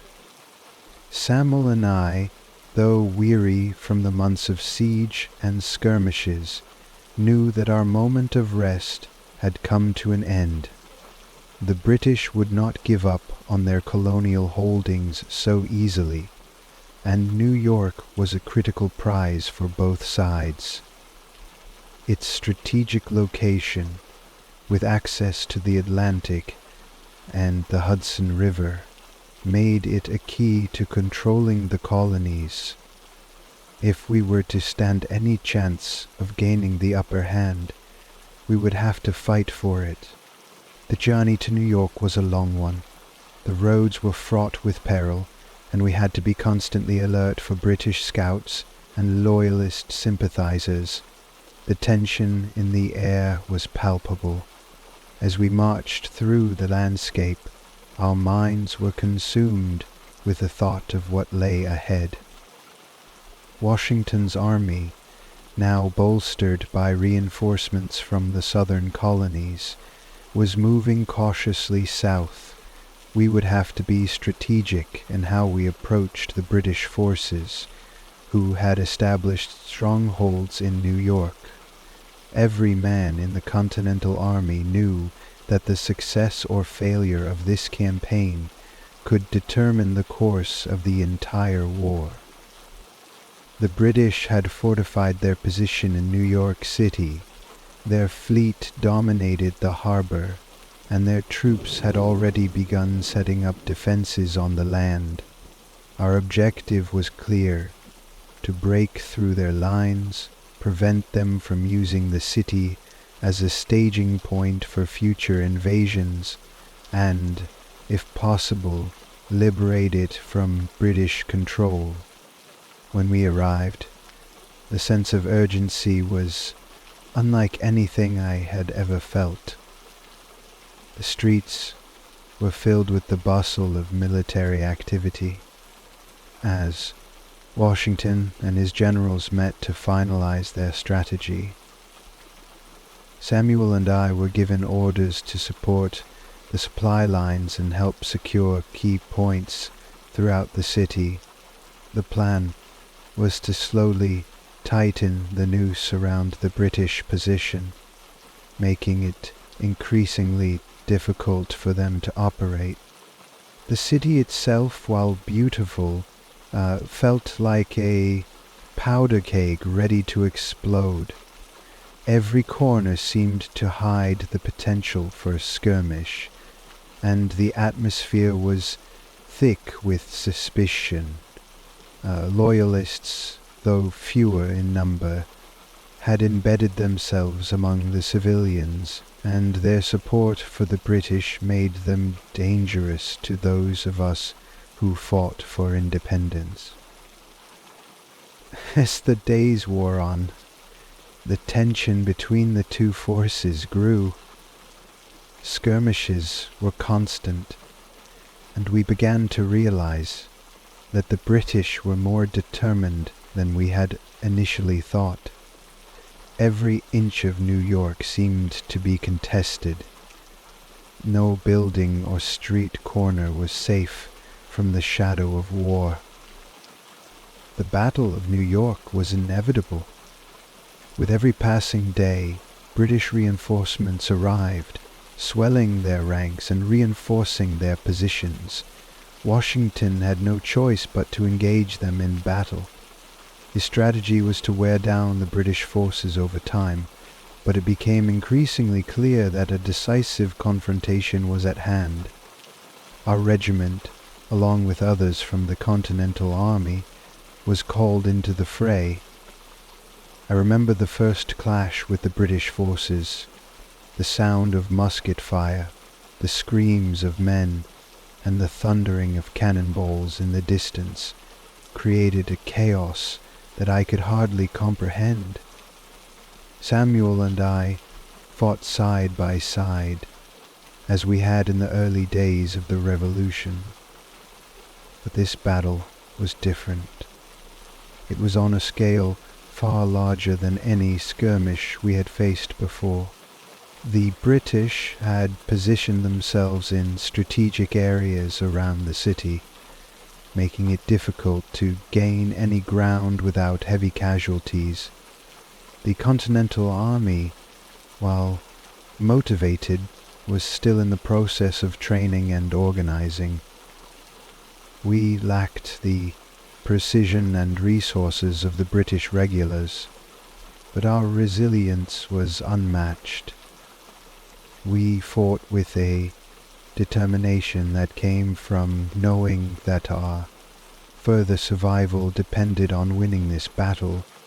As the battle raged on, it became clear that neither side was gaining a clear advantage. The streets of New York were torn apart by cannonballs and gunfire.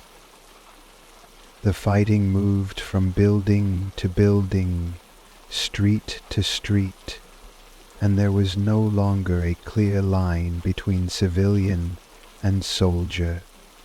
As the battle raged on, it became clear that neither side was gaining a clear advantage. The streets of New York were torn apart by cannonballs and gunfire. Despite our best efforts, the Battle of New York did not go in our favor. The British forces, with their superior numbers and better trained soldiers, pushed us back. Washington ordered a strategic retreat. The decision to fall back was difficult, and many of the men were disheartened. We had fought valiantly, but in the end we had been outmatched. For Samuel and me, the retreat felt like a bitter defeat. We had seen men fall, brothers in arms who had fought alongside us at Bunker Hill, now lost in the chaos of battle. The thought of leaving New York in the hands of the British was a heavy blow to our spirits. But even as we retreated, we knew that this war was far from over. We had learned from our previous victories and defeats. The British might have held New York, but we would not give up. We moved quickly, regrouping in the surrounding areas. The retreat was hard, both physically and mentally.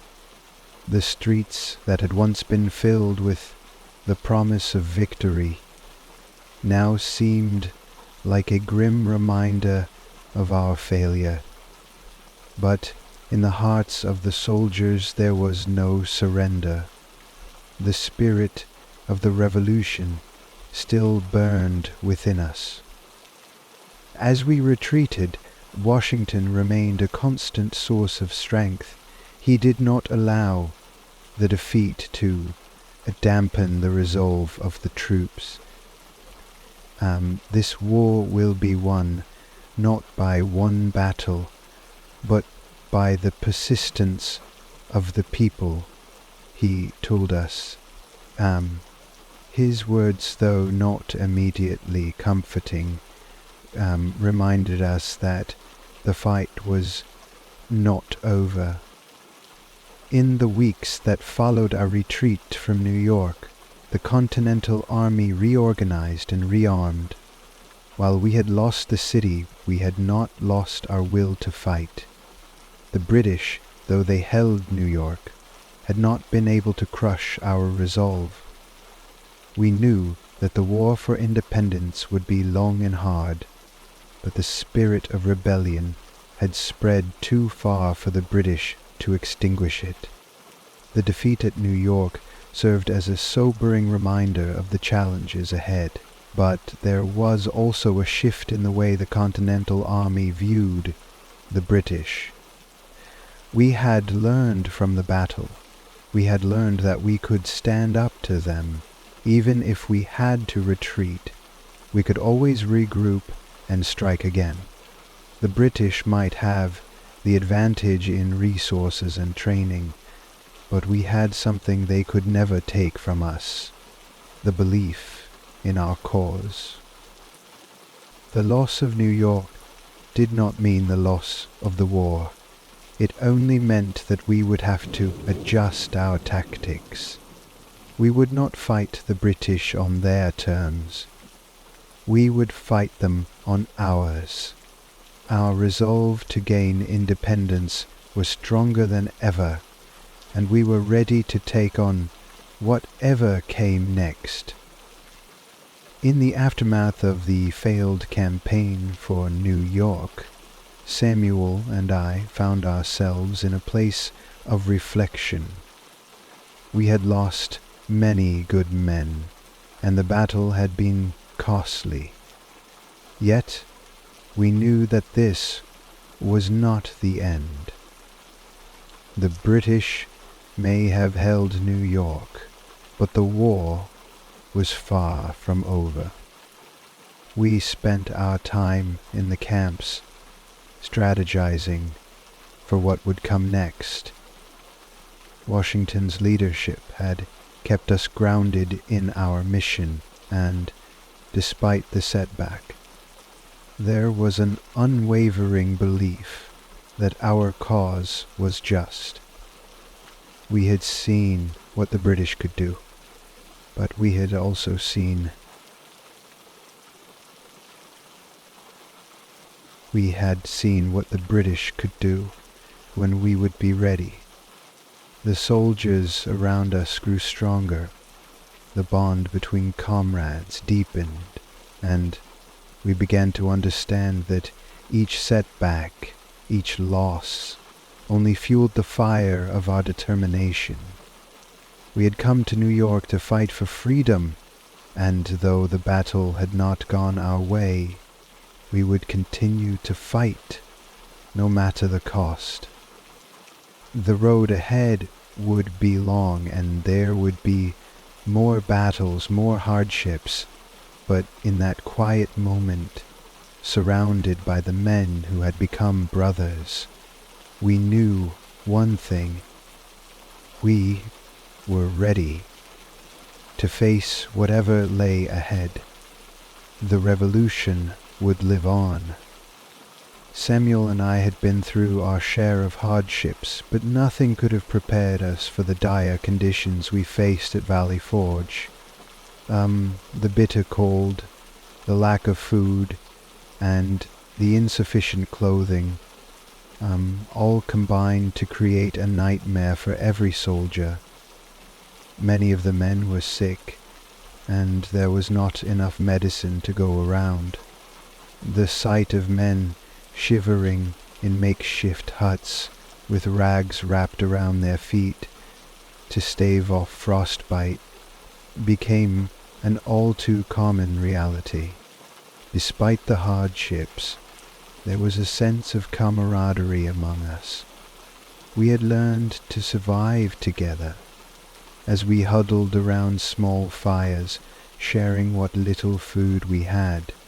There were moments of quiet reflection, moments when we realized how much we had sacrificed already, and how much we still had to endure. There was no question of giving up, though. We had chosen this path, and we would see it through to the end, no matter the cost.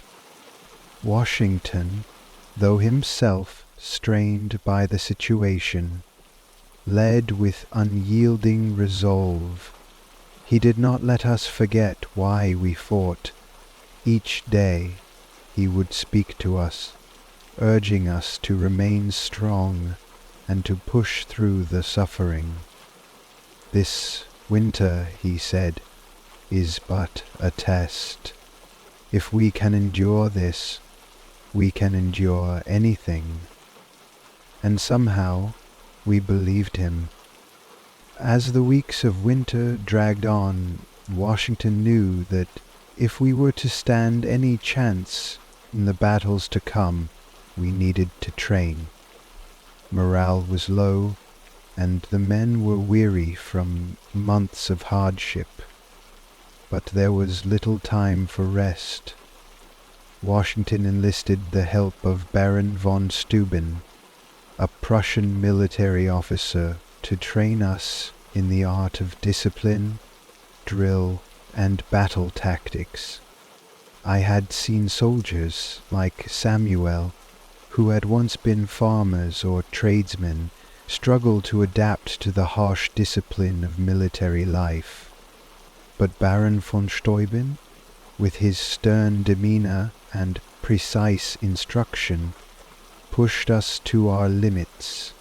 Under his guidance, we learned to march in formation, fire our muskets with precision, and execute drills with a level of coordination that we had never before achieved. Though it was difficult, We knew that this training was the only thing that could prepare us for the inevitable battles ahead. It was a brutal process. Some of the men complained, others lagged behind, but gradually we began to transform. The soldiers who had once struggled to function as a unit now moved in sync, the drills becoming second nature. It was as though the hardship at Valley Forge had hardened us, both mentally and physically. We were no longer just farmers and tradesmen. We were soldiers, united in purpose and determined to fight for freedom. The harsh winter, though taxing, had forged us into a more cohesive and effective fighting force. And though it was difficult to see at the time, this training would be our greatest asset when the spring thaw came and the next campaign began. By the summer of 1778, after months of training at Valley Forge, we were finally ready for action again. The Battle of Monmouth in New Jersey would be our first test as a newly trained army. The British, under General Clinton, had attempted to withdraw from Philadelphia and retreat to New York. Washington saw an opportunity to strike, and we were ready to meet them in battle. I remember the march to Monmouth well. The air was thick with tension, and we were all eager to prove ourselves after the long winter at Valley Forge. The men were no longer the same disorganized rabble that had retreated from New York. We had learned discipline, and we were prepared to face the British head-on. The battle itself was intense. It began with a skirmish on June 28th, when our forces engaged the British rear guard. As we moved into position, the British, filled with the sound of musket shots,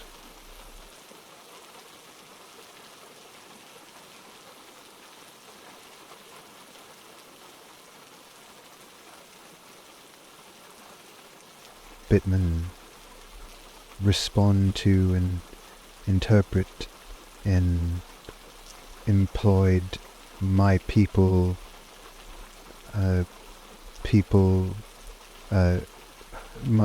my people. In what I will never forget about Monmouth was the heat. The summer sun was brutal, and the march had already taken its toll on many of the men. At one point, Washington himself rode to the front lines to rally the troops, and I remember seeing his face set in grim determination as he urged us to push forward. He had not given up on us, and that gave us the strength to keep fighting, despite the exhaustion. The battle raged for hours, with neither side gaining a decisive advantage. But what struck me most was the way we held our ground. Though the British were better equipped and had more experience, we fought with a newfound sense of unity. The training at Valley Forge had paid off. As the sun began to set, the British finally broke off their attack and retreated. Though it wasn't a complete victory, it was a major turning point. We had held our ground and made the British pay for every inch of it. Our success at Monmouth proved to the world and to ourselves that we were no longer the disorganized army that had fled from New York. We were a force to be reckoned with. Following the Battle of Monmouth, our fortunes began to change. The victory, though not decisive, showed that we could hold our own against the British. But it was not just the battle that lifted our spirits. It was the news that France, a major European power, had officially recognized our independence and entered into an alliance with us. For the soldiers, the news was like a fire rekindling our hopes. France, having long been an adversary of Britain, saw in our revolution a way to weaken their enemy. The French Navy would now support us, and their soldiers would join our ranks. This alliance changed the entire scope of the war. No longer were we alone in our fight. We had a powerful ally in France, and together we had the resources to stand up to the British Empire. Samuel and I, along with the rest of the Continental Army, knew that this alliance would be critical in the coming years. The French Navy could challenge British dominance at sea, and their resources would allow us to continue the fight for independence. But we also understood that this alliance came at a cost. France had its own interests if we were to secure their support. The news of the French alliance spread quickly, and it was a powerful boost to the morale of the Continental Army. We were no longer fighting alone. We were part of a global struggle against tyranny. This was no longer just a colonial rebellion. It was a world war for freedom. The year 1781 marked the beginning of the final chapter in the fight for independence. With the support of the French, both on land and at sea, we were ready to take on the British one last time. The target was clear: Yorktown, Virginia. General Cornwallis, the British commander, had made the fatal mistake of positioning his army there, and Washington saw an opportunity to trap him. Samuel and I, along with thousands of soldiers, began the long march to Yorktown. As we marched, I couldn't help but think back to those early days of the war, the siege of Bunker Hill, the hardships at Valley Forge, the battles of Monmouth and New York. It felt as though we had been fighting for an eternity, and yet here we were, marching toward the final confrontation. Yorktown would prove to be a pivotal moment in the Revolution. With the combined might of the Continental Army and the French forces, we surrounded Cornwallis's army and began the siege. The British, outnumbered and outmaneuvered, found themselves trapped. It was clear that this would be the last great battle of the war. The siege of Yorktown was like nothing I had ever experienced. The air was thick with tension as the British forces, surrounded on all sides, fought desperately to hold their ground. The French Navy had cut off Cornwallis's retreat by sea, and the Continental Army had cut off Cornwallis's retreat by sea. and the Continental Army had cut off Cornwallis's retreat by sea, and the Continental Army had trapped him on land. The writing was on the wall. The battle was intense, but it was clear that victory was within our grasp. Washington, along with his French counterparts, orchestrated the siege with precision. The British attempted to break out, but the combined forces of America and France held firm. After weeks of heavy fighting, Cornwallis finally realized there was no hope. On October 19, 1781, he formally surrendered to Washington, bringing an end to the last major military action of the war. The victory at Yorktown was a moment of indescribable joy, but it was also bittersweet. The cost of the war had been immense, and as I looked at the men around me, our faces worn from years of struggle, I knew that while the war was over, the journey was far from complete. The struggle for independence had come at a great price, but we had succeeded. We had won our freedom.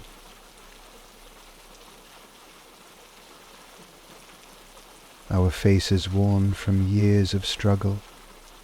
The struggle, the worth of the glory had been forgotten.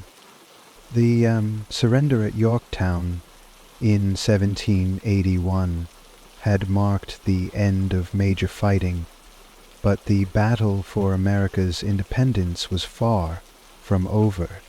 The Continental Army, though victorious, could not yet claim victory until the Treaty of Paris was signed. For the soldiers who had fought so long, there was an uneasy peace after Yorktown.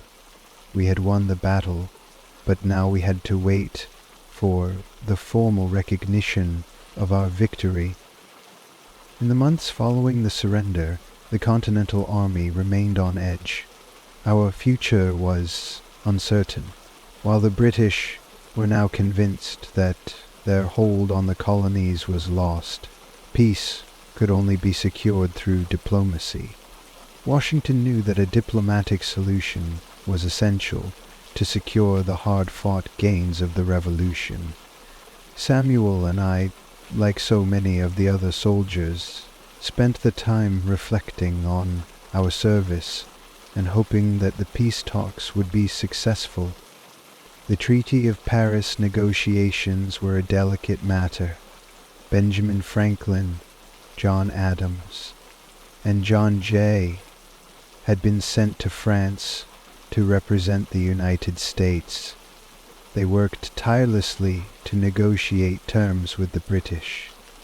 The process was slow, filled with moments of tension and uncertainty. We knew that much depended on these talks. Our survival as a new, independent nation. The world was watching, waiting to see if America would succeed in securing a peace that would honor the sacrifices made. In the end, the treaty was signed in 1783. The British formally recognized the United States as an independent nation, and the boundaries of the new country were set. The war was officially over. It was a triumph, but it was also a sobering realization. The United States had won its independence, but now we had to build a nation from the ashes of war. There would be a new challenge ahead. As the Continental Army disbanded, and the men began returning to their homes. A feeling of uncertainty swept over me. We had fought together, suffered together, and now we were going our separate ways. The war was over, and we had our independence, but what would we do now? Samuel and I, having spent so many years side by side, had grown to rely on one another in ways that I never thought possible. But now, with the war behind us, we had to find new purposes for our lives. The future of America was open, but it was also fragile. The country we had fought to create was young and untested. It was up to us and countless others to shape it. Washington's farewell address to the army was a moment of reflection for all of us. He spoke of honor, of duty, and of the importance of preserving the ideals we had fought for. His words were both a comfort and a challenge. The war was over, but the struggle for liberty, for a government that could uphold freedom, was just beginning. For Samuel and me, this new chapter was uncertain. We had been soldiers for so long that the transition to civilian life felt foreign. There was no more marching, no more battles. But we understood that the war we had fought was only the first step in a larger journey. America had gained its identity, and we, the soldiers who had won that freedom, had a part to play in that process.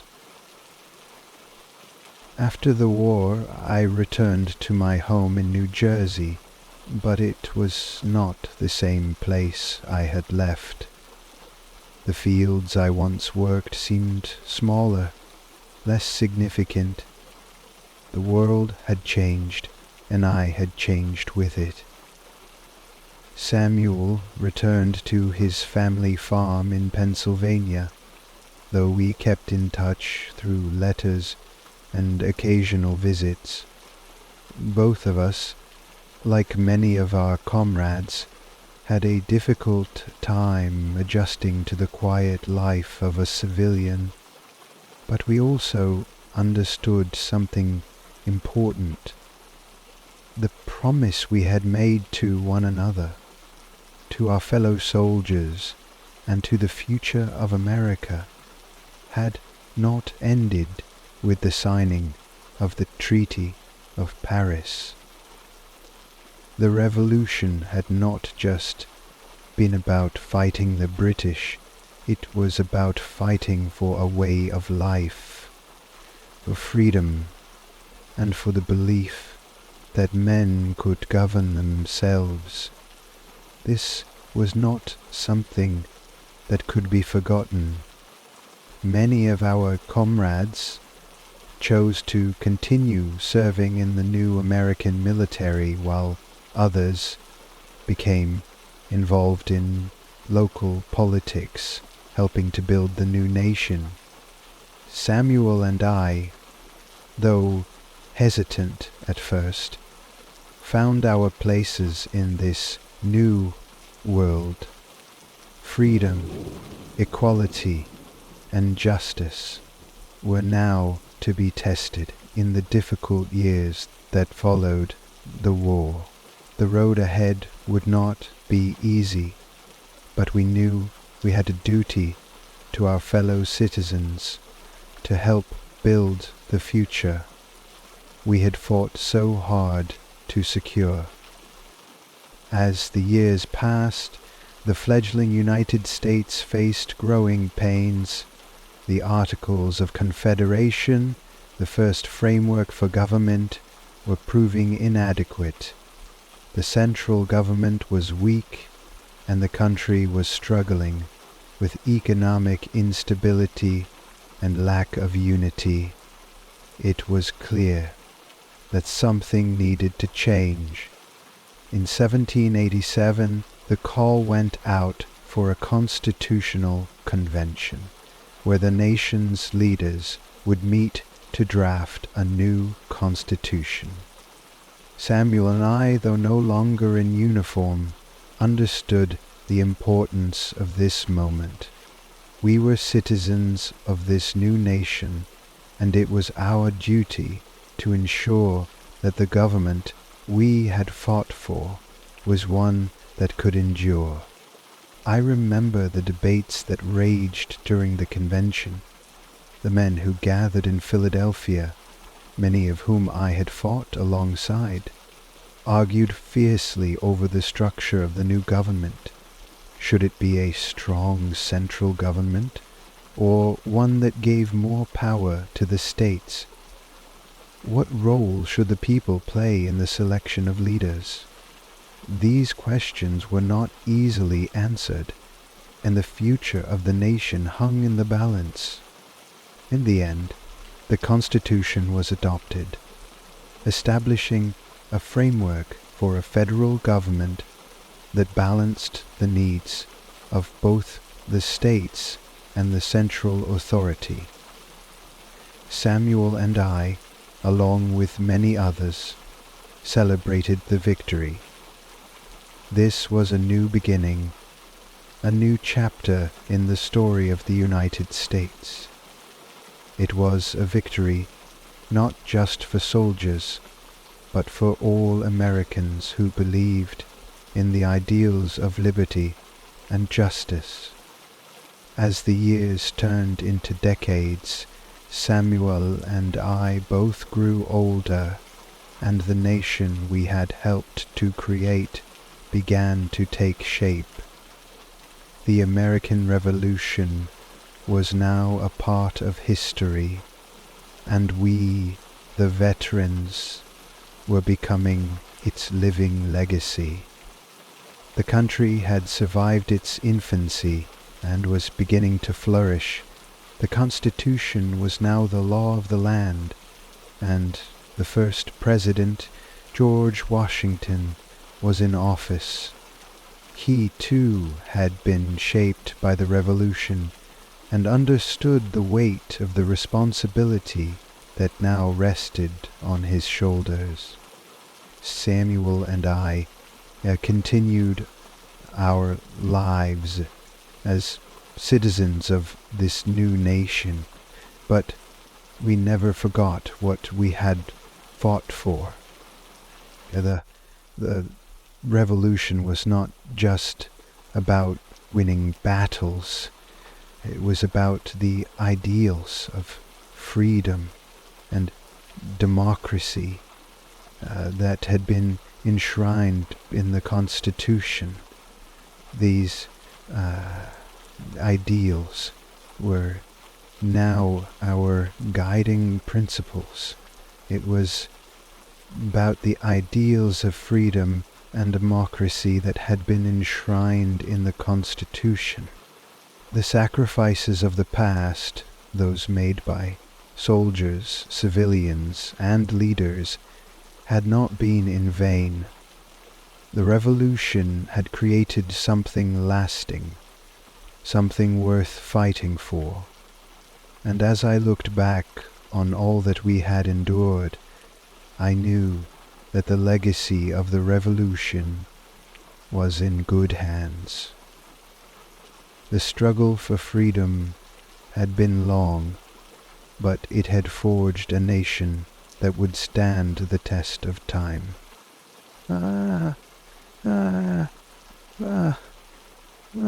One evening, as I sat alone on my porch, watching the sun dip below the horizon, I thought about the long journey that had brought me here.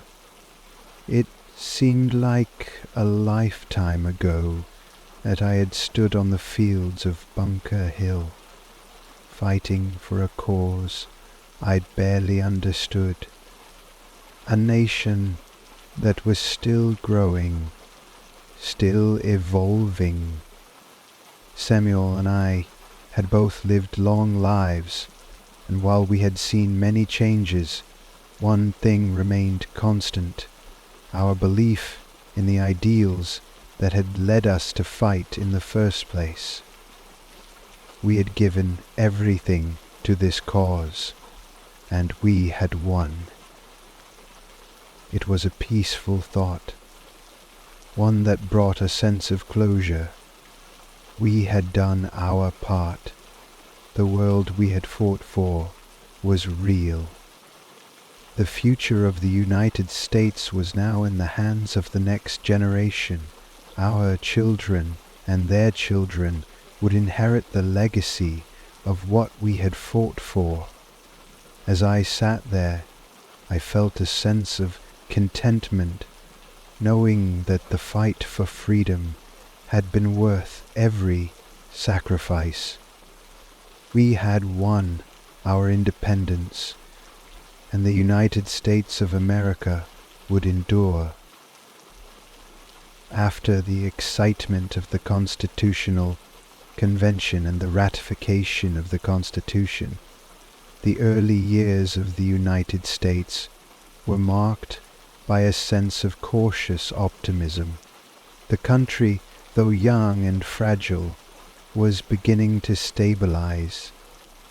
Washington's leadership as the first president offered a steady hand, guiding the new nation through turbulent times. For Samuel and me, life had slowed in the years after the Revolution. The hustle of battle and the uncertainty of war were distant memories now. We had returned to civilian life, though we still carried the weight of those years in our hearts. The trauma of war had not been easily erased, but there was solace in the quiet, in the simple act of farming, raising families, and rebuilding the communities that had been torn apart during the war. Samuel, like many others, was still deeply involved in local affairs. He had become a member of his community's local government, eager to help shape the future of his state, just as we had once helped shape the nation. I too found my place, helping to establish schools, encouraging trade, and striving to contribute in small ways to the growth of our town. Though our personal struggles with the past never fully faded, there was a growing understanding that the fight for liberty did not end on the battlefield. The real work, the work of building a society based on the principles we had fought for, was now the task at hand. It was both a duty and a privilege to take part in the creation of this new America, and though it was hard, it was also incredibly rewarding to see the Constitution written in America. And though it was hard, it was also incredibly rewarding to see the Constitution written in America, in the new national capital. It wasn't long before the peace of the post-revolutionary years was tested once again. In 1794, an event known as the Whiskey Rebellion shook the foundation of our young republic. Farmers in western Pennsylvania, frustrated by the federal excise tax on whiskey, began to resist the tax collectors, and tensions flared. Washington, ever vigilant in his commitment to upholding the rule of law, saw the threat to the new government as one of national importance. The rebellion, though small, had the potential to grow into something far more dangerous. It was a test of the federal government's authority, and Washington responded swiftly. Samuel and I watched as the government mobilized troops to quell the rebellion. Though we were no longer soldiers in arms, we understood the significance of this moment. It was one thing to fight for independence, but it was another to maintain the stability of the nation that independence had created. Washington, with the backing of the federal military, led the response, and within months the rebellion was quelled with little loss of life.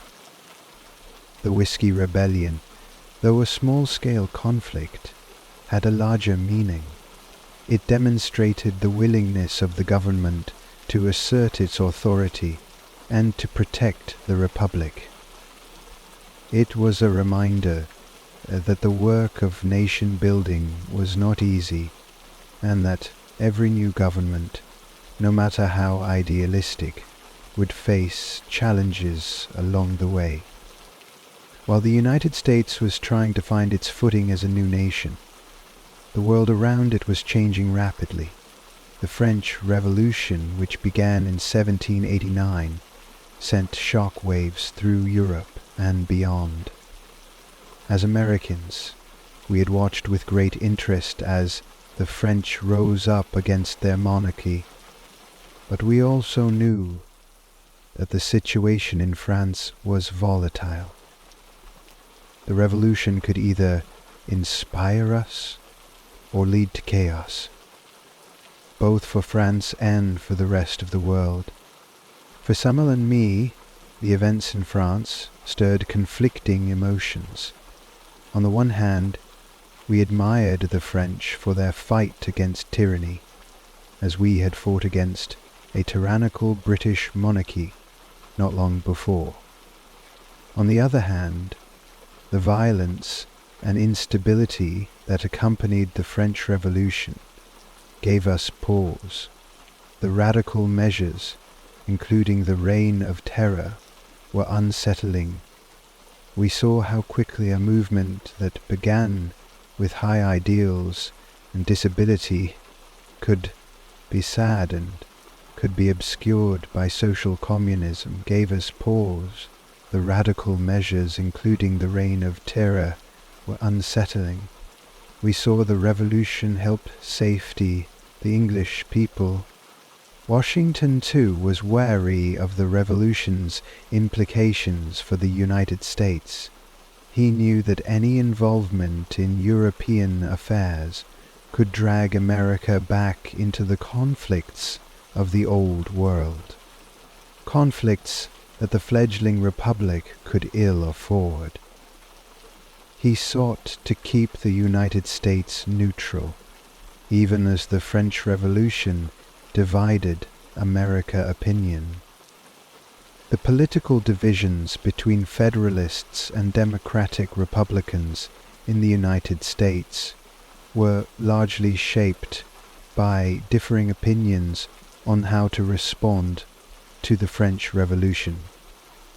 The Federalists, led by Alexander Hamilton, supported Britain and advocated for a strong central government, while the Democratic Republicans, led by Thomas Jefferson, sympathized with France and favored a more decentralized government. Samuel Nye, though not active in the political battles of the time, understood the larger implications. The revolution in France, just like our own, was a struggle for ideals, but those ideals came at a price. By 1800, America was entering a new phase. The revolution was no longer fresh in the minds of most Americans, but the echoes of those early struggles still resonated. The presidential election of 1800 was a pivotal moment in the history of the Republic. It was a bitter and highly contested election between the incumbent President John Adams, a Federalist, and his challenger, Thomas Jefferson, a Democratic Republic. Samuel and I, while no longer soldiers, felt the weight of this election. We had fought for a country where citizens would have the right to choose their leaders, and now that right was being exercised in full force. The election was intense, divisive even, but the peaceful transfer of power was a triumph in itself. Samuel and I, while no longer soldiers, felt the weight of this election without violence. It was a testament to the strength of the American system. The election of 1800, also known as the Revolution of 1800, reaffirmed the success of the American experiment. Samuel and I watched as the peaceful transition occurred, and we knew that the ideals for which we had fought were being tested in new ways. Our revolution had been one of arms, that now the revolution of ideas. The battle over how to govern was taking place in the halls of government. Years had passed since the end of the war, and I had lived to see a nation grow from the seeds of revolution into a burgeoning republic. There were moments when I would sit alone, reflecting on the events that had shaped my life.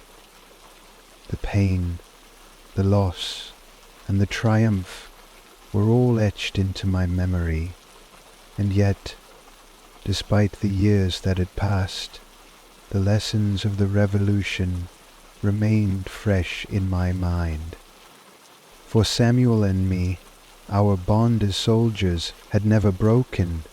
Though the world had moved on, we had stayed true to the ideals we had fought for: equality, liberty, and the pursuit of happiness. The country we had helped create had its flaws, but it was still a shining example of the possibilities of freedom.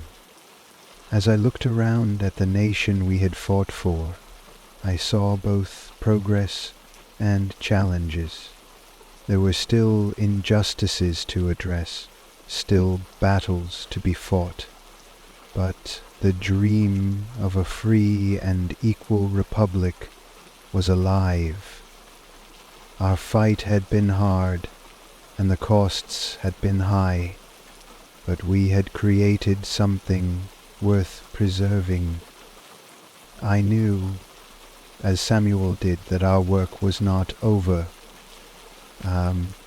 We had given our all to the cause of liberty, and now it was up to future generations to ensure that the nation we had fought for remained true to those ideals. And in our quiet moments, we took pride in the knowledge that we had played a part in bringing that dream to life. As the years progressed, the United States began to take its place in the world. What had started as a rebellion against an imperial power had blossomed into a growing nation with its own identity. The federal government was solidifying its authority, and the principles of liberty and democracy, though challenged at times, were deeply embedded in the fabric of American life. Samuel and I had seen the birth of this nation firsthand, and now, as men well into their later years, we were witnessing the fruits of our sacrifice. The country we had fought to create was still in its infancy, but it was showing signs of strength. New territories were being explored and settled. The economy was slowly recovering from the wartime strain, and trade routes were opening up. For many of us who had fought in the revolution, there was a deep sense of pride in what we had achieved. But there was also a lingering worry. The young republic was fragile, and the scars of war still lingered in the hearts of those who had lived through it. Samuel and I, though thankful for the peace that had followed, still struggled with the aftershocks of battle, physical injuries, mental scars, and the weight of memories. Yet, as we looked at the emerging future, we could not help but feel hopeful. The United States had made it through the early years of struggle. It had survived the trials of revolution, the challenges of a new government, and the turbulence of early elections. We were not yet perfect, but we were growing. And as the country moved toward the future, we took solace in the fact that the principles of freedom, justice, and equality were not yet perfect, but we were growing.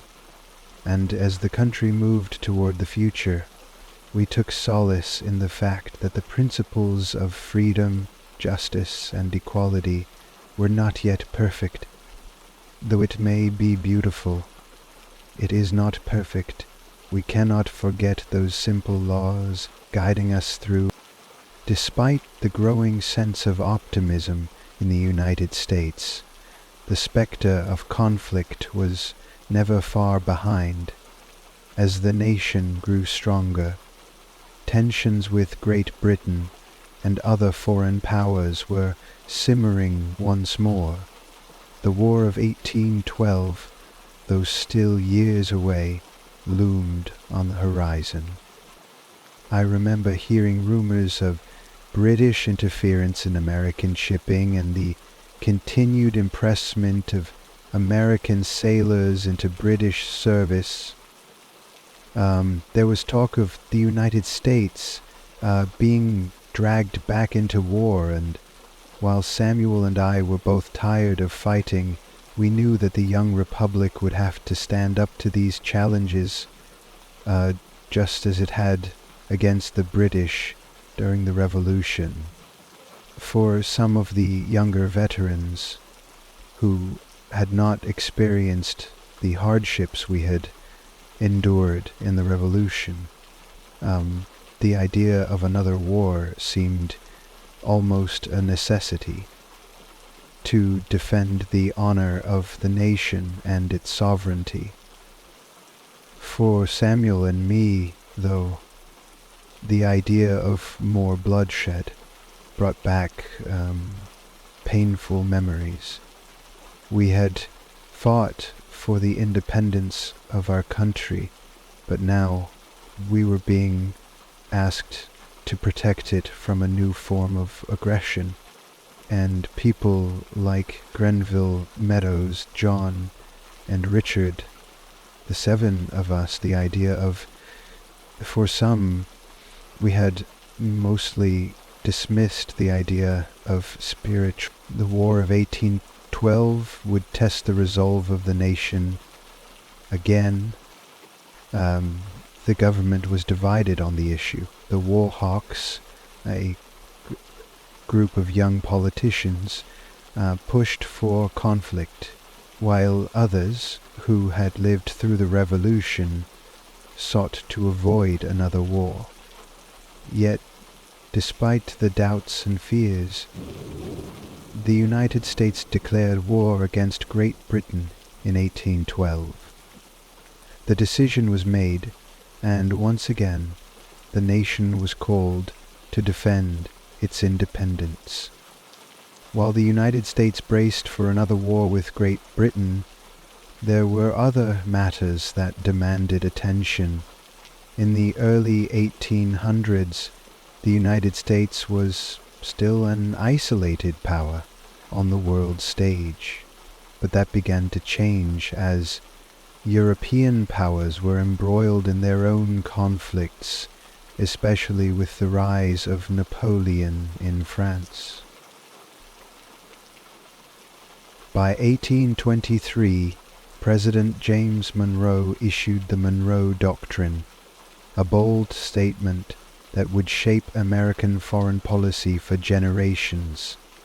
The doctrine declared that the Western Hemisphere was no longer open to European colonization, and any attempt to interfere in the Americas would be considered an act of aggression. It was a defining moment in American history, politics, and the defining moment in American history, one that declared deliberated statement. Samuel and I, though no longer active in the military, followed these events with interest. The Monroe Doctrine was a declaration of independence on the global stage. It symbolized the maturing of the United States from a fledgling nation into a power that would no longer be passive in its dealings with Europe. Though we were far removed from the battlefields of our youth, we understood the significance of this moment. The Monroe Doctrine was not just a statement of policy, it was a reflection of the strength and resolve of the country we had helped to create. It was a reminder that the United States was a nation that could defend its interests, and that its independence, gained through so much sacrifice, was to be respected by the world. As the years passed, the United States continued to grow and evolve. The population swelled, new states were admitted to the Union, and the frontier expanded further west. But with growth came new challenges.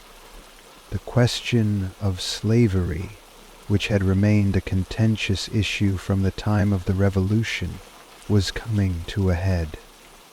For Samuel and me, the issue of slavery was deeply troubling.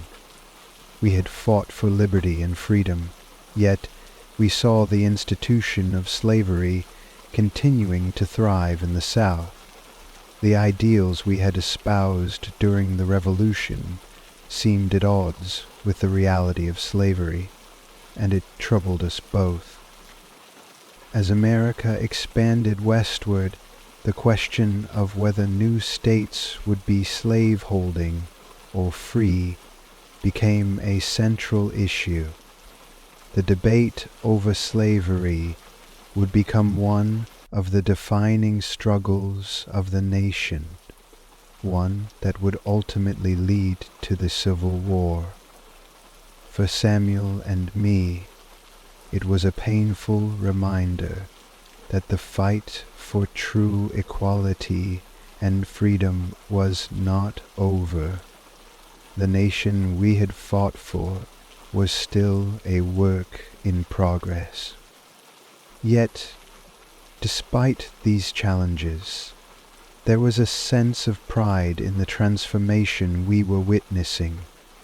The United States was no longer just a rebellious colony.